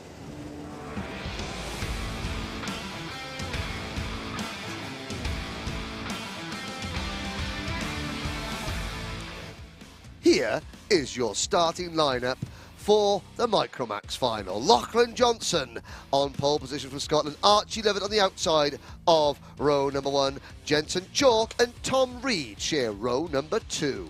Oliver Warner and Jack Price go from row 3. Kate Donaldson and Kevin Kelbassa go from row 4. Samuel Luidi and Daniel Minto on row number 5. JJ Lowe and Sam Mott on row 6. Isaac Barker and Max Gilman go from row 7. Jake Grufferty and Kieran Stewart go from row 8. Once again, there's a couple of drivers from Hunter Motorsport in the field. A happy birthday to Reese Hunter, 21 years old today. I have spoken to his brother Kai and his dad Matty, and they have both said that if you want to just go and give Reese a birthday slap, you're more than welcome to. He won't even charge you for the privilege. Yeah. Running a kart team has taken out on him, though. I thought he was way older than 21. He looked 21 at the start of the year. He looks about 38 now. Right then, here we go. And into the tram lines. We're off and racing. It's a good start, and Archie Levitt gets left. That's outside front row start from Archie Levitt. I said it earlier, I didn't work for him. It is Lachlan Johnson and Jensen Chalk. 1-2 up into third position for the Argenti Motorsport team. Oliver Warner, who's doing double duty this weekend. And who was that going slowly, coming out of the first minute? There's Levitt in the number 88 kart, and behind him the Jack Dex racing of the young Scots lady, Katie Donaldson. Yes, indeed. There was a spin in the background as well at Christmas Corner. Not sure who that was who went round. We'll update you as they cross the timing beam as to who that was. Again, out of Osiers, down the back straight in towards the boot section of the circuit. And it's a very good start from that top three, gaining a good advantage from the rest of the field already. And that's what they'll need to get away from the rest of that field. Cross the line they go. Lachlan Johnson leads the way from Chalk, Warner, Lovett, Donaldson. Then it's Reed, Kelbassa, Lowdy, Mott, Minto, Price, Barker, Lau. Then it's Grufferty, Stewart, and it was Max Gilman who had the spin earlier on. He goes down into P16 at the start of this race, but all eyes on these top two at the moment. Like we're saying, Lachlan Johnson, he has that ticket. He can't win another one. So, really, if Jensen Chalk, he's got the thing, just stay behind him. And Oliver Warner, who has got... Oliver Warner, he's going to be warm in terms of he's been racing Honda Cadet as well. He's obviously had the whole weekend, so he knows about chopping back and forth in between chassis, so that's not an issue of getting used to it. He has just got, he knows the track at the moment better than everybody else. He was only on it about 20 minutes ago. So he is there in third position, closing in. Behind them, Archie Levitt in fourth place, recovering from that poor start. Then it's Donaldson, Reed, Kilbassa for the BKC Racing Team, the Polish driver. He's having a storming run. There is the number 36 kart of Reed. Then there's the number 45 Sodi Vitesse. That's Samuel Lowdy. Samuel Lowdy. Again, just a very... Bradley Barrett and the Sodi Vitesse team really, really impressed with how Samuel's coming on. Then it's Daniel Minto in ninth, followed by Price, Mott, Barker, Lowe, Grufferty, Stewart and Gilman. Nobody's been dropped off the pack yet. They're all still in contention. Lachlan Johnson for the SFR Motorsport team. He and Jensen Chalk worked so well together in the pre-final, you know, and they're working well together. You can see Jensen just driving, you know, not trying to attack, just trying to push and work together. And there is the driver Archie Levitt, who I have to say, I thought that Archie would have been the biggest threat to Jensen Chalk. Archie looked so strong, winning yesterday, winning this morning, but not coming second in the pre-final this morning. But again, that outside front row start, it hasn't worked for him, but he's got to claw his way back. Jensen Chalk had a bad start from the outside of the front row in the pre-final and was able to get back to the front within 12 minutes. Levitt has 15 minutes to get back to the front. Yes, he does indeed. So, quick question for myself to you, Henry. Oliver Warner, does he have a ticket so far? No, he does not. He does not. So he is also a threat. He is eligible for a ticket to the Grand Finals, as is Tom Reed, as is Katie Donaldson, as is Archie Levitt. Samuel Lowdy isn't, Jack Price isn't. Yes, indeed. And of course, Lachlan Johnson isn't, because he won his at Gordon Law. Yes, he has. And there's been there's more battling going on between the 36 of Reed, the 77 of Katie Donaldson. Well, Great Britain, here's something. Great Britain have never had a female representative in the Rotax Grand Finals. Could we see a first here with Scotland's Katie Donaldson and the Jack Dex racing team? That would be something, but Archie Lovett responding here, back down the inside, moves up past Katie Donaldson, back up into P4. And again, these three, they're going to need to work together because right now, those front two are. I'm about to be corrected by somebody because they have. Tamsin Germain, DD2 Masters. Tiffany Chittenden has raced the Rotax Grand Final several times before. She's British, but she was racing for the New Zealand team under a New Zealand license. So before the comments come in, I corrected myself. I was getting a little overexcited. They've never had a Micromax female driver. How's that? I know that for a fact. There's a stat for you. 10 minutes to go. There's the number 88 Sam Pollock racing kart of Archie Levitt. We normally see him in the Miami Cadet class, and he is there in 4th position. So the gaps, Lachlan Johnson and Jensen Chalk separated by 1600ths of a second. There they are. Then a gap of 1.4 seconds back to Oliver Warner in 3rd position. Warner is in a tricky position because he's all on his own, and Lovett, Donaldson and Reed are 2.5 seconds behind him. Yep, indeed. 9.5 minutes to go. A long time in this race, and I think Chalk's doing the right thing here, because you know, you could go for the move if you feel like you've got the pace, but the one thing then that you risk is then, let's say, Lachlan Johnson getting back past. Oh yeah, and then you start to lose time.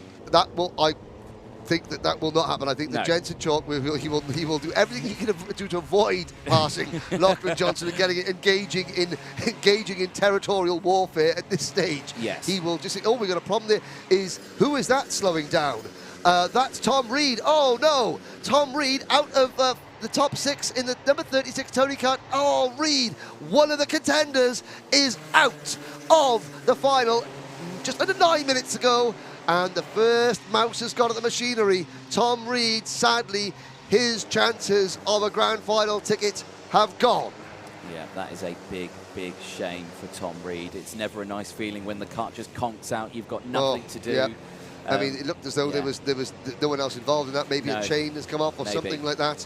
Who knows? Now, there's the number 48 Red Speed chassis of JJ Lowe, the Coles Racing team, and there's a move. That's Jack Price. You can see the Canadian maple leaf in the back of his crash helmet, and he says nope. Forward motion. He was being Canadian. He probably apologised for going past first. Yeah. You know. So sorry. That's Canadians unfailingly polite. Unfailingly polite. 7.5 minutes. Yes, carry on. Oh, poor old Tom Reed. There we go. Breaks your heart, doesn't it? But up the hill, there's Samuel Audi, the number 45 Sony Vitesse kart, chasing Jack Price, that number 71 privateer entered Croc chassis, the 53 kart of Isaac Barker. He is holding off Kevin Kielbasa for 11th position. Gap at the front, nothing has changed the front. There they are. Chalk in the number 18 MLC Motorsport kart, chasing the SFR Motorsport machine of Scotland's Lachlan Johnson. There is the number 23 machine, Oliver Warner, not making any inroads. Not making any inroads into that gap, into that lead. So this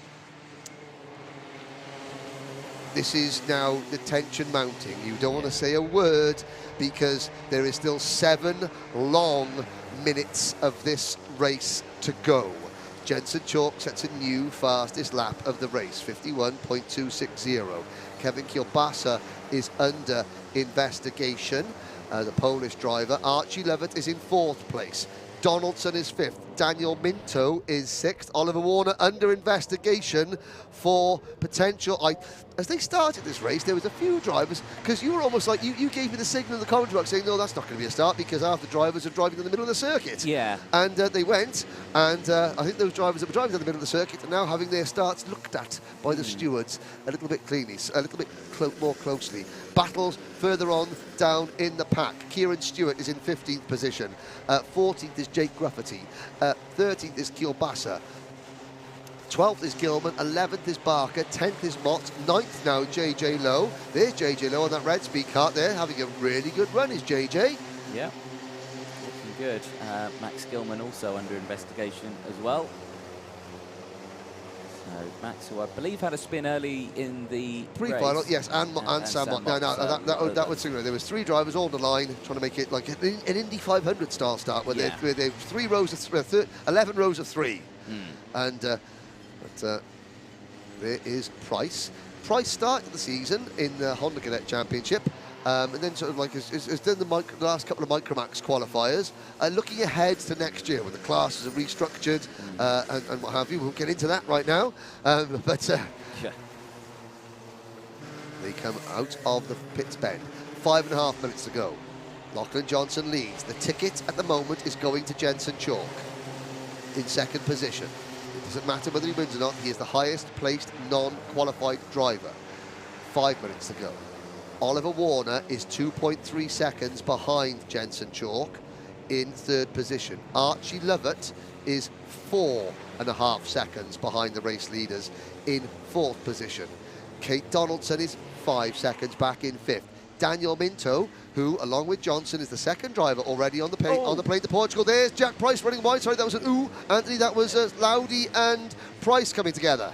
Yeah, I believe so. I mean, it was Jack Price who went for the move on the inside there. And unfortunately, the door had closed and Jack Price went up and over. And then went wide. Then went wide and then apologised. Yeah, and then. Yes. The Canadian, of course he does. 4.5 minutes to go, plus one lap. Like you say, yeah, those top two, not a tail between them, but Oliver Warner closing in. Well, I'm not sure if Oliver Warner's closing in. One driver who is not done yet.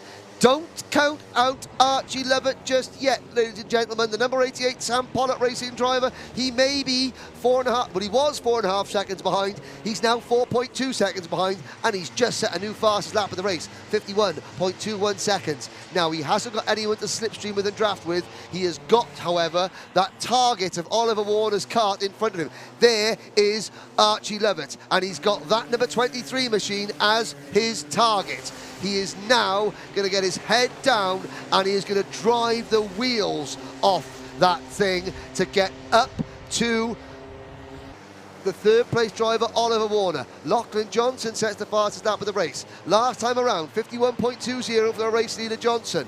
51.45 for Jensen Chalk. He doesn't want to lose the draft, does Jensen Chalk. 51.49 for Walk and a 51.23 for Lovett. So Lovett is now the second fastest driver on the track behind our race leader. Lachlan Johnson, he's had Jensen Chalk with him all the way. That gap is now beginning to eke out. So 3 minutes to go. The gap between Jensen Chalk in second place, and this is the gap that we're going to look at. We're going to look at the gap between Chalk in second place. There he goes across the line.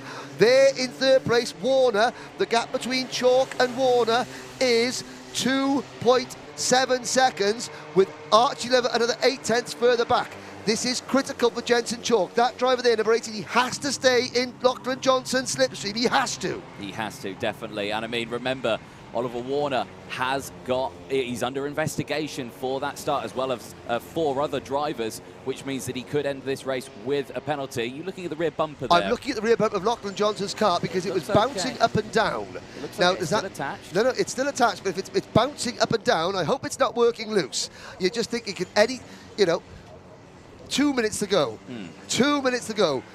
Jensen Chalk has discovered more way to lose a ticket in the grand finals than most drivers have ever discovered a way to win it. Yeah. And I'm just thinking, please no, let not the bumper of the cart he's following just fall off into his path. No, don't fall off, bumper, Lachlan Johnson's bumper. So Jensen Chalk now just got to keep his head and he stays in the slipstream. Yeah. That's key. Oliver Warner 2.8 seconds back, but love it. He was 4 seconds off the race lead. He's now only 3.5. We've got over 90 seconds to go. There's a lot. That gap is a big gap, but it's not impossible. Nothing is impossible in go-kart racing. When you've covered it for as long as I have, you realise that nothing is impossible. 90 seconds to go. Johnson leads. Chalk just keeps his head down. Jensen Chalk has not looked over his shoulder once. He's not.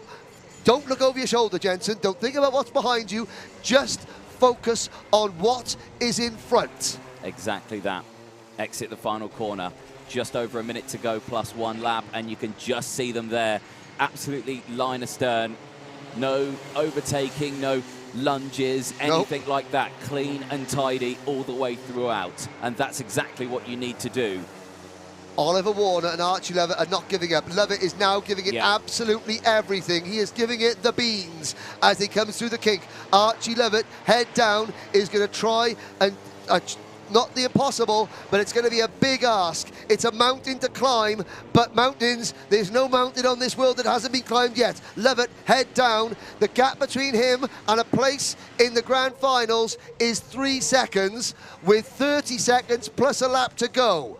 I mean, at this point, you know, Jensen Chalk has been behind Lachlan Johnson the whole thing. Would it be nice to end the season on a win? No, it'd Does be that nice go through his mind? Does that go through his mind? It'd be nice to end the season with a ticket. Yeah. He doesn't care about the win. He cares about the ticket. 10 seconds to go. Lovett, head down, isn't giving up. He can see the gap, but it's not shrinking quickly enough. Jensen Chalk, oh, there's number 53 Kart of Isaac Barker out of the race. So, Jensen Chalk, he came to the Whilton Mill qualifier in 2021, and he was very quick, and then spun it in the final, finished 5th, and didn't get the ticket then. Then he went to the Le Mans International Trophy in last August. He put it on pole for the final, and then didn't make it. He did this year. He went to Warden Law and finished 2nd or 3rd. He led at Clay Pigeon until the last lap of the race and then got past. He went to the Le Mans International Trophy again in France this year and put it on pole for the pre-final and almost won the final. Didn't. And then it boils down to this. Now, Jensen's mum cannot watch him race. She hides behind the sofa because it is too nerve-wracking for her. When we were in France, her work colleagues, her work colleagues saying, no, you've got to watch it because he's doing so well. Well, Mrs. Chalk, half a lap from home, peek out from behind whatever bit of furniture you are hiding behind, because Jensen Chalk is just about to almost complete a 2-year odyssey. Lachlan Johnson will come out of the final corner, but after trying again and again and again and just missing out, now it's his time. Now Jensen Chalk can book those flights to Portugal, because he is 2nd, and he unofficially, subject of course to post-race scrutineering, makes up the 3rd member of Team UK in this year's Micromax class for the Rotax Max Challenge Grand Finals. Archie Lovett finishes in 3rd position. Oliver Warner finishes in 4th. Kate Donaldson is 5th. 6th for Daniel Minto. 7th for Max Gilman. JJ Lowe comes home in 8th position. 9th for Jack Price. Samuel Lowdy in 10th. Sam Mott is 11th. Kielbasa is 12th. Then Gruffity Stewart 13th and 14th, Barker and Reed. Now Anthony Jordan is going down, and we have interviewed Jensen Chalk where he has been smiling, there have been tears, there has been disappointment. Anthony Jordan now gets to interview a big smiling Jensen Chalk. He comes in, he gets to this no nose cone. Archie Lovett finishes in 3rd place. There is in the beanie there, that's Matt Cotton, who's in charge of the media side of things. There's Dan Parker and just giving us Warwick Brigham. Taking a handshake there. We'll wait to see the handshakes coming in. Max Gilman gives someone a high five. The rest of the Micromax field comes in. Obviously, Lachlan Johnson will be over the moon, but he is preparing. He is going to be in a good position. Scotland's Lachlan Johnson. Daniel Minto is also on the plane to Portugal. Albert Friend has also qualified for the Micromax Grand Finals as well. So it's a 4-strong British team in the Micromax grid for the Grand Finals in Portimao this year. And the 4th member is Jensen Chalk. And officially, of course, there is Anthony Jordan. He's going to go and find Jensen Chalk. I have to say a big well done to the MLC Motorsport team, to Jordan Baines and to Mike Chalk, who's literally travelled Europe with his son to try and get that ticket. And the last opportunity, he finally got the job done.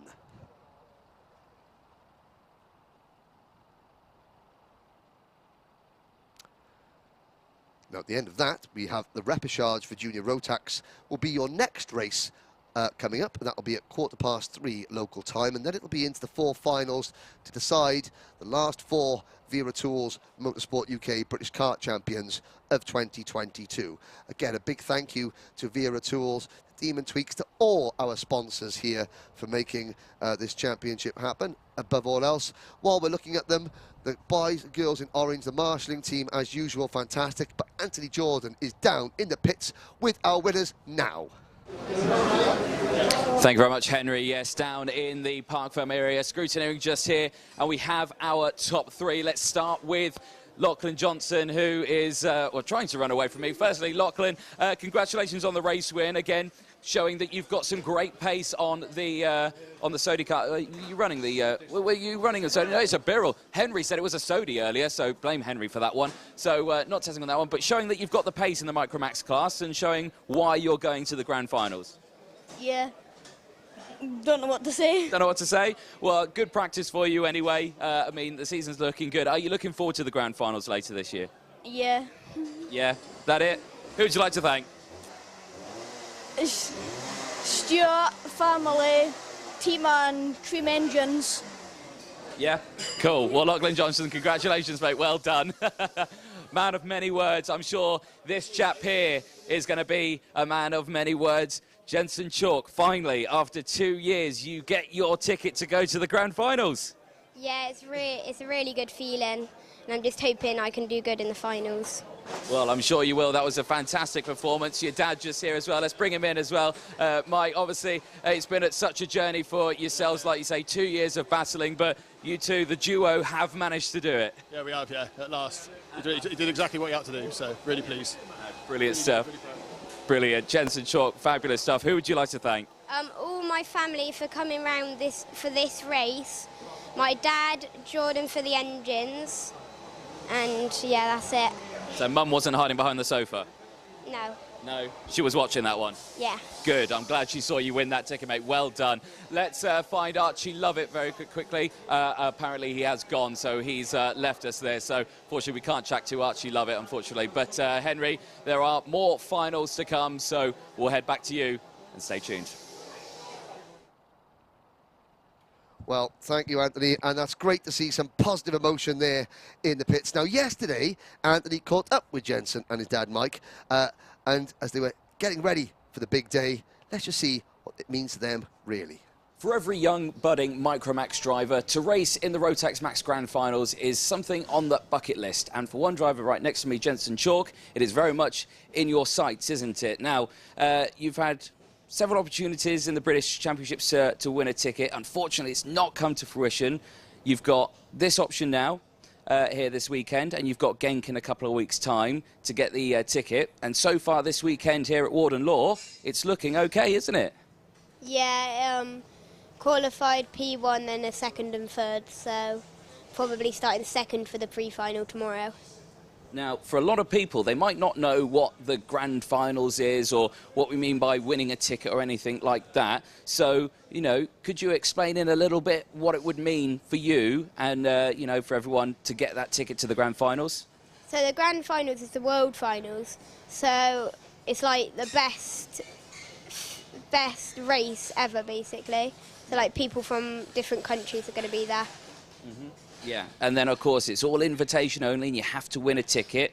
Obviously, for this year in the British, we've had Warden Law, we've had Clay Pigeon, now Whilton Mill, where we're at right now, and like you were saying, so far it's gone okay. So, you know, this weekend, we feel like this could be the weekend for you? Yeah, just need to be strong all weekend. Yeah. And obviously, you've got Dad Mike, who's joining us. And there. Dad, are you on the spanners this weekend? Yeah, I am, yeah. Okay, so, and again, for you, obviously, to get Jensen that ticket to the grand finals, it must be a challenge on your shoulders as well. Bit of pressure to make sure nothing goes wrong, yeah, basically. But yeah, no, it's going all right so far, so it's good. I mean, for Jensen, obviously, it's quite an achievement to get to the grand finals, but what would it mean for yourself as well? I'd be really proud, and he's really wanted to do it, so he's worked really hard to do it and puts everything into every event. We've just got so close, we haven't quite got there yet, but yeah, something he really wants to do, and he'll be really proud. So, and of course, with the Rotax Max Grand Finals, you aren't racing for yourself, you're racing for your country, really. So you'd be racing for the UK, and you'd be given all the GB overalls as well. It's kind of like the Olympic team sort of vibe for it. But, you know, a great feeling for yourself, and you've had so much practice going through, and it's you've just been, like you say, so close to it, and you know, again, quite a challenge for yourself, but again, it means the world to you, wouldn't it? You just need to keep on trying. If we don't get it this year, we'll try next year. Yeah, and like I say, if you don't get it here at Whilton, you've got Genk to do it, and out of the two circuits, would you prefer to get it here or in Genk? Here. Yeah. Do you prefer this circuit? Yeah. Yeah. Well, like you say, it's been looking good so far, isn't it? Like we were saying, pole position in qualifying, third place and a second place. Tomorrow is another day where you've got the finals, and of course, tickets are up for grabs. So, yeah, that will be the main one for you. But anything you kind of want to round off with, you know, with this championship? Just that ticket. Yeah. That's it. Cool. Perfect. Well, Jensen, best of luck. Mike, best of luck as well. Hopefully it all goes well and we see you get that ticket at the end of this weekend. Thank you. Okay, well, that's good to see. Here's a look at the drivers heading out for the junior Rotax repechage. Now, yesterday, I caught up with one junior driver who's done an awful lot of travelling to get to this championship, and that's Harry Hannam. Wonder if we've got time just to hear what Harry has to say for himself. The British Kart Championship is not known just as the best championship in the UK, but also around the world in terms of domestic national series, with entries coming from far and wide. And this year, one of our foreign entries is Harry Hannam, who lives out in Dubai. Harry, first of all, we're getting towards the end of your first season in the British Kart Championship. Try and sum up how it's been for you so far. Well, it's definitely been a couple up and downs, but definitely learnt loads. Just aggression, obviously learning how to overtake, when to defend, when not to defend. It's just, yeah, really enjoying it though. It's definitely been my highlights of my career, I think, at the moment. So you've chosen Junior Rotax, well that's the age group in. Jack Dex Racing. Junior Rotax is one of the hardest classes in the UK. There's still over 50 drivers this weekend at Whilton at the end of the year. What was behind the decision to come back? Because obviously your family were originally from the UK, then you've emigrated. I've known you for some time racing in the grand finals. What was the decision to come back and try to do the main British Championship this year? What was behind it? Well, yeah, obviously it's where I live. Oh, no, sorry, not where I live, where my family's from. But obviously back in Dubai, there's a lot of Europeans come over and they all say the hardest championship they've ever raced in is the British Championships. So obviously I had to go over there. I did PFI the first round, loved it, learned already loads in that first round by itself. And then just learn always something new to learn in every next round. So enjoying it lots, and it's definitely, yeah, the best one I've found I've done so far. Have you, since you've done some racing in the UK, how have you found that has changed your approach to driving back home in Dubai? Do you feel that you're a better driver when you go back out and race in your home track, it's Al Ain Raceway or Dubai Autodrome? Yeah, 100%. I'm doing a lot less mistakes than I was before, less crashes, you know, more aggressive, doing the moves when I need to be, you know, being at that in that front pack a lot more often, and being, you know, that controller of the race. And it's definitely loads helped, 100%. Now, of course, you know, the British Championship is where, like, Guan Yu Zhou came and he had to travel back and forth to China a lot. How have you coped with the educational side of things and the travelling side of things back and forth? Because, of course, you're still in school and education's just the most important thing right now. We've been quite lucky, to be fair. Like, half terms have been, like, matching it, but obviously we bring schoolwork over. We keep up with today, and obviously might miss a bit, but, you know, that's just a part of racing, of going away. But it's normally on the weekends. We only miss a couple days. You do schoolwork on those weekends, and you, yeah, it's just managing it, really. Now, obviously, you're hoping to sign off the season with maybe a win or a podium here at Whilton Mill. You've got a double header. Up to this point of the weekend, of the season rather, what is your highlight of the year so far? Highlight of the year, so many different ones. Obviously, pole in Kimbolton was always nice. In the rain, which I'm not always used to, and then obviously Kart Masters a winner in the heat. So, yeah, that's probably the two highlights. So, as we head towards the end of the season, what would your advice be to drivers from not just Dubai but from all over the world that are thinking about entering the British Championship? Number one, is it worth it? And number two, can you do it juggling education, home life, as well as all the travel? Yeah, 100%. You learn so much every round. There's always something learned new, and you always learn. If you manage it well on your schoolwork, then it is 100% possible. It's just if you want to manage the schoolwork or not. Okay, well, brilliant. So there we go, Harry the Lion Hannam. It's been great having you in the British Championship so far this season. Hopefully we'll see you a lot more next year and beyond. All right, thank you.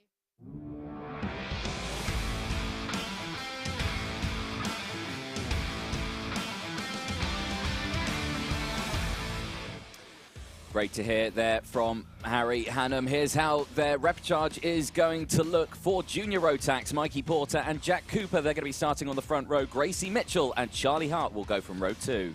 William Antrobus and Alex Duncan start from row number 3. Alexander Adams-Acton, yesterday's repechage winner, and Tyler Harris start from row number 4.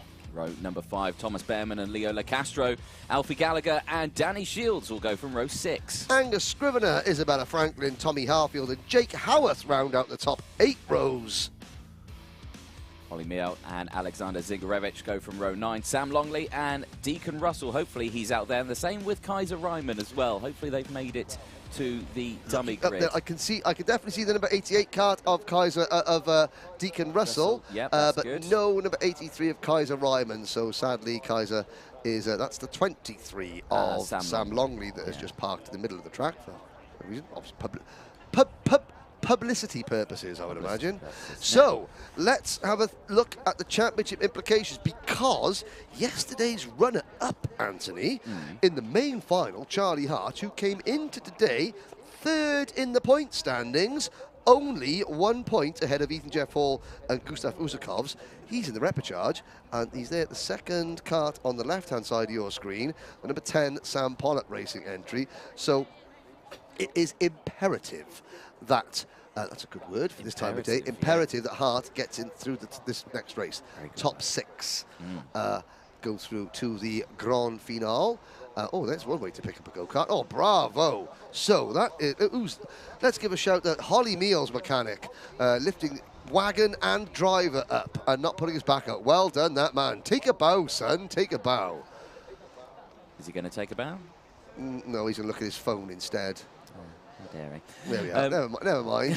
Now he's noticed. So let's have a look there. I mean, we've got Morgan Porter with the black cap there on the left-hand side of your screen, mechanicking for Alex Duncan. You've got Tyler Harris there on the outside. Now the engines are fired.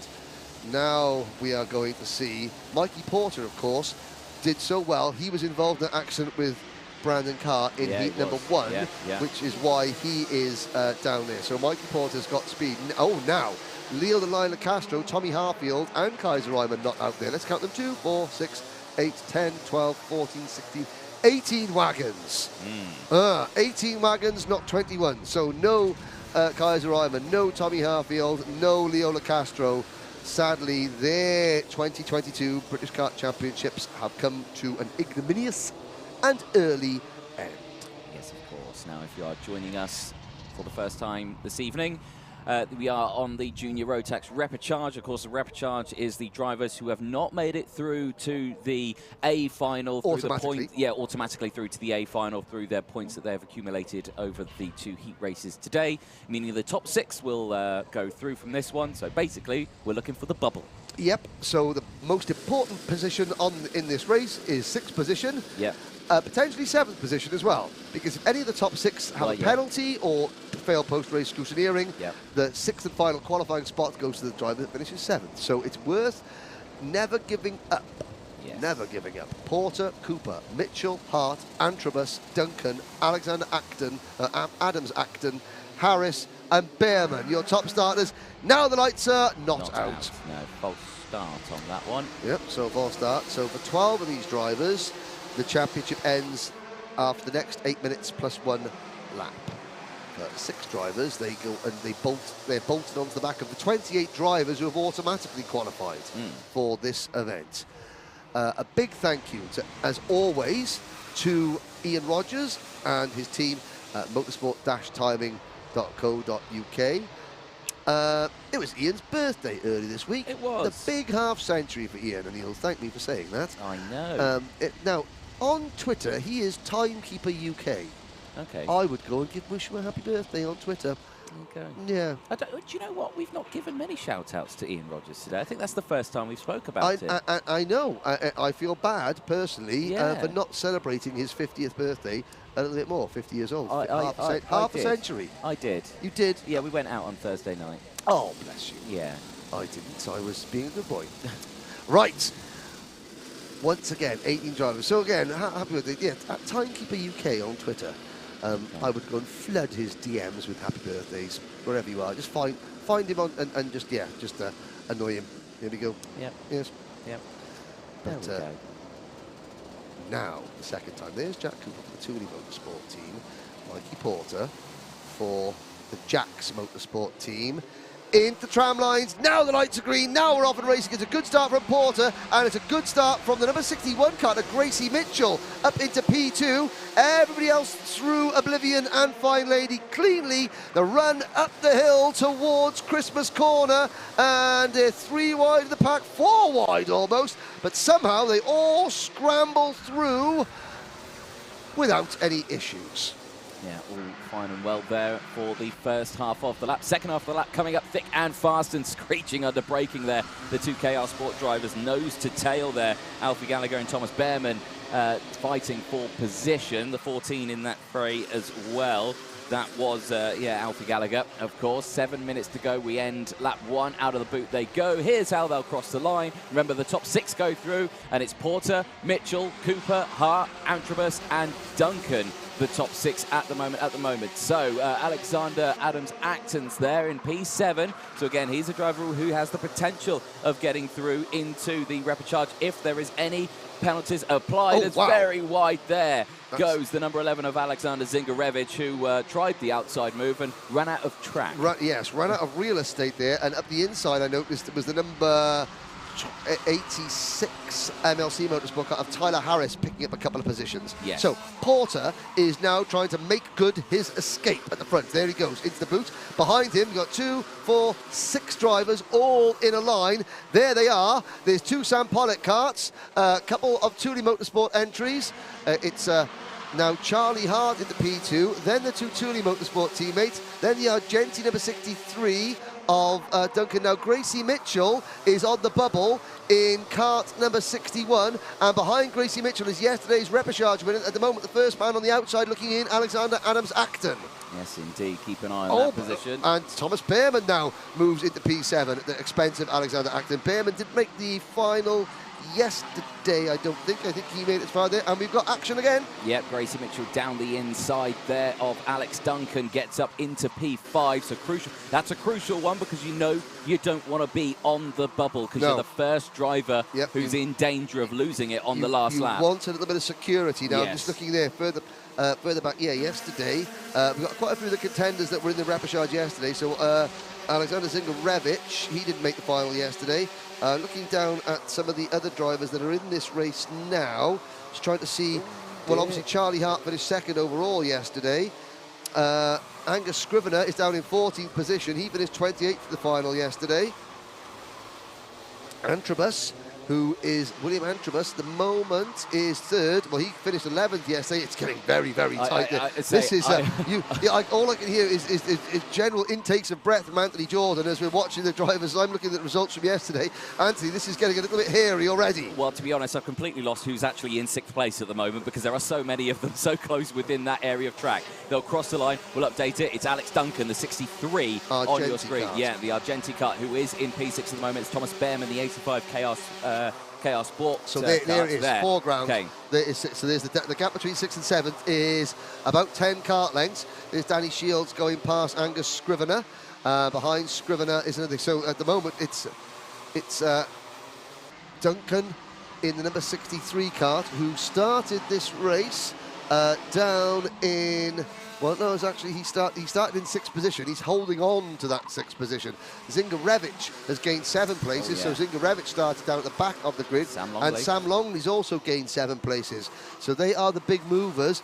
But it is number 85, Thomas Behrman, younger brother of FIA Formula 3 driver Oliver Behrman, formerly of this parish, the British Kart Championship, of course. He is 7th place on the outside looking in. There is the gap behind. The number 85 of Behrman is the number 81 of Acton, the number 86 of Harris, and the number 14 of Alfie Gallagher. Alexander Zingarevich, who is the 2nd of the Argenti karts, coming through your screen now, just briefly caught the glimpse there of the number 11 kart, fastest driver on the circuit. 3.5 minutes to go, and it's Scotland's Alex Duncan, who is, he's about as nervous as a Scotsman who's just sipped their last can of Iron Brew. Yeah, because he's got some very quick drivers behind him himself, a quick driver as well, so he's got the pace that he needs to hold on to that 6th place spot. But I've got to say, Thomas Behrman is, bear with me, but he's closing in. Very good, very good. I like that. but so, top 3. Mikey Porter, top 5, sorry. Mikey Porter, Charlie Hart, William Antrobus, Jack Cooper and Gracie Mitchell. They are, well, Gracie Mitchell is, yeah, she's 1.6 seconds in front of Alex Duncan. The top 5 are pretty secure. Now Duncan's got his hands full.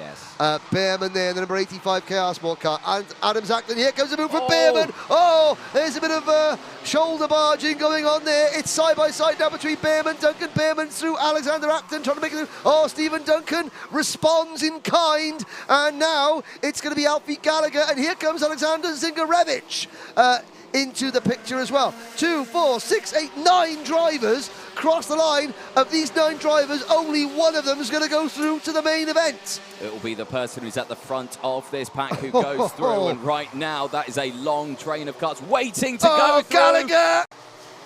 Hold your breath moment there. He found a gap to rejoin. And wow, you've got to think, credit to him and of course the drivers around. Absolute to credit to avoid Alfie that. Gallagher, because if Alfie Gallagher spun sideways there, he would have come back onto the track sideways. That would have been big. He kept it somehow straight. It's Behrman who leads Zingarevich. Zingarevich and his teammate aren't working together. Duncan at the inside of Zingarevich. Oh no! And the two teammates wipe each other out. Oh dear. Argenti Motorsport, look away now. Alexander Zingarevich and Alex Duncan. Duncan, with no sidebar on his car, looks absolutely distraught. Kaiser Reimann gets a warning flag for simply not being at the circuit. There we go. The number 3 getting a warning flag there. I think they might have meant the number 63, not the number 83. At this stage of the game, with stickers being scuffed as they were, that's understandable. Change of lead, by the way, Anthony Jordan. Charlie Hart has taken the lead in this motor race. He has indeed. Yellow flags, of course, in this section for their Alex Duncan, who is still at the side of the circuit, is gingerly getting out of the car, but crucially is getting out of the car. Unaided. Under his own steam. Under his own steam. So, that now leads us with a minute to go. Hart, Porter, Antrobus, Cooper and Mitchell, the top 5. Thomas Behrman is 6th, and he's got a 1.3 second advantage over Sam Longley in 7th. Alexander Adams Acton is 8th. Alfie Gallagher is 9th. Scrivener runs 10th. Harris is 11th. Franklin is 12th. I've got to say, the battle, well, 7th place, 7th down to 16th, is a huge battle. And again, if anyone in the top 6 has a penalty or is excluded for a technical reason, then that battle of a 7th place between Longley, Adams Acton, Thomas Behrman in 6th place gets a 5-second penalty. So, scrub Thomas Behrman out of the main event. Now, let's see, with 20 seconds to go, sadly, the next driver the next driver coming around the final corner, we'll catch up with them in a minute. We're going to look back, the clock is going to strike 0. There is going to be the mother and father of all battles for the final transfer spot. There goes Mitchell. So, Behrman, sadly, out of the picture. Here is now the battle for the 6th and final transfer spot. We're down to 5 runners. Longley for Strawberry Racing has it. Adams Acton is next. Then it's Gallagher, Scrivener and Harris. There's your final transfer spot battle. It's the Strawberry Racing, that green and white Tony Kart chassis. Sam Longley has that position, and there's a big board on the start line. They will see plus 5 seconds Thomas Behrman, and they will know that they have moved up a position, and it is on for young and old here for the final transfer spot. 1 lap to go.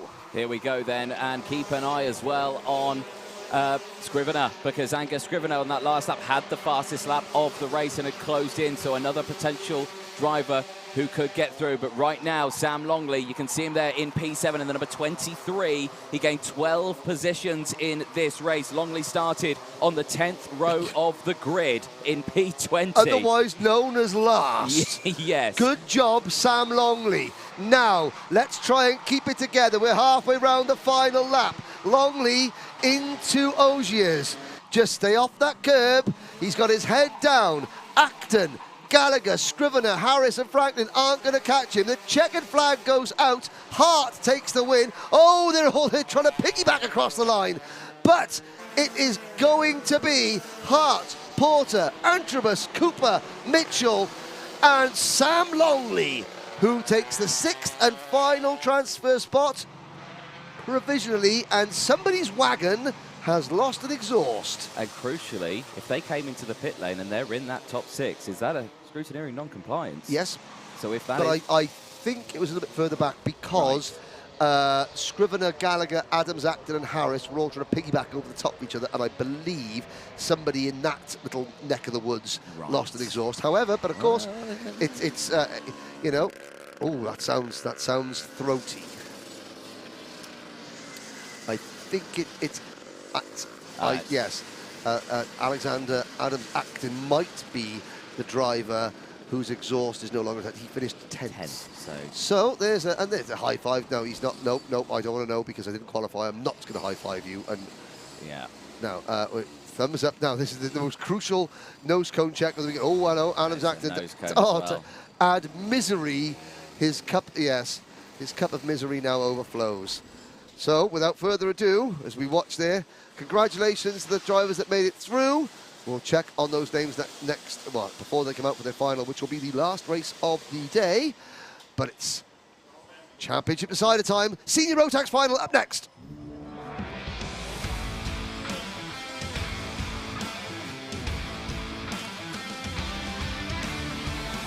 We are going to have to rush through this grid. Like a greased up whippet. Come on, let's go quickly. Boom. Let's go.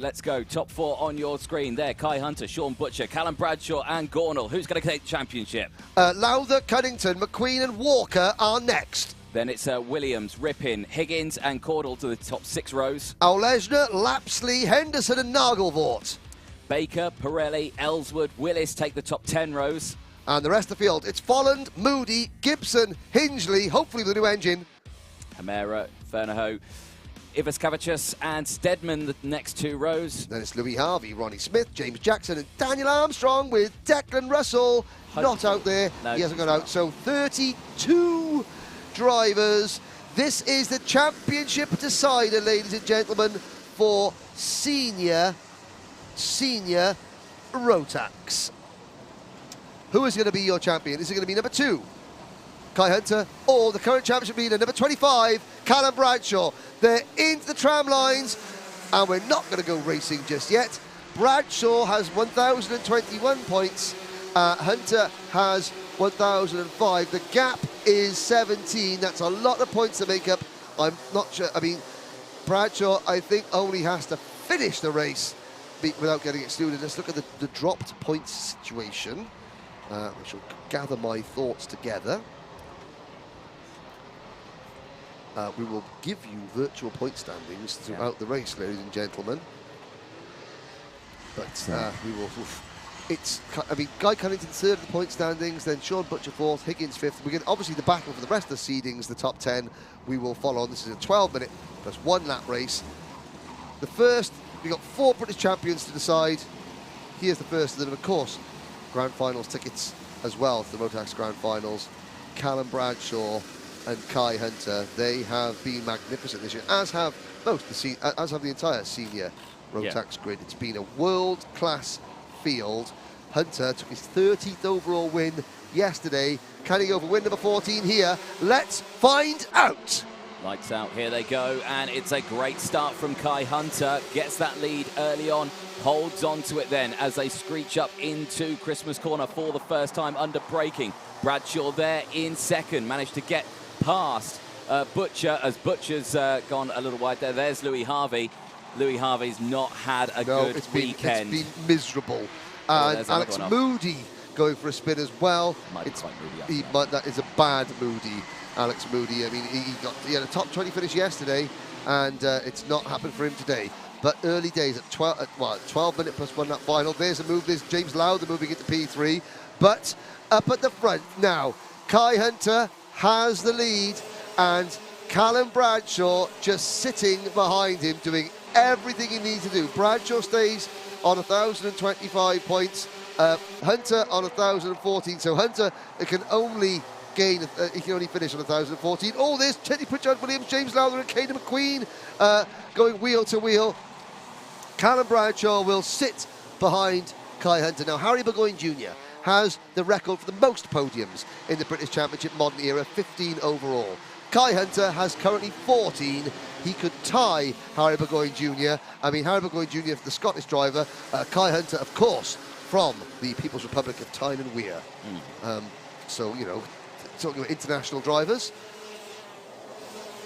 But, yes, let's see see what happens as this race goes on. The stat book is The out. stat book is out. Well, just in case. Yeah, we'll concentrate on the racing going on at the moment. But at the moment, oh, there's Caden McQueen and Sam Gornall having a bit of a territorial discussion there. Up at the front, it is Hunter, Bradshaw, Butcher, Pritchard, Williams, Lowther, Cunnington. Now, we will, for the first time, we've had a couple of laps in the books. There's Higgins in the number 5 kart. We will summon the voice in my head.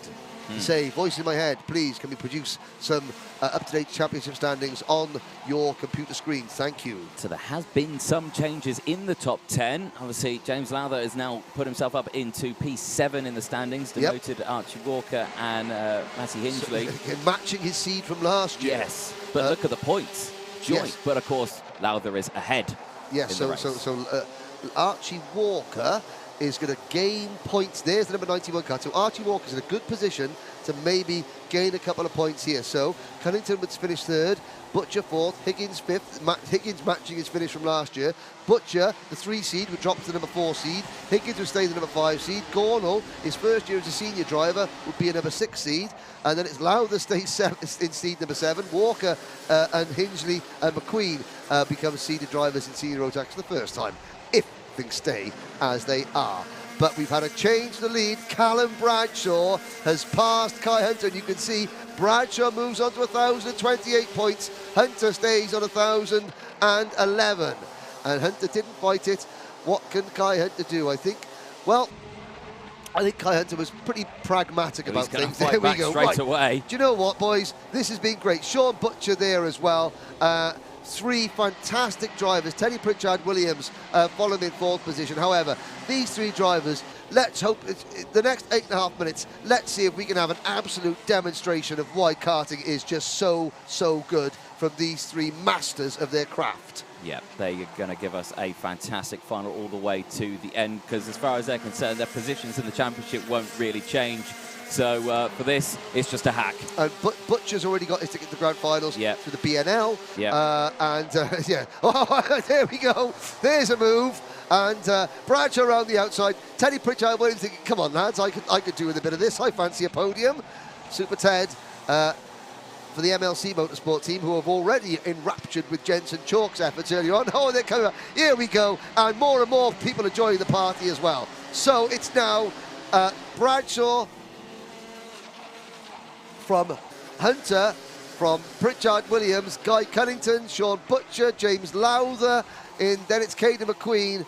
This could be I think the gloves are off in a nice way. Yeah, definitely so. I mean, it's the last race of the season. There are tickets up for grabs, of course, like we were saying, for the grand finals in this one. So I think there is still a scrap up for grabs in this one. 7 minutes to go as Caden McQueen just tries to find a little gap down the inside there of Sean Butcher. Slight bit of loadage going on into that corner, but everyone gets round happily. Exactly. Sort of. Oh, there's Higgins in the middle, and Gordon on the outside. Yeah. And now the 2 teammates, Gordon and Lowther. And here comes Lorenzo Cordal on a mission in the number 20 Cater Motorsport kart. There's Brandon Nagelvoort, who obviously had a penalty earlier on for jumping the start in his 2nd heat, but he had a top 5 finish yesterday. He thinks, I'd quite like another one, please. Yeah, why not? The back of this group has now fallen Archie Walker, who was on course, who was in the top 5 and has now dropped back to 12th. Up at the front, nothing has changed. It's still Bradshaw and Hunter separated by a 1/4 of a second. Yes, indeed. 6.5 minutes to go then, plus that 1 additional lap. And you're watching here the battle from 5th place down to 12th place on your screens. Led by Butcher, McQueen following. Then it's Higgins, Lowther, Gornall, Cordell, and Nagelvoort with Walker at the back of this group. Now looking further back, the back of this, we've got Leon Henderson, Perilli, Charlie Rippin, Ellswood, Matty Hingley down to 17th position. So the good news is the engine, or there is an engine on that kart. Hopefully it's the same engine, and hopefully there's Daniel Armstrong. One wagon that has stopped there. There's a change for the lead, and they're just doing this for fun now. Hunter and Bradshaw, they're probably beaming and amongst this because, hey, Kai Hunter, second again, he's going to be disappointed, but they haven't looked over. They're having a lot of fun here. Let's hope. I'm sure they're going to keep it nice and clean. Out of Ogier's, Pritchard Williams in third. There is. That's very much not attached for. Yeah, there's something missing there. That's number 45. So Ivas Kevichus. Yeah. So the Lithuanian driver ends his season early. But Pritchard Williams now in third place, and Guy Cunnington. So let's not forget that Guy Cunnington, in his career, in the modern year of the British Championship, 5 wins for Guy Cunnington. None this year, though. Cunnington's had a second and a third and now he moves up the inside of Teddy Pritchard Williams for third position. And Super Ted, I don't think Super Ted's got a podium in the British Championship yet. Has he not? No, he doesn't.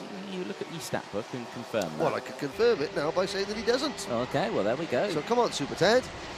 Right, let's get going. See what you can do. No, he's, so again, but finish it. Maybe Teddy Pritchard, he is not a driver that races week in and week out. He has done the British Championship, and that's pretty much it. Yeah. So again, he's got far less seat time than the rest of these drivers. So even if he finishes fourth, to finish fourth behind Hunter, Bradshaw, and Cunnington, who have won pretty much everything there is to win in karting, is no mean achievement whatsoever. And he's not getting left behind. He's just got to get his head down now, and we've got to change Cunnington up into P2. Yep. Hunter still leads. I think they've established that, you know what, I can't, you're good. Yeah. There's no team orders there, you know. Go for it. Absolutely go for it. Yeah, and there's, wow, that's a gaggle. Yeah. Caden McQueen, that is 5th place on back. So we've got the fourth, and here is the battle for everything else. Well, you certainly wouldn't want a 5-second time penalty if you're at the front of that group. No, well, McQueen is at the moment clinging on to this 10th and final national seed, which for, again, the Croc, the Zip branded team, the Croc chassis coming into Rotax for the first time, that would be a very decent achievement for Caden and the team. There is Matthew Higgins in top here. Matthew Higgins now trying to fight off about 25 drivers all in one go. Butcher is there in the number 3 seed. Then there's Lauder in the number 7 car, the 91 of Walker. Who else is in this group? Cordal, Gornall, Nagelvort, Henderson, Perilli, Rippin, Hingley, Ellswood, Olesna, Lapsley, Fernihau, Hamera, Folland, and even Louis Harvey that we saw having a spin on the first lap in 23rd position is just about clinging on to the back of this group. Yes, indeed. Yeah, it's quite good to see, isn't it? The fact that, you know, it's got there you go, down the inside, Butcher on Higgins. Yeah. And, just again, thank you. I'll take that one more. Let's have a little look. Will Higgins respond? He can't because Butcher's defending. Oh, but he is. No. Yeah. Then Butcher gets... there's found a gap. Yes, I found a gap. Look at that. I found one. Oh, look, I created one. Well, there we go. And you can see now the number 7 of James Lowther gets through as well. And around the outside there, who was that? That was an MLC Motorsport kart. I think of Charlie Rippin. I think it was Charlie Rippin. A very different line out of Ogier's. Yes. But he kept it going. Up at the front there, I mean, McQueen has just cleared off. So Caden McQueen now all on his own in 5th position. It's still with 2 minutes to go at the front. Kai Hunter, Guy Cunnington, Callum Bradshaw, Teddy Pritchard Williams. 1 second separate the top 4. 1 second separates 6th to 26th-ish. There's Archie Walker getting through on his KR Sport teammate Sean Butcher.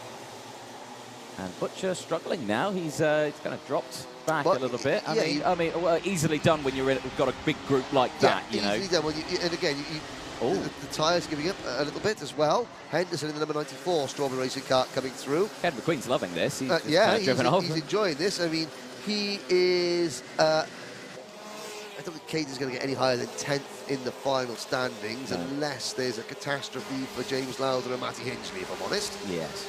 Championship situation, one more time. If we possibly have a look at the points on screen, they haven't changed. Bradshaw, 9 points in front of Kai Hunter with Cunnington 3rd. Higgins is now passed Butcher for 4th in the standings because Butcher has slipped back a little bit. And Higgins, again, you know, Matthew Higgins has potentially got to... now he's under investigation. But again, there's the rest of your top 10. Thank you very much. Less than a minute to go. Hunter continues to lead from Cunnington Bradshaw. I can't see Callum Bradshaw making another attempt passing Guy Cunnington. He's going to think, okay, Guy, you go and you try and get that race win. Teddy Pritchard-Williams is just hanging on in 4th position. Will the opportunity for Super Ted present itself? I don't want to speculate. Okay. At all. But you're about to. I am. Okay, fair enough. Speculate away. Nose cone looks mighty low on Kai Hunter's wagon. It does look a little bit low on Kai Hunter's wagon. That's not speculation. Oh, Will Ellsworth out of the racing car, number 6. That's not speculation, Anthony. That's more of an observation. Observation? You've observed it. Yeah. And you've commented on it. I mean, it looks like a perfectly good nose cone to me. But I mean, and these carts are quite low on the ground. They are, there we are. indeed. Oh dear, and that is Ellsworth again. Yeah. I think there's something fundamentally wrong with the handling of that go-kart. As now we look, so it's Hunter. The clock strikes 0. The clock strikes 0 on what has been an absolutely classic season of senior Rotax racing here in the Wera Tours Motorsport UK British Kart Championship. There's the battle for 6th place going around Ashby's. Here's the battle for the race lead coming into the boot. Kai Hunter, Guy Cunnington, Callum Bradshaw.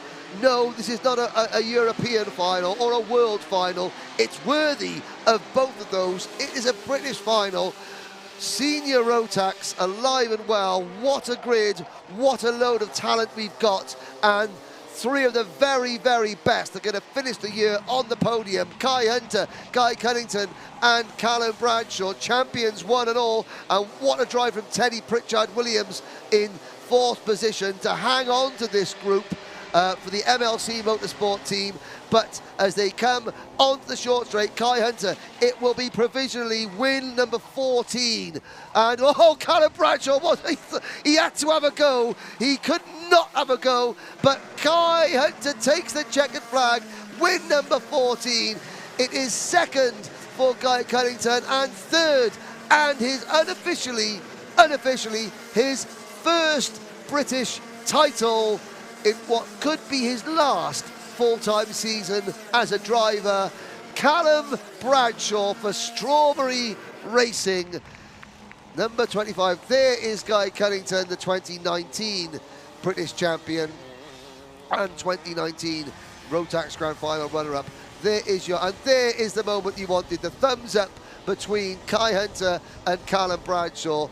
They have locked horns all season, and they know, they have forced themselves to be at their very, very best, and they have been. There is a look at your unofficial top 12. Caden Queen finishes 5th, Lowther in 6th, followed by Walker, Cordell, Henderson and Gornall, with Higgins and Perilli your top 12. Butcher, Hingley, Fernehow, Lapsley, but there he is, Callum Bradshaw, IAMI International Final winner in 2016,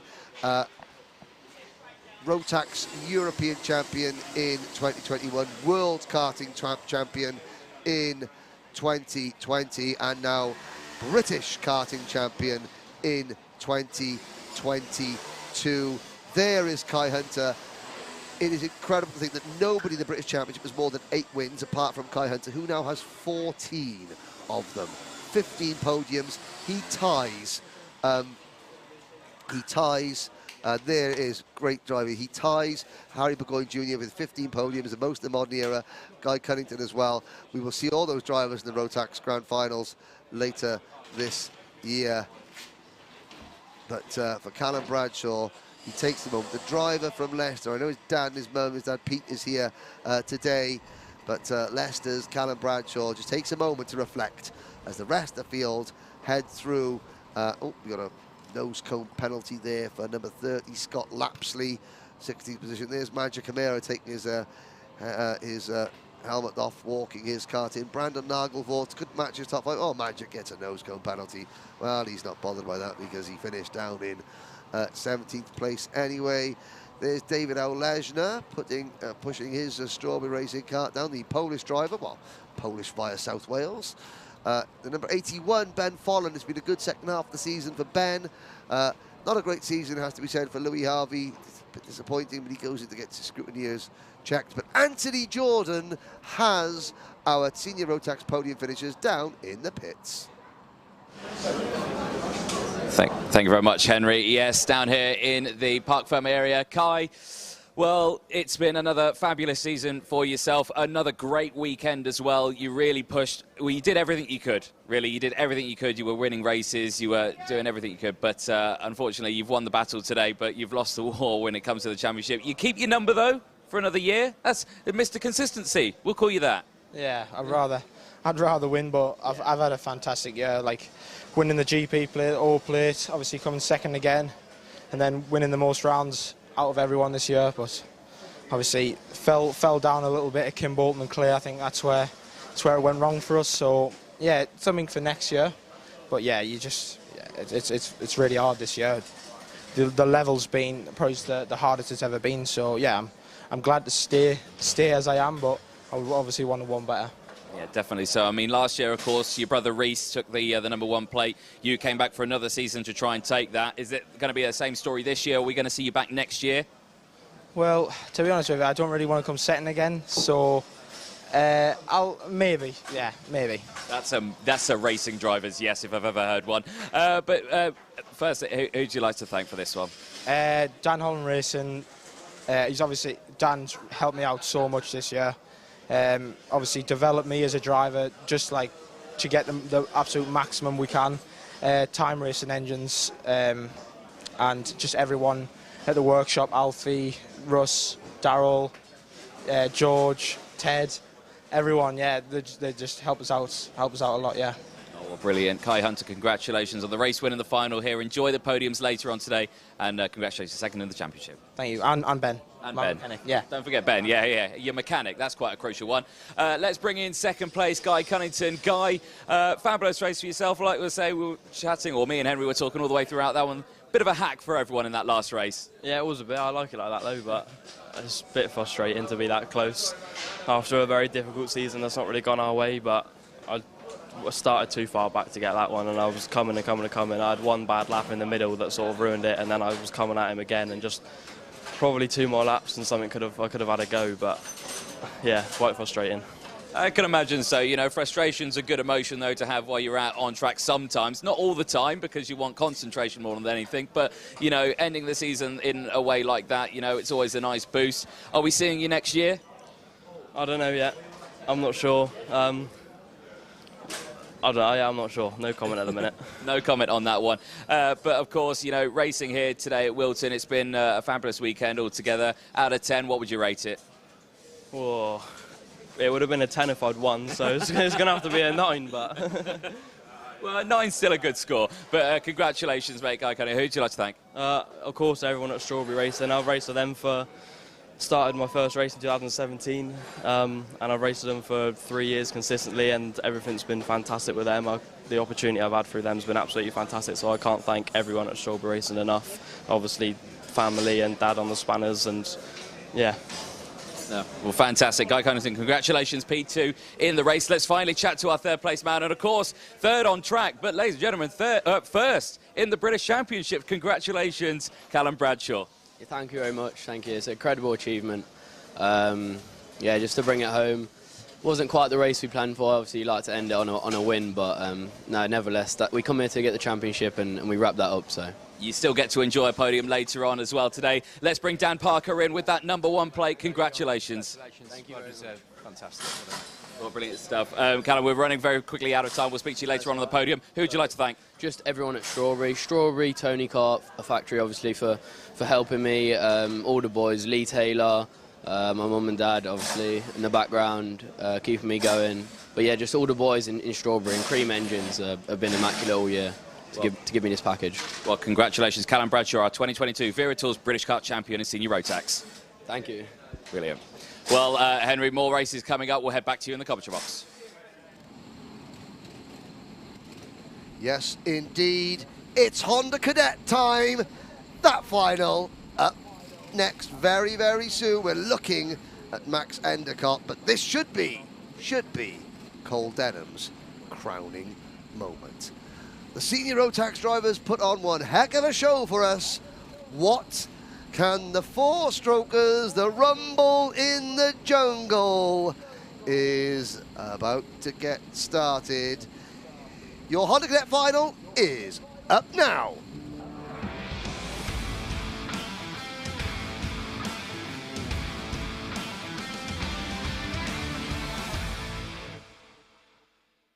So your starting lineup for the final. Cole Denham goes from pole position alongside Max Endicott, Kenzo Craigie and Finlay Lines start from row number 2. Oliver Majewski and Jarrett Clark go from row 3. Bella Fairclough and Noah Barham are on row number 4. Rocco Shenton and Privateer Ellis Bell round out your top 10 ahead of Albert Friend and Charlie Wolfett.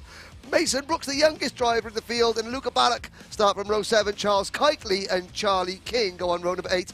Harry Taylor and Hayden Gray on row 9. Your top 20 rounded out by Wales is Ethan Griffiths and Oliver Spencer. Row number 11 is Kai Clark and Oliver Warner, with Jacob Bashler and Albie Lapper on row 12. Row 13 should be Joshua Griffin. Sadly, Joshua won't go out for this one. So Cole Denham will lead the championship. He's not dropping any points, so he's going to add to his championship tally. Everyone else is dropping points at the moment. Kenzo Craigie actually still leads the point standings at the moment, but he will be dropping points. He's going to be dropping, I think, about 55 points, whereas Cole Denham will be gaining ground. But for Cole Denham, this could be a bit of history for young Cole, because in the modern era of the British Championship, no Honda Cadet driver has ever won more than 5 finals. Mitchell Gibbons has won 5.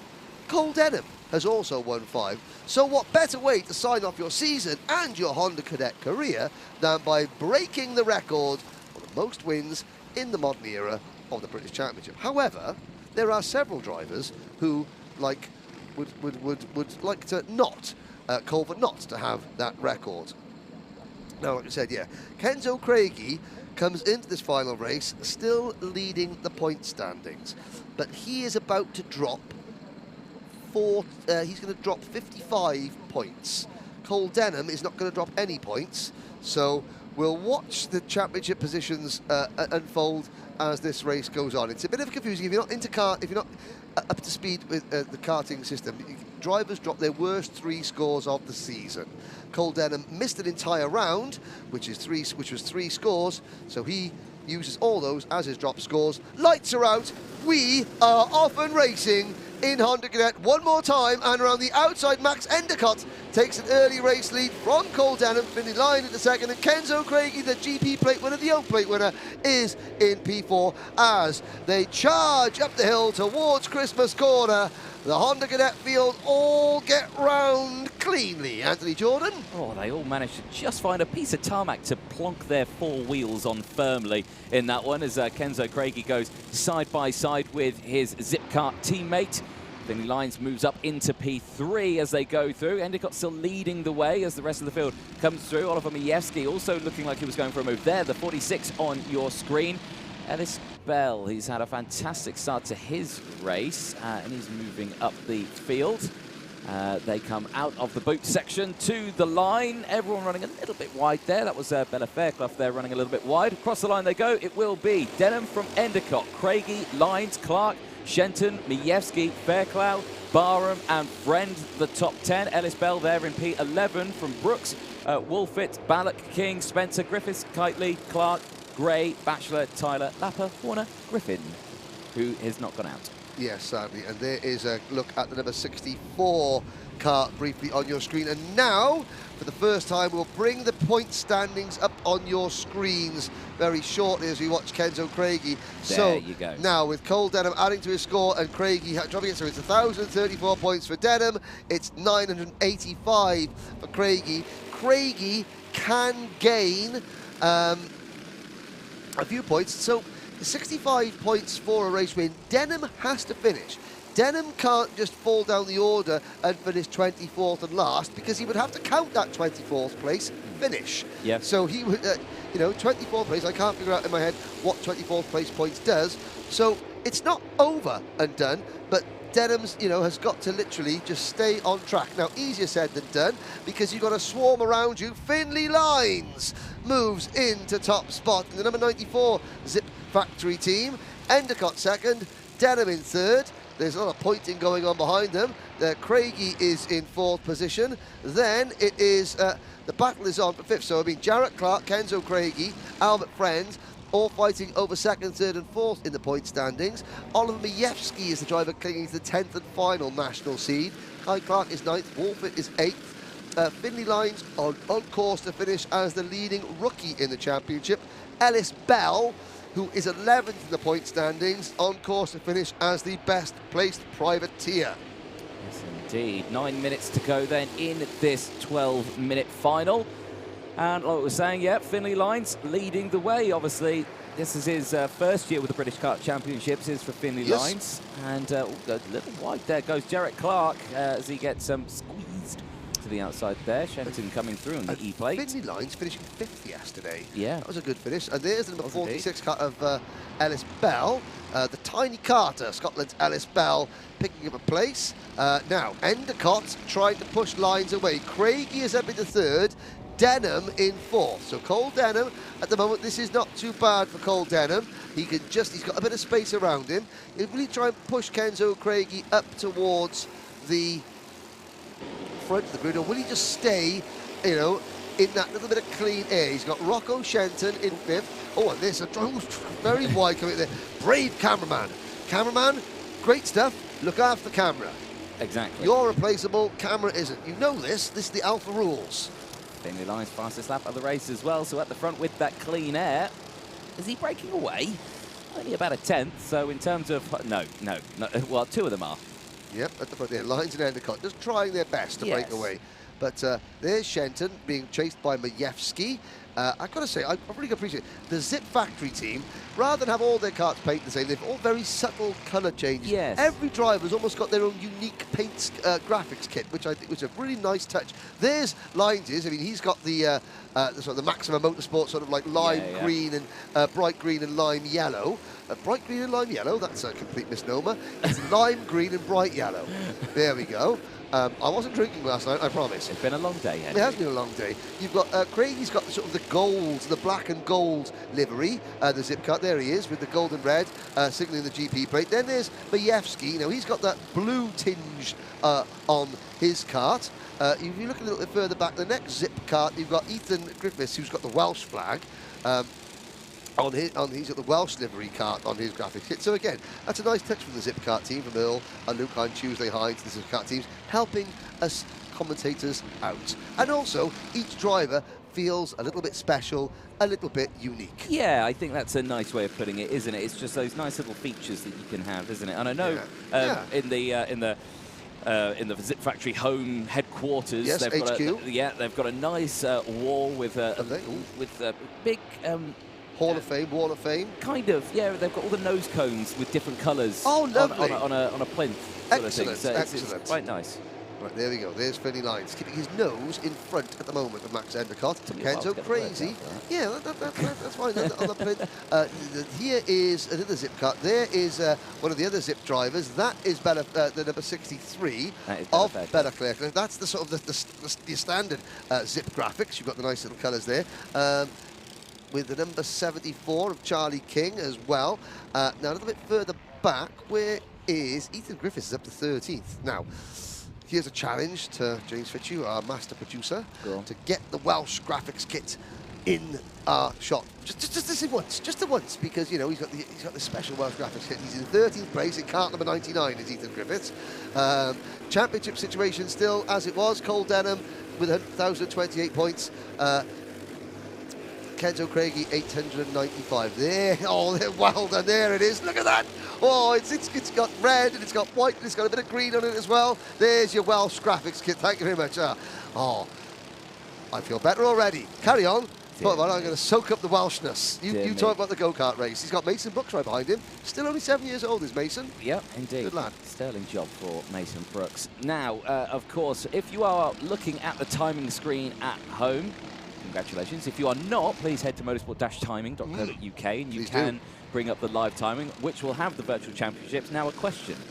The Virtual Championship, as you see it there, obviously that's all signed, sealed and done with the drop scores. Correct. It doesn't include the 20 bonus points, though, does it? Yes. Does it? Of course it does. Does it? Absolutely does. Ian Rogers wouldn't forget to put the 20 bonus points on our Virtual Championship score, now would he?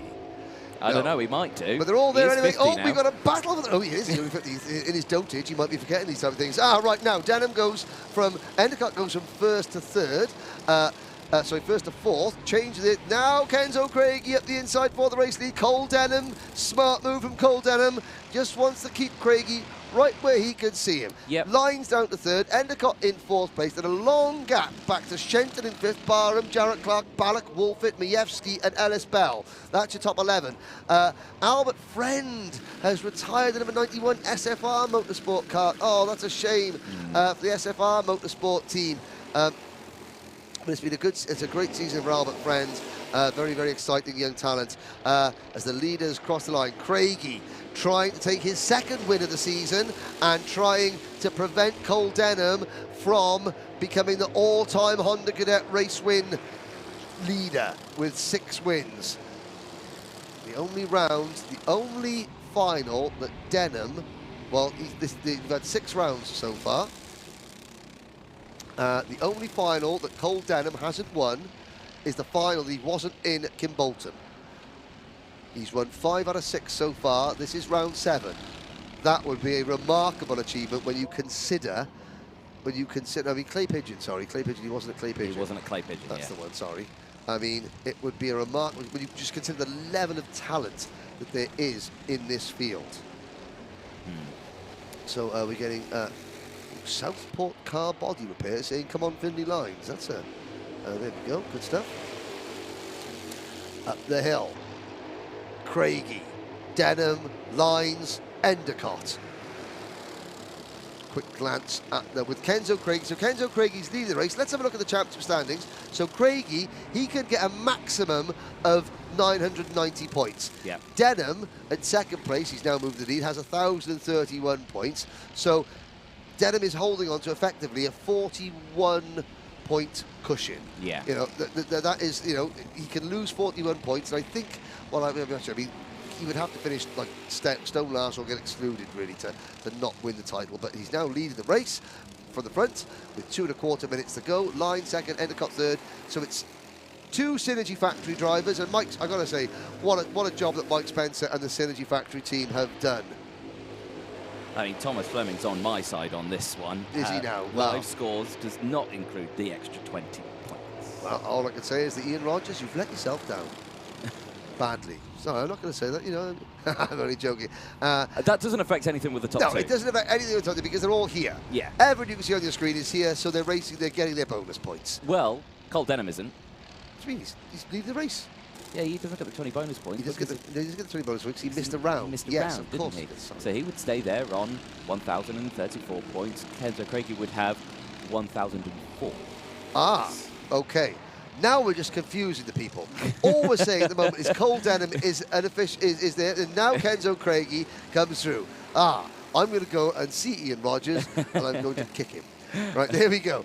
1 minute, 15 seconds ago. Charlie Wolfit is under investigation for not quite sure what for, but it's Craigie who leads up the hill.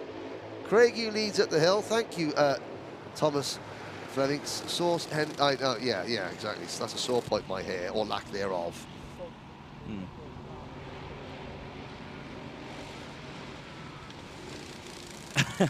Okay, fine. Apparently it does include the 20, apparently, according to Ian Rogers, who has just messaged James Fitchew in the production room. Never mind. As you know, as everybody knows, I speak only facts. And therefore, now, fact. Cole Denham, once again, has done a marvellous job of easing out a gap right when it matters most. We come out of the boot, Denham in the number 10 car, and I have to say, Mike Spencer and the team at Synergy Synergy Factory team have done an absolutely fantastic job this season. They have, the Zip Factory team have come out with all guns blazing, their strongest showing in years, and they took that emotional win at Clay Pigeon. Mr. Karting the late Martin Hines, you know, on the anniversary of his death. Kenzo Craigie has been magnificent. And again, a couple of times I spoke to the members of the Synergy team. They have even complimented on Kenzo on, you know, his racecraft and what a great driver he is. And that's not always the case when you have two teams battling. They don't always complement each other the way that they have done. So, but Mike Spence and the team, they have done an absolutely superb job against, you know, not just the Zip Factory team. You've had SFR as well, and Albert Friend have been fantastic this season as well. Now, the clock strikes 0. Denham will start the last lap, and he doesn't have a big lead. He has a lead of about 4 kart lengths over Kenzo Craigie, and that lead will come down every single inch of the way up the hill towards Christmas Corner, Anthony. It's anyone of 4, Denham, Craigie, Endicott or Lines. It is indeed, as Lines goes around the outside of his teammate. Kenzo Craigie couldn't get that move done, though, slots back into P3. Kenzo Craigie, you saw him at the exit of Oblivion. He really used all the track available to him as he tried to gain the momentum up the hill. It didn't work out for him as they have all closed right up now. Bumping and barging as round the outside goes Rocco Shenton. Has that 2? Is it potentially 3? He's side by side for the race lead. No, he can't, but he has moved up into P2 as they exit out of Auges in towards the boot section for the final time. Rocco Shenton with an absolute monstrous move. Cole Denham parks it on the apex of the boot. They all bump into the back of him.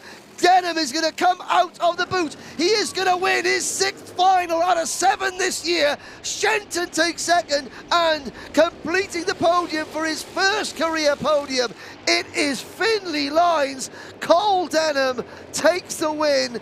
Kenzo Craigie finishing in 4th place. Endicott will finish in 5th. Barham in 6th. The top 6 separated by 0.8 of a second. That is Honda Cadet Racing, and that is why this class is such an asset to karting. 7th was Jarrett Clark, a massive 1.09 seconds behind your race winner in 7th place. Then it's Charlie Wolfett in 8th. Ellis Bell finishes in 9th position. Majewski takes 10th. Ethan Griffiths finishes in 11th place, followed by Mason Brooks, Hayden Gray, Charlie King, Kai Clark, Oliver Spencer, Oliver Warner, Albie Lapper, Charles Kitely and Harry Taylor, with Jacob Ashler, Bella Fairclough and Luca Ballack the last finisher. Sadly, Albert Friend failed to finish and Joshua Griffin failed to start. Now they'll go across the line. There's Jarrett Clark, nose cone check for everybody, and there's Rocco Shenton, just he's happy there. Charlie Wolfett goes through. Cole Denham, Scotland's Cole Denham is your champion, and again we had Zach Drummond from Scotland as a champion in this class before.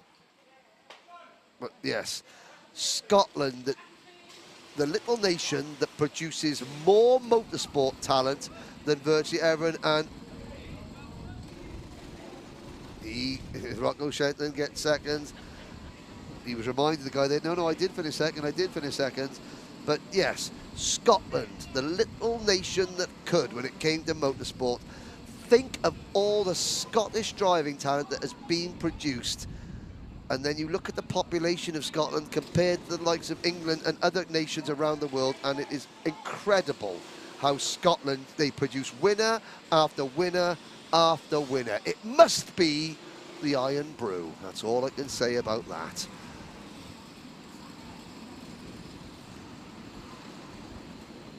And now who's coming in? There's Albie Lapper, and he's happy with that. Albie Lapper finishes 18th. He gained 6 places, and he's absolutely over the moon with that coming through.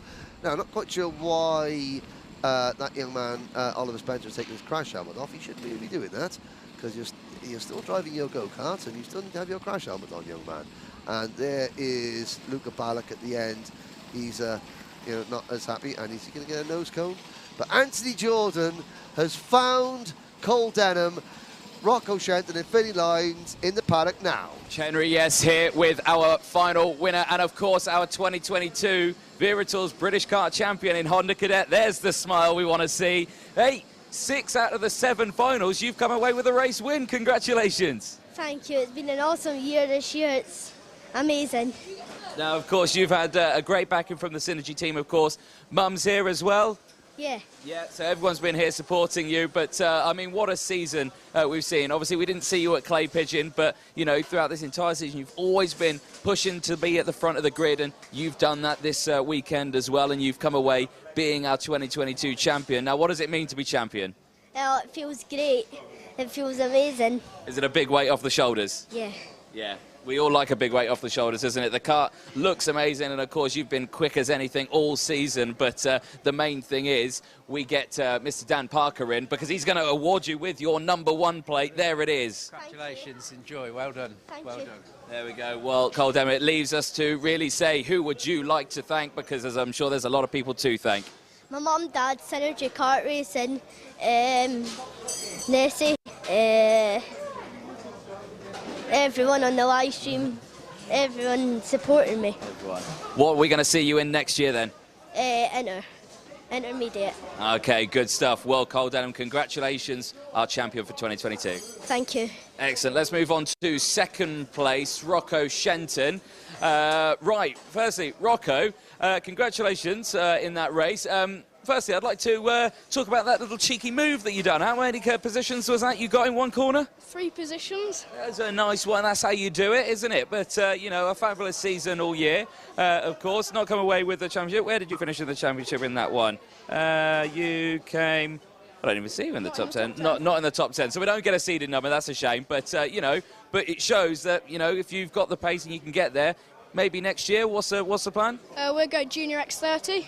Okay, so stepping up, big step up there as well, isn't it? So big difference to Honda Cadets. But the main thing, who would you like to thank for today? My mum, my dad, RPM Racing Engines, and my brother and my dog. Well, Rocco Shenton, congratulations. P2 in Honda Cadet. Thank you. Excellent. Finally, let's bring in our third place man. First podium of the season. Congratulations, Finley Lines. Thank you. Very good. I mean, brilliant result for yourself. I'm sure your dad will be very, very happy. I can see Mum just behind. You can see there, Nikki, just behind. There you go. There's the smile that we want to see. But, you know, a great start to your first season in the British Championships. You've shown real good pace, haven't you? Yeah, definitely. I mean, is that help from the team? Is that Dad giving you all the tips from his racing?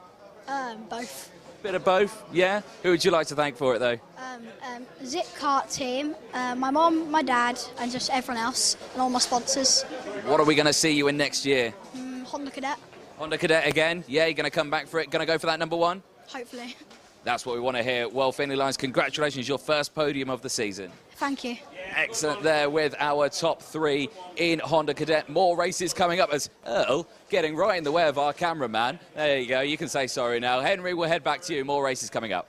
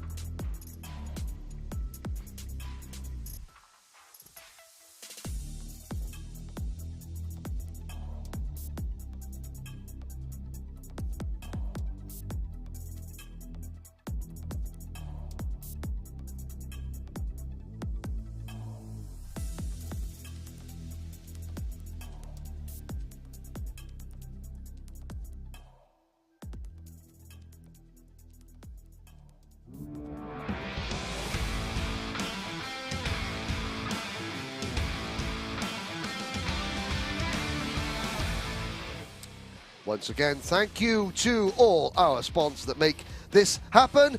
It's the penultimate race of the 2022 season. It's the Minimax Final, and it's Harry Bartle and Sebastian Mins on the front row of the grid. Championship leader Noah Wolf and Finn Leslie go from row number 2. Row number 3 is Josh Graham and Wolf's title rival Scott Marsh. Joshua Smith and Josh Turnbull are up next, followed by William Murtar and William Murphy, Harrison Whitcomb under the weather, Harrison Whitcomb and Daniel Amore on row number 6. Thomas Min-Spearing and Hugh Bolton start from row number 7. Michael Dalton and Joe Anderson go from row number 8. Row number 9, Ollie Wise and Brandon Truman.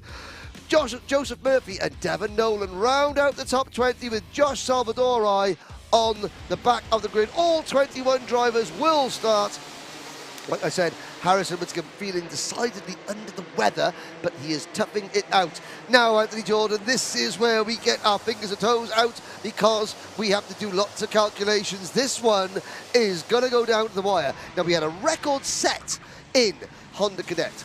Cole Denham has now won more Honda Cadet races in the modern era of the British Championship than any other driver. If either Scott Marsh or Noah Wolf win this race, they will be tied with Archie Kitchen and Ethan Jeffhall for the most wins in the modern era in the Minimax British Championship.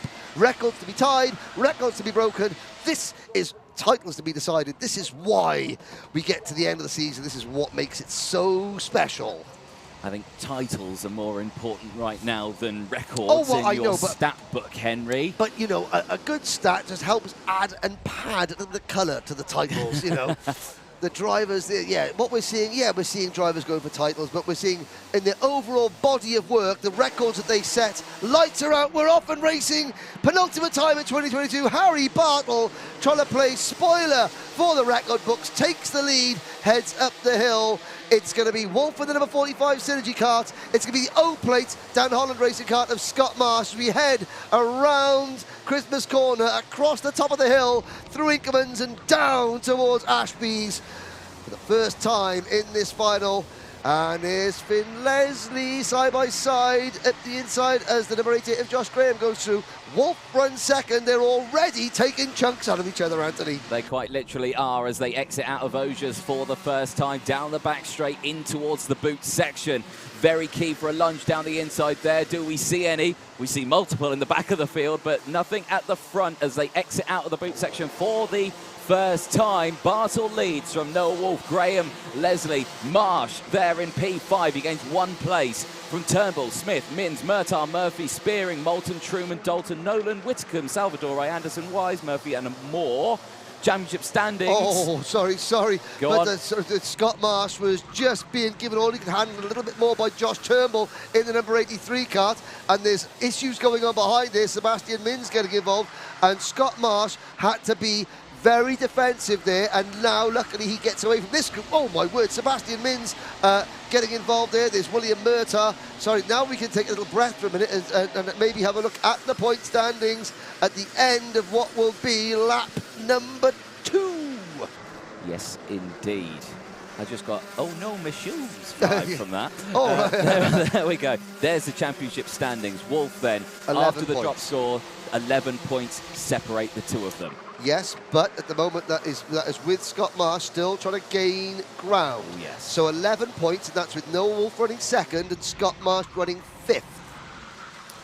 Yes, indeed. It's been, it's been an up and down season all throughout for these drivers, and Minimax has probably been one of the closest throughout the entire season as well. Well, Noah Wolf has not finished off the podium until yesterday.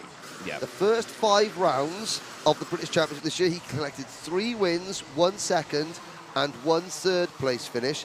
Yesterday was an 11th place finish. That was, with a penalty involved in that. So Scott Marsh, who won yesterday, he has had 3 wins. And 3 wins. It's either been feast or famine for Scott Marsh this year. 3 wins. He had a perfect weekend at Lark Hall on Jubilee weekend. Sebastian Mins sets the fastest lap of the race, 47.53 seconds. Marsh continues to run 5th to Wolf's 2nd place. So it's Bartle leading, but he's not enjoying and Harry Bartle, first season, he's had 2 podiums so far. Harry Bartle, and this would be, but he's only had 2 second-place finishes. They've been his best results of the year so far. Wolf, then Joshua Graham. It's not been a great season for Joshua Graham. He's only got 1 third-place effort to show, 1 third-place finish to show for his efforts. Finn Leslie, 1 second-place showing for the GP plate driver. And then it's Marsh, the O plate behind them. Then a gap back to Mins, the number 77 KR Sport Machine. Joshua Smith having his best run of the season, followed by William Murphy, Josh Turnbull, William Murtagh, Hugh Moulton, Brandon Truman, Thomas Spearing, Harrison Whitcomb, Michael Dalton, Joe Anderson, Ollie Wise, Josh Salvadore, Daniel Amore, and Joseph Murphy. Devon Nolan has retired, the privateer number 54, sadly for him.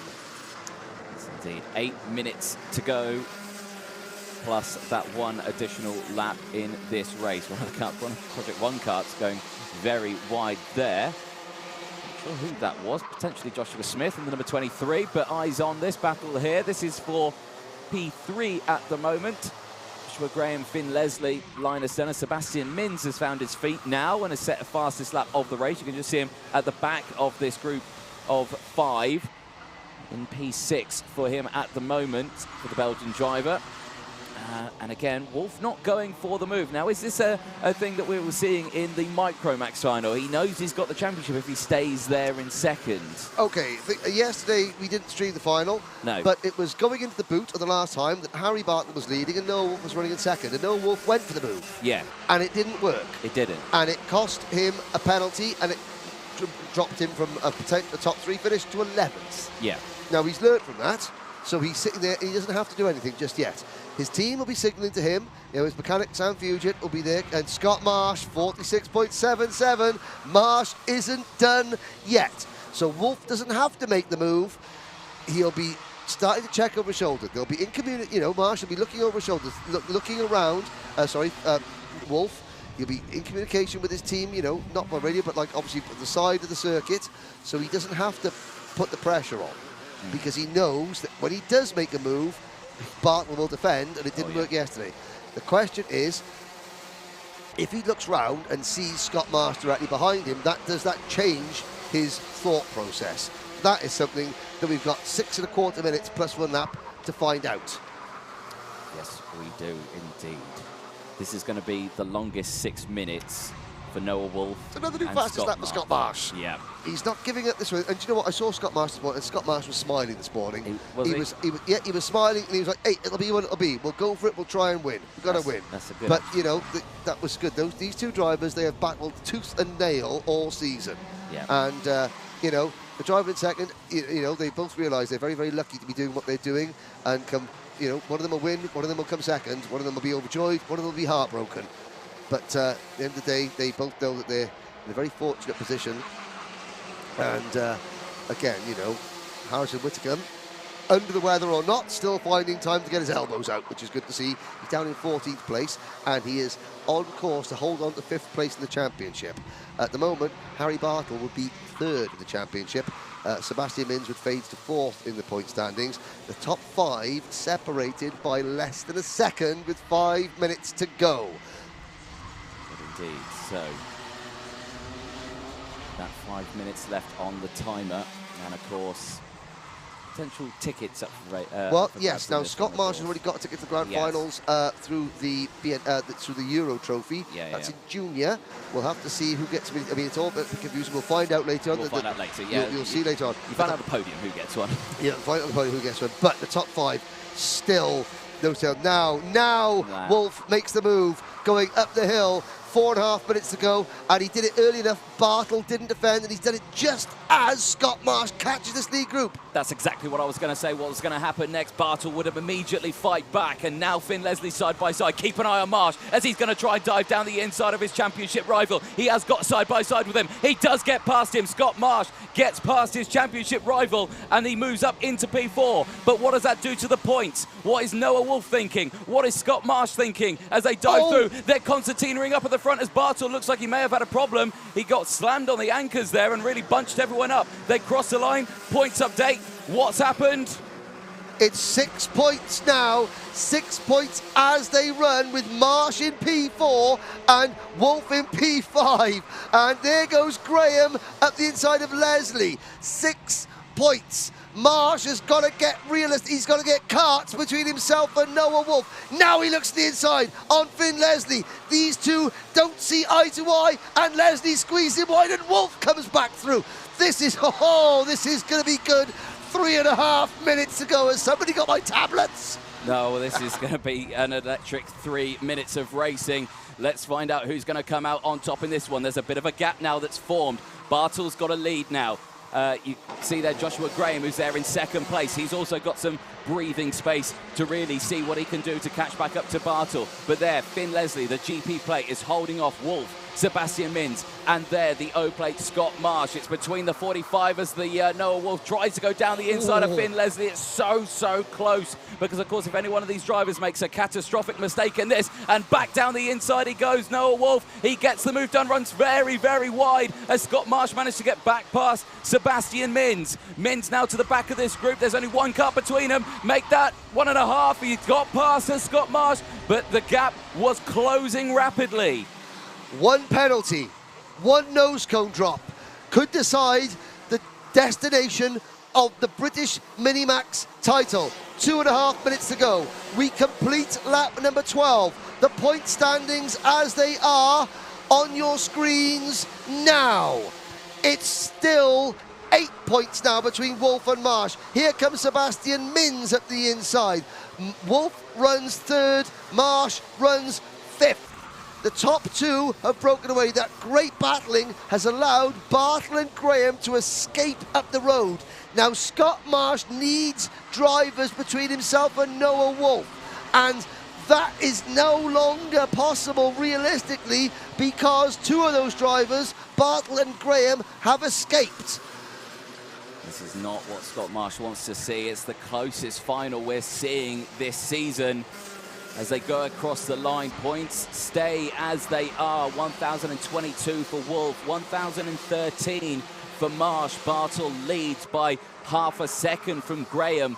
Graham is in second by about 1.5 seconds himself as well. I've got to say, that exchange, that 2 laps of battling with Wolf and Marsh, that was so, because they had to be, both of those drivers had to be maximum 100% attack, but also maximum 100%, cannot make a mistake, because if they do make a mistake and knock a nose cone off or get a penalty, that would be it, game over. And it was fantastic to watch. It's why and they're still going for it. So now it's the case of pride. Mins to the inside of Wolf, and now Marsh takes advantage. While Sebastian Mins playing spoiler, he's just going for the race win, and Noah Wolf using his smart brain there from Noah Wolf. Yeah. Really smart drive. He gets him all in front, but he moved out of the way, and Marsh at the inside of the Christmas corner. The two championship protagonists are side by side, wheel to wheel, and they're defending. So now what can Scott Marsh do? So Marsh is ahead of his rival.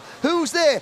His teammate, the second Dan Holland kart goes through. That's William Murtaugh. Now we got Turnbull at the inside of Noah Wolf. Noah Wolf's got to be so careful. Noah Wolf's title is hanging by a thread with 17 seconds to go, and Noah Wolf, he's a smart driver, is Noah Wolf, but he's got to use every ounce of intelligence now just to try and keep it on the island. And look, there's a second synergy kart. Now, there's William Murphy now. He's going to act as Wolf's rear gunner. The clock strikes 0. 5 points separates them, Anthony. We still don't know who's going to be British champion. Yeah, we're not going to see that at all, as it looked like Murtaugh was going to go for a move on Marsh at the last opportunity. I think Marsh would have been, you're definitely off my Christmas card list, but I don't think he cares about the championship. He just wants to get a place. Here comes Noah Wolf re-attacking. This is great stuff. Now Wolf will get the inside. Oh, but he has to back out of it. He does back out of it. You've got Finn Leslie, you've got William Murphy, and you've got Josh Turnbull right behind Noah Wolf. Wolf has to finish in front of some of them. Marsh is defending against his own teammates. Oh boy, 1 lap to go, Anthony. Bartle, Graham, Mins, your top 3. This is the battle of the fourth, but it's the battle of the British title. Warning flag for Marsh as we go on to the final lap. Bartle and Graham have disappeared up the road. Eyes on this battle for P4 on your screens, as Sebastian Mins is there in P3 at the moment, but it's all down to who's going to take this championship. At the moment, there's just one car between them. There needs to be more, but at the moment, well, I've got to say, because Finn Leslie has got back between his teammate, and Finn Leslie has moved up behind Noah Wolf now, so there's potential, but no one's close enough. There's a real estate between the two of them now. Oh. I think this is signed, sealed, and done to the line. Noah Wolf has absolutely done just enough. He has had to survive a hornet's nest. Harry Bartle takes his first British Championship win. Graham is second. Mins is third. Marshall finished fourth, and in sixth position, winning the British title by 5 points, it's Noah Wolf and the Synergy Racing team. 2 titles this afternoon for Synergy Racing. Oh my word, did Noah Wolf have to work for that one. Scott Marsh pushed that driver there all the way, and Wolf had to survive attacks from left and right and in front and behind, and he has done it, and he knows he's done it, and he can now breathe a sigh of relief. And I know that his dad Roger's been here, but his grandparents have come down to watch this race. And I know I spoke to Noah's granddad last night, and his granddad's been very, very proud, because his granddad he was like, he's still just a kid. We put this pressure on all these drivers, and they're still just kids. But my, oh my, that was a man's race there. That was a race. These young men, they're young sportsmen. There goes Scott Marsh. And now we wait. Let's just see. They go to the nose cone check. Noah Wolf checks a thumbs up. And he goes to, wow, there's another sigh of relief. And we'll wait to see Sam Fugit, Noah's mechanic, will be somewhere in bits, I'm sure, the family. But what can you say about Scott Marsh? He's not just a fine young driver, he's a fine young man, is Scott Marsh. And there you go. There is the congratulations. And there now the Noah Wolf congratulations. There's Teddy Wilson there from Elite Driver Management, and there, I think that might be Noah's mum. We're going to move over. He spotted someone. We're going to see there's Caden McQueen there, Harry Bartle. Yeah, look at that. Let's not forget Harry Bartle there. What a fine win it's been. What a fine win it's been. Sebastian Mins taking, giving good celebration. That's a good sign as well. With drivers from other teams congratulating. That gives you a really good idea of what Noah Wolf is thought of amongst his peers. And that's very important indeed for every driver to be respected. There you go. There's the moment. There's Roger, his dad. Breathe a sigh of relief. And there we're going to see that smile. Very, very. Now he did promise he'd speak Welsh to me. He's been learning Welsh as Noah Wolf. And he did promise, but I think I'd forgive him for forgetting to speak Welsh. He's now going to find his Sam. I'm sure he's going to try and find his mechanic, Sam Fugit. I'm sure there he is. There is Sam Fugit, and that is the relationship between a mechanic and his driver. It's a brotherly. It's like family because they spend so much time together. The ups, the downs, every practice session, week in, week out, and. My word, Scott Marsh, what do you say about that drive from Scott Marsh and the Dan Holland Racing team? He finishes second in the Minimax Championship for the second year running, but it went down to the wire, and it wasn't in the bag until the very last lap of the season, and that is what you want out of British karting. And yes, again, thanks for the comments on the live stream. There is Harrison Whitcomb speaking to his dad there, and Harrison has been he's been pretty poorly today, has Harrison, and he battled through it, and he finishes 5th in the championship. Harry Bartle finishes 3rd, Sebastian Mins slips to 4th, Whitcomb 5th, Leslie in 6th, Josh Graham with that result moves up to 7th, Hugh Moulton to 8th, Murphy and Turnbull are your last nationally ranked drivers, unofficially, of course, in Minimax in 2022. And Anthony Jordan is heading down to the pits. He's down there now. He is with our winner and possibly our champion. Take it away, Anthony. Thank you very much, Henry. Yes, well, what a final that was. One of the closest we've seen. We've got lots of drivers to get through in this one. We'll start with Harry Bartle. Your second year in karting, and you've finally come away with a championship, with a race win in the championship. Congratulations. Thank you. I mean, what a result and what a weekend you've had, because you've always been at that sharp end. Talk us through it.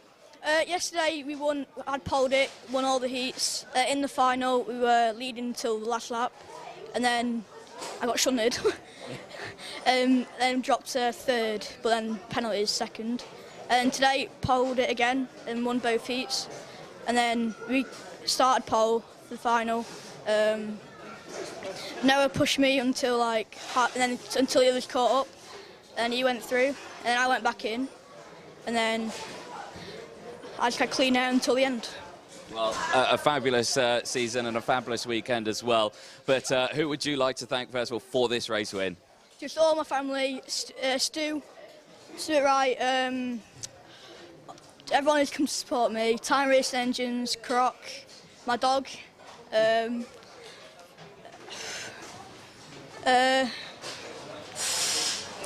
at Croc. I'm probably forgetting someone, but... Well, no, congratulations. Well done, Harry Bartle, your first race win of the season. Thank you. Excellent. Let's get Joshua Graham in very quickly, wherever he's gone. Josh, come on over for the Argenti team. Josh, well, congratulations. Second place here at Whilton Mill. Fabulous result for yourself. Yeah, worked really hard for it. Yeah, tough weekend all around. Of course, there was a championship battle in the middle of that race. Was that hinkling on your mind at all? No, I just knew I had nothing to lose, so I just went for it. Yeah. I mean, championship, where do you finish anywhere in the top 10? You do. You finish P7, so, you know, 7 seed, that's good. Are you reusing that next year, or are you moving up? Yeah, we'll be moving up. Okay. Too tall. Who'd you like to thank? I'd like to thank Argenti Motorsport, Kart Public Chassis, Ogden Race Engine, Danny Sweeney, my dad, Ron Meadows, and anyone else. No, perfect stuff. Well, congratulations, Joshua Graham. Congratulations, P2. Thank you. Excellent. Let's bring Sebastian Mins in, the Belgian driver. Seb, what a race. I mean, you can see the emotion on your face on that one, but, you know, talk us through P3, a podium to end the season. It's still a nice feeling. Yeah, it's all right. It's just... Of course I wanted to get third, but fair is fair, really, so... Yeah. I mean, it happens in championships. The championships, they take a lot of work, and you've put in such a good effort throughout this entire championship, of course. You know, what this does is that it makes you stronger going into next year, and what is the plan for next year? I don't know, we're thinking of maybe doing Junior X13 Europe, but yeah, that's it. Maybe a little bit of the British, but I don't know. We'll see. But you've been a fabulous addition to the championship this year, mate. A proper challenge for all the drivers, and I'm sure you've got everyone back in Belgium cheering and on the edge of their seats all the way through this season. But who would you like to thank? My mum, my dad, my sister, my team and all my sponsors, and Louis, my engine builder, and Ash. Brilliant stuff. Sebastian Mins, congratulations. Well done, P3. Thanks. Excellent. As you can see there, a lot of emotion. But finally, let's bring the man of the season, Noah Wolf, champion. Congratulations. Let's talk through it. It was a tough race. I would have just pushed Bartle to the end, but they were catching us, so we tried going in front because we felt really fast. And then I got shuffled back, and then we had a bit of a hack. Did it involve much maths going on all the way through that way? So you're not thinking of numbers? No, I was just thinking of it's just another race. Yeah. I just want to win it like a normal race. Yeah. Well, it's a great one for yourself as well. We'll bring in Dan Parker at this point here, who comes in with the #1 plate for the British Kart Championship. Congratulations. Noah Wolf, again, a brilliant season from yourself. We're going to see you, obviously, I think, moving up, aren't we? Yeah. So, and then the plan for that one. But for this year, you can revel, you can enjoy that #1 for the little time you've got it for. Who would you like to thank? My mum, my dad, my family, Synergy Motorsport, KR for the engines, my mechanic Sam, everyone who support me and everyone who's helped me. Well, Noah Wolf, congratulations, our Wera Tools British Kart champion for 2022 in Minimax. Thank you. Well, congratulations there to Noah Wolf, and of course the top 3 in that final. We've got one more race to go. It's time for Junior Rotax. There we go. Thank you, Anthony. Yes, ladies and gentlemen, one more race for 2022. It is your junior Rotax final. It's a full capacity grid. The title not yet won, but Brandon Carr in the number 30 KR Sport machine has, well, he's going to have to work hard to lose this one, put it this way. Vinnie Phillips in the number 87 Tony Kart chassis. You can see him there, the second driver on the left-hand side of your screen. He has not given up, and he won't give up until the very end. But for the last time in 2022, it's time for the Sting!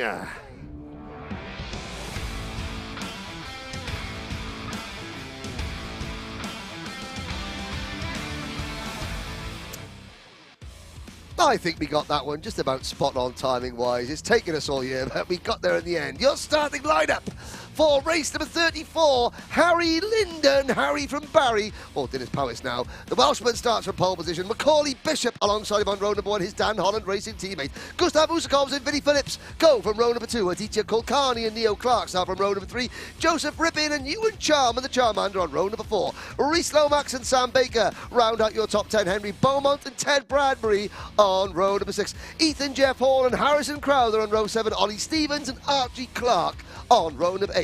Pearson, Bullock, Carter, Jay Lawrence, Reg Hayward, the birthday boy, and Evie Poulet round out your top 20. Championship leader Brandon Carr goes from grid 21 alongside George Donald, with the GP plate holder Gabe Fairbrother and Aidan Hassan rounding out row number 12. Harry the Lion, Hannum and Matthew Lambert start from row number 13. Jessica White and Oliver Sander on row number 14. Charlie Hart, Mikey Porter, William Antrobus and Jack Cooper lead your Repechage qualifiers, with Gracie Mitchell and Sam Longley rounding out your field. Now, one race to go, and number 22 is not going to go any further. Joseph Rippin for MLC Motorsport. But, ladies and gentlemen, I can tell you that your championship leader, Brandon Carr, is not on the circuit. Brandon Carr, due to start 21st, he is not on the track. Now, he has 1,012 points. I think this is a tactical thing, Anthony Jordan. You're looking now. This hasn't happened much before for you, Anthony, but back in the day, this used to happen all the time. When as soon as a driver won the championship, they would not go out. Let's see what happens. Lights are out. We're off and racing for the last time in 2022. Joseph Rippin and Brandon Carr not out there. Oh, and there's a big crash there. Oh, dear and me. you know what? That may be the reason why Brandon Carr, because he was starting right about there in that group, and he thought, no, if I get excluded or anything else as a disqualification, I have to count that score, and that's game over. Oh, you've got the number 23 of Scott Lapsley involved. You've got also, we didn't see what happened, but the good thing is everybody walking away. Up there, there's Henry Beaumont in the number 60 Dan Holland racing cart, who looks like he could have a couple of issues there. Ollie Stevens going through. But Harry Linden and Macaulay Bishop lead up at the front of the grid, and they're still stacking it up there, coming through. So, Anthony Jordan, take a breather. End of lap number 1. Harry Linden, Gustav Usakovs, Aditya Kulkarni and Macaulay Bishop are your top 4. Vinnie Phillips runs 6th. And the survivors, if that's the best way, are still trickling across the line after, have to say, the only Turn 1 crash we've had all weekend, but we have lost Jack Cooper, Sam Longley, George Donald. We're down to just 27 drivers in this race, Anthony. We are, yeah. Several didn't cross the line on that one. Reg Hayward, Evie Poulet, Jack Cooper, Sam Longley, like you say, though, and of course Joseph Rippin, George Donald as well, moving out. So, you know, that's not the start we wanted to see to this race, but it's the start that we were given, and it means that Harry Linden leads the way going into this one. Gustav Usakovs as well. You know, he's been a proper championship rival in this one. He's been at the sharp end at several points throughout this season. It's just not happened to be the season where it all came together to be in the part of the championship. But nonetheless, he's there in the point standings, 4th, but not battling for one of those top 3. Well, of the 32, there's more drivers going off there. But I mean, the drivers that started this race, 32 drivers went out. 20 of them managed to escape that first corner without getting involved in that accident. Yeah. And if you think about it, like Brandon Carr was due to start 21st. Yeah. And he just thought to himself, do you know what? Vinnie Phillips can't catch me no matter what Vinnie does. There he is on your screen, number 87 for Strawberry Racing. Vinnie Phillips is running in there. There's the championship situation. Now, Vinnie Phillips can gain points there, but he can't gain that many points. So he's got 973 points, but he's running in 5th position. So the difference between a first place points, which is 65, and 5th place points, which is 58, is 7 points. So whatever Vinnie Phillips does, he can't equal Brandon's score. Brandon is going to take last place points for this event. Yeah. If he got disqualified, he would have to count this score as one of his zeros, and that in turn would give Vinnie Phillips a chance. So Brandon and Ollie Walker, the KR Sport team, they went, you know what? We're going to... Oh, there's a problem for Vinnie Phillips. Oh, Vinnie Phillips and Macaulay Bishop. Well, oh, dearie me. The incident and accidents keep on coming here in Junior Rotax. I have to say that's a real shame as Vinnie Phillips went for the move. But, yeah, so Brandon Carr would have been right in the thick of that accident. And so you think a tactical, you always want to see the champion, you know, fight it out on the track at the end. But hey, when you worked all season and you think, do you know what, one more race, the risk far outweighs the reward. Yeah, of course. And of course, that would have been his last race in the juniors as well, because he would have been moving up into seniors, of course, for... next season. Yeah, for Brandon Carr. And back down the inside there. Oh, number 20, nice move there for Ted Bradbury on Henry Beaumont there. Obviously, Henry running in the top 10 at the moment, of course. Fabulous running for him. You know, I've got to say, so, you know, we talked about a lot about the scrutineering. The scrutineer, we got the young lady from Spain, Patricia.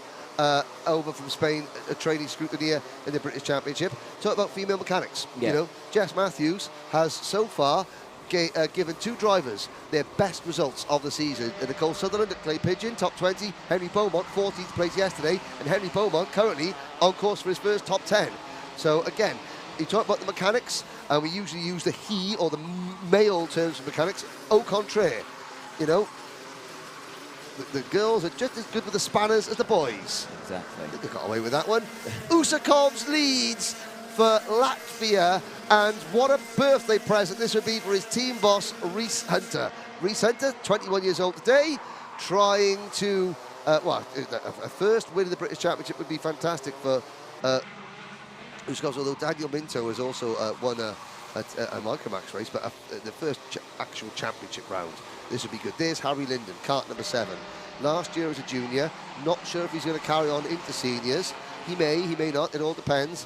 But he's there in 3rd position. Aditya Kulkarni, what a season he's had. Oh, and there goes the oak plate of Ethan Jeff Hall up the inside of Linden for P3. And here comes Reese Lomax, yesterday's race winner in 5th position.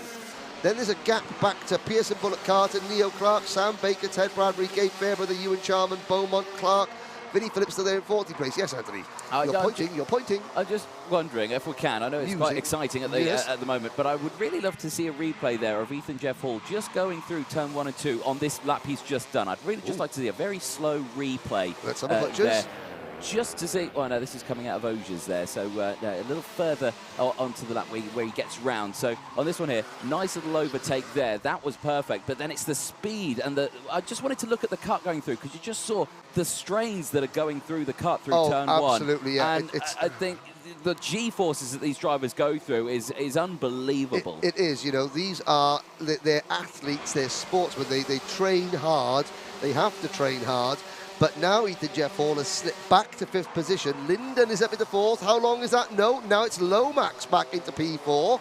We've still got, Jessica White has retired, so we're down to 26 runners, sadly. I've got to say, of the two drivers that did so well to get to the repechage, Jack Cooper and Sam Longley, their final lasted all of about 12 yards, which is a real shame. Charlie Hart there in 3rd position. Now, Charlie Hart came into today 3rd of the point standings, but his poor run of form is actually cost him. Harry Linden, who started the day, I would say 7th of the point standings. This, 6th rather than the point standings. This result at the moment is putting Harry Linden up into 3rd place in the points. Usakovs would take 4th in the championship. Jeff Hall would finish 5th. Hart would drop to 6th. 7th for Kulkarni, 8th for Neil Clark, and Gabe Fairbrother, who's just set the fast lap of the race. He would eventually, after a torrid up and down season, clinch 9th, with Reece Lomax coming out of seemingly nowhere at the start of the weekend to take the final seeded position. Yeah, indeed. It's been a good weekend for Reece Lomax, hasn't it? It certainly has. But again, we still got 4.5 minutes to go. Usakovs leads. Aditya Kulkarni for Argenti Motorsport is right on his rear bumper.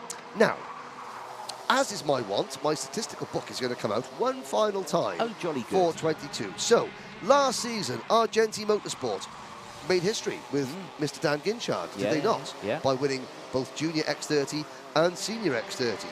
Can you guess, Anthony Jordan, how many race wins they have had this season in the British Kart Championship? What, for Argenti? Yes, across the board. None. Correct. They have not had a final victory yet this season. We have come down to the very last race, and Aditya Kulkarni has got Gustav Usakovs in his sights.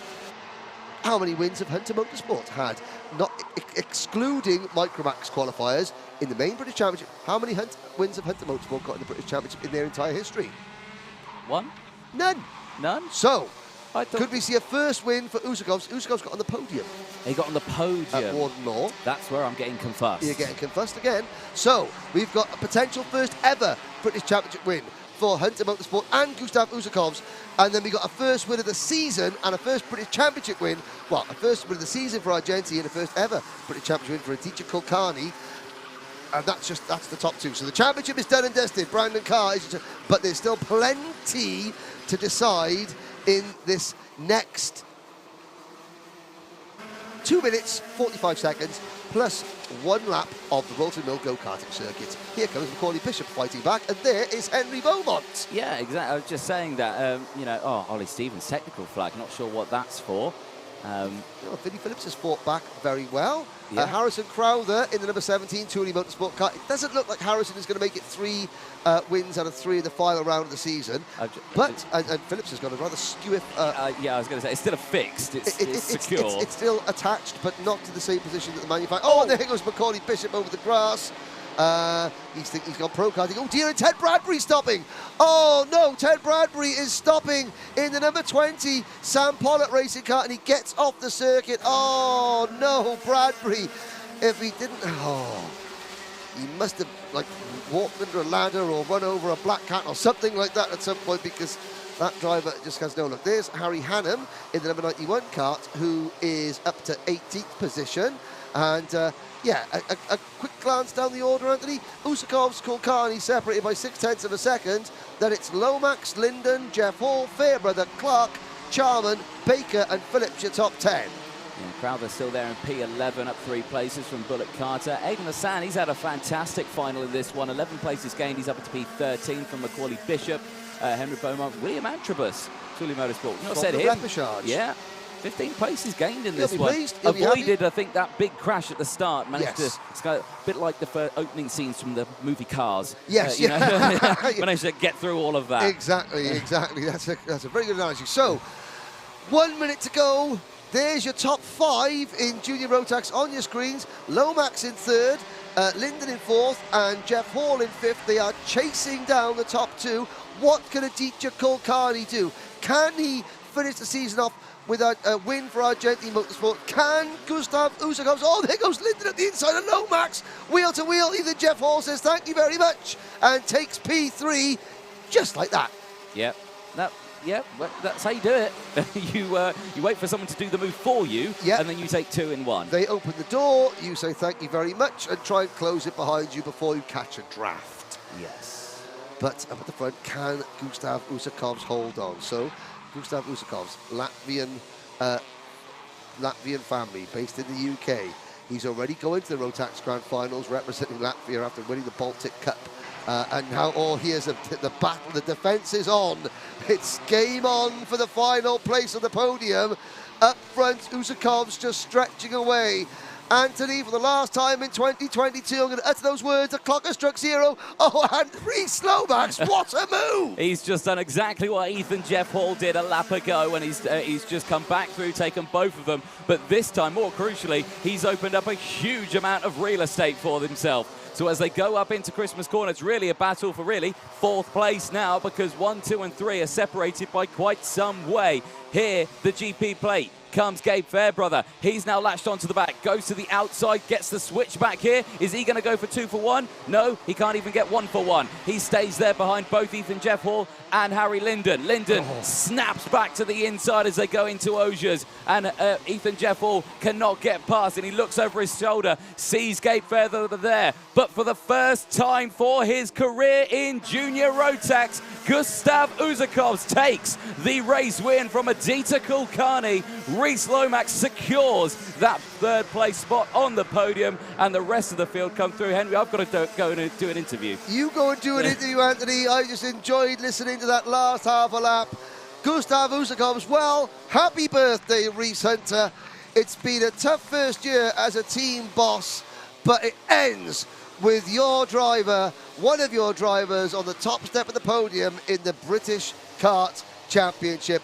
For Aditya Kulkarni, his first season in Rotax racing full stop ends with a 2nd place finish, another podium for Aditya, and a 7th place finish unofficially in the British Championship. Rhys Lomax takes 2 podiums out of 2 and finishes 3rd and grabs the last national seed in the country in 10th position overall. Harry Linden finishes 4th, but with that result, he comes away P3 in the British Championship, a result which he thought was highly unlikely at the start of the weekend. Gabe Fairbrother finishes 5th, gaining 18 places, the GP plate holder. Vinnie Phillips, he will get a nose cone penalty, I believe, sadly, and Vinnie Phillips finished in 8th place. But Vinnie will take 2nd in the British Championship final standings. You've got, there's Pearson Bullock Carter going through. Neo Clark, the number 5 seed. Well, he ends as the number 8 seed this year. There goes Macaulay Bishop through. Aidan Hassan, great result for Aidan Hassan. Oh, it's now not so great because he gets a nose cone penalty. He did finish 13th. There is Harrison Crowther, 17th in Kart 17. To end a difficult first year as a junior for Harrison, but I'm sure he'll bounce back strong. He's a real character around the paddock. And now you could see that a lot of the drivers that started further down the order, they're getting nose cone penalties because they were just around that huge accident at the start. And of course, thankfully, every single driver is absolutely okay.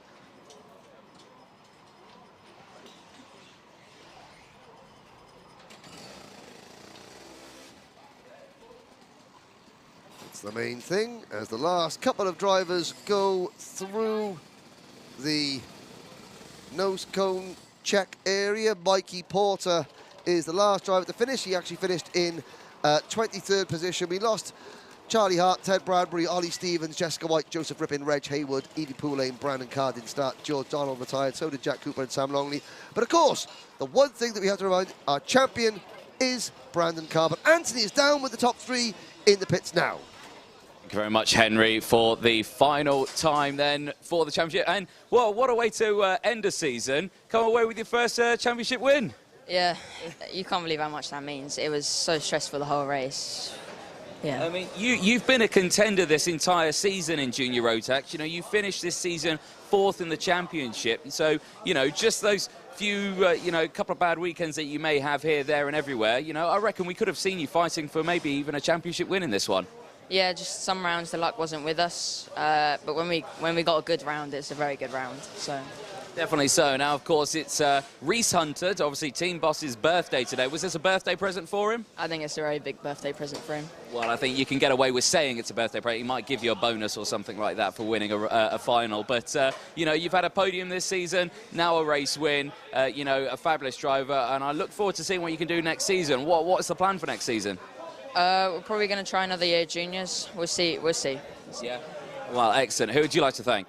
The whole team, my family, Dad on the spanners, and family watching back at home in Latvia. Brilliant stuff. Well, congratulations, Gustav Uzakovs. Well done. Thank you. Brilliant stuff. Let's get our second place driver in, Adita Kulkarni. There he is, right in front of me.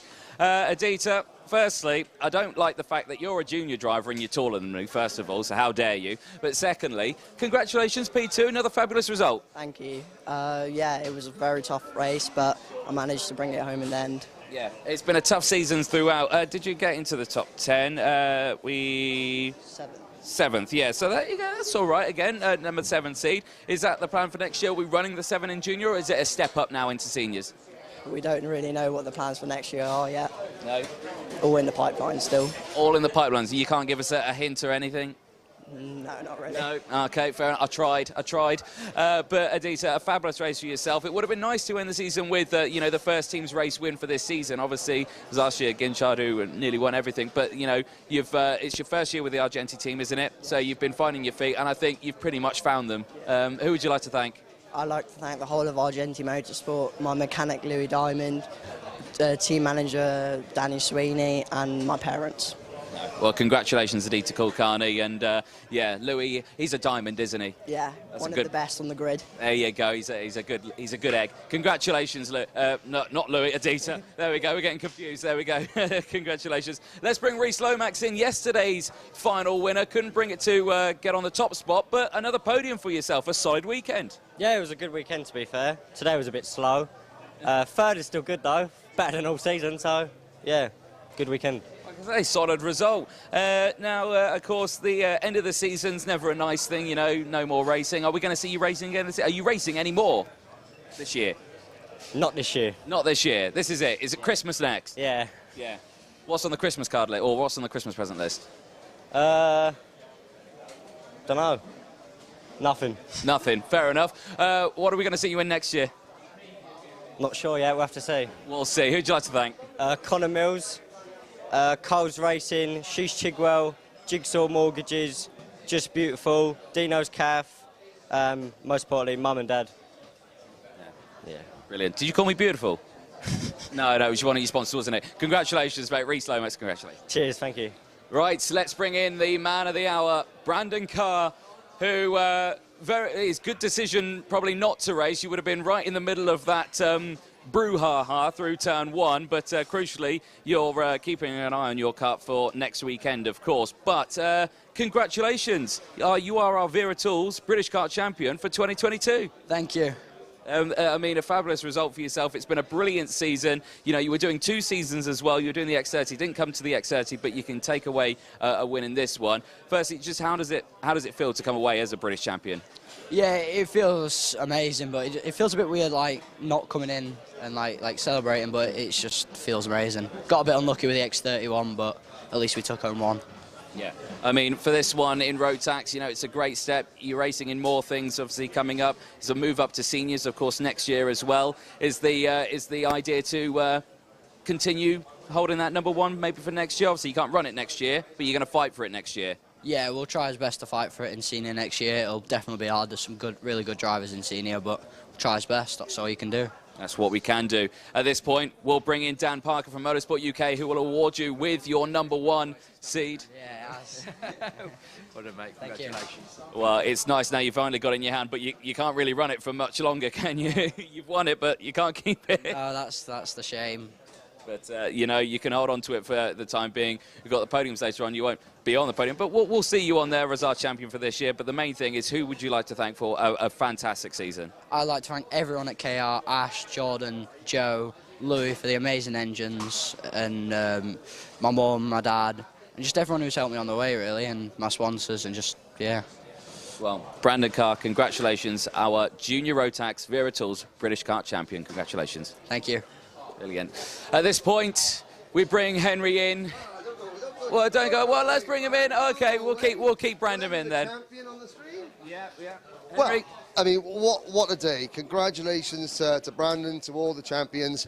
But before we get underway, now yesterday, Anthony John, we're going to sign off properly as at the end of the season, as only we should probably. But yesterday, Anthony, you went round the paddock and you made a video, and you were challenging the mechanics to to change a tyre and a rim, and you're being quite vicious with them, I think, with your rating system. So from the very top of the British Championship channel, we have said, before we go off air, I think it's only fair that after mocking the mechanics for their tyre changing ability, Mr. Jordan and no, Brandon, you're going to judge, because Anthony was giving all the mechanics marks out of 10, and I think he gave Ollie a rather cruel 3 out of 10, your mechanic. So, ladies and gentlemen, one more time, Mr. Jordan, step forward. Let's see how quickly Anthony Jordan can change a tyre ring, and we'll give him a mark out of 10, because let's come in mechanics, who you harshly judge. So, Mr. Cameraman,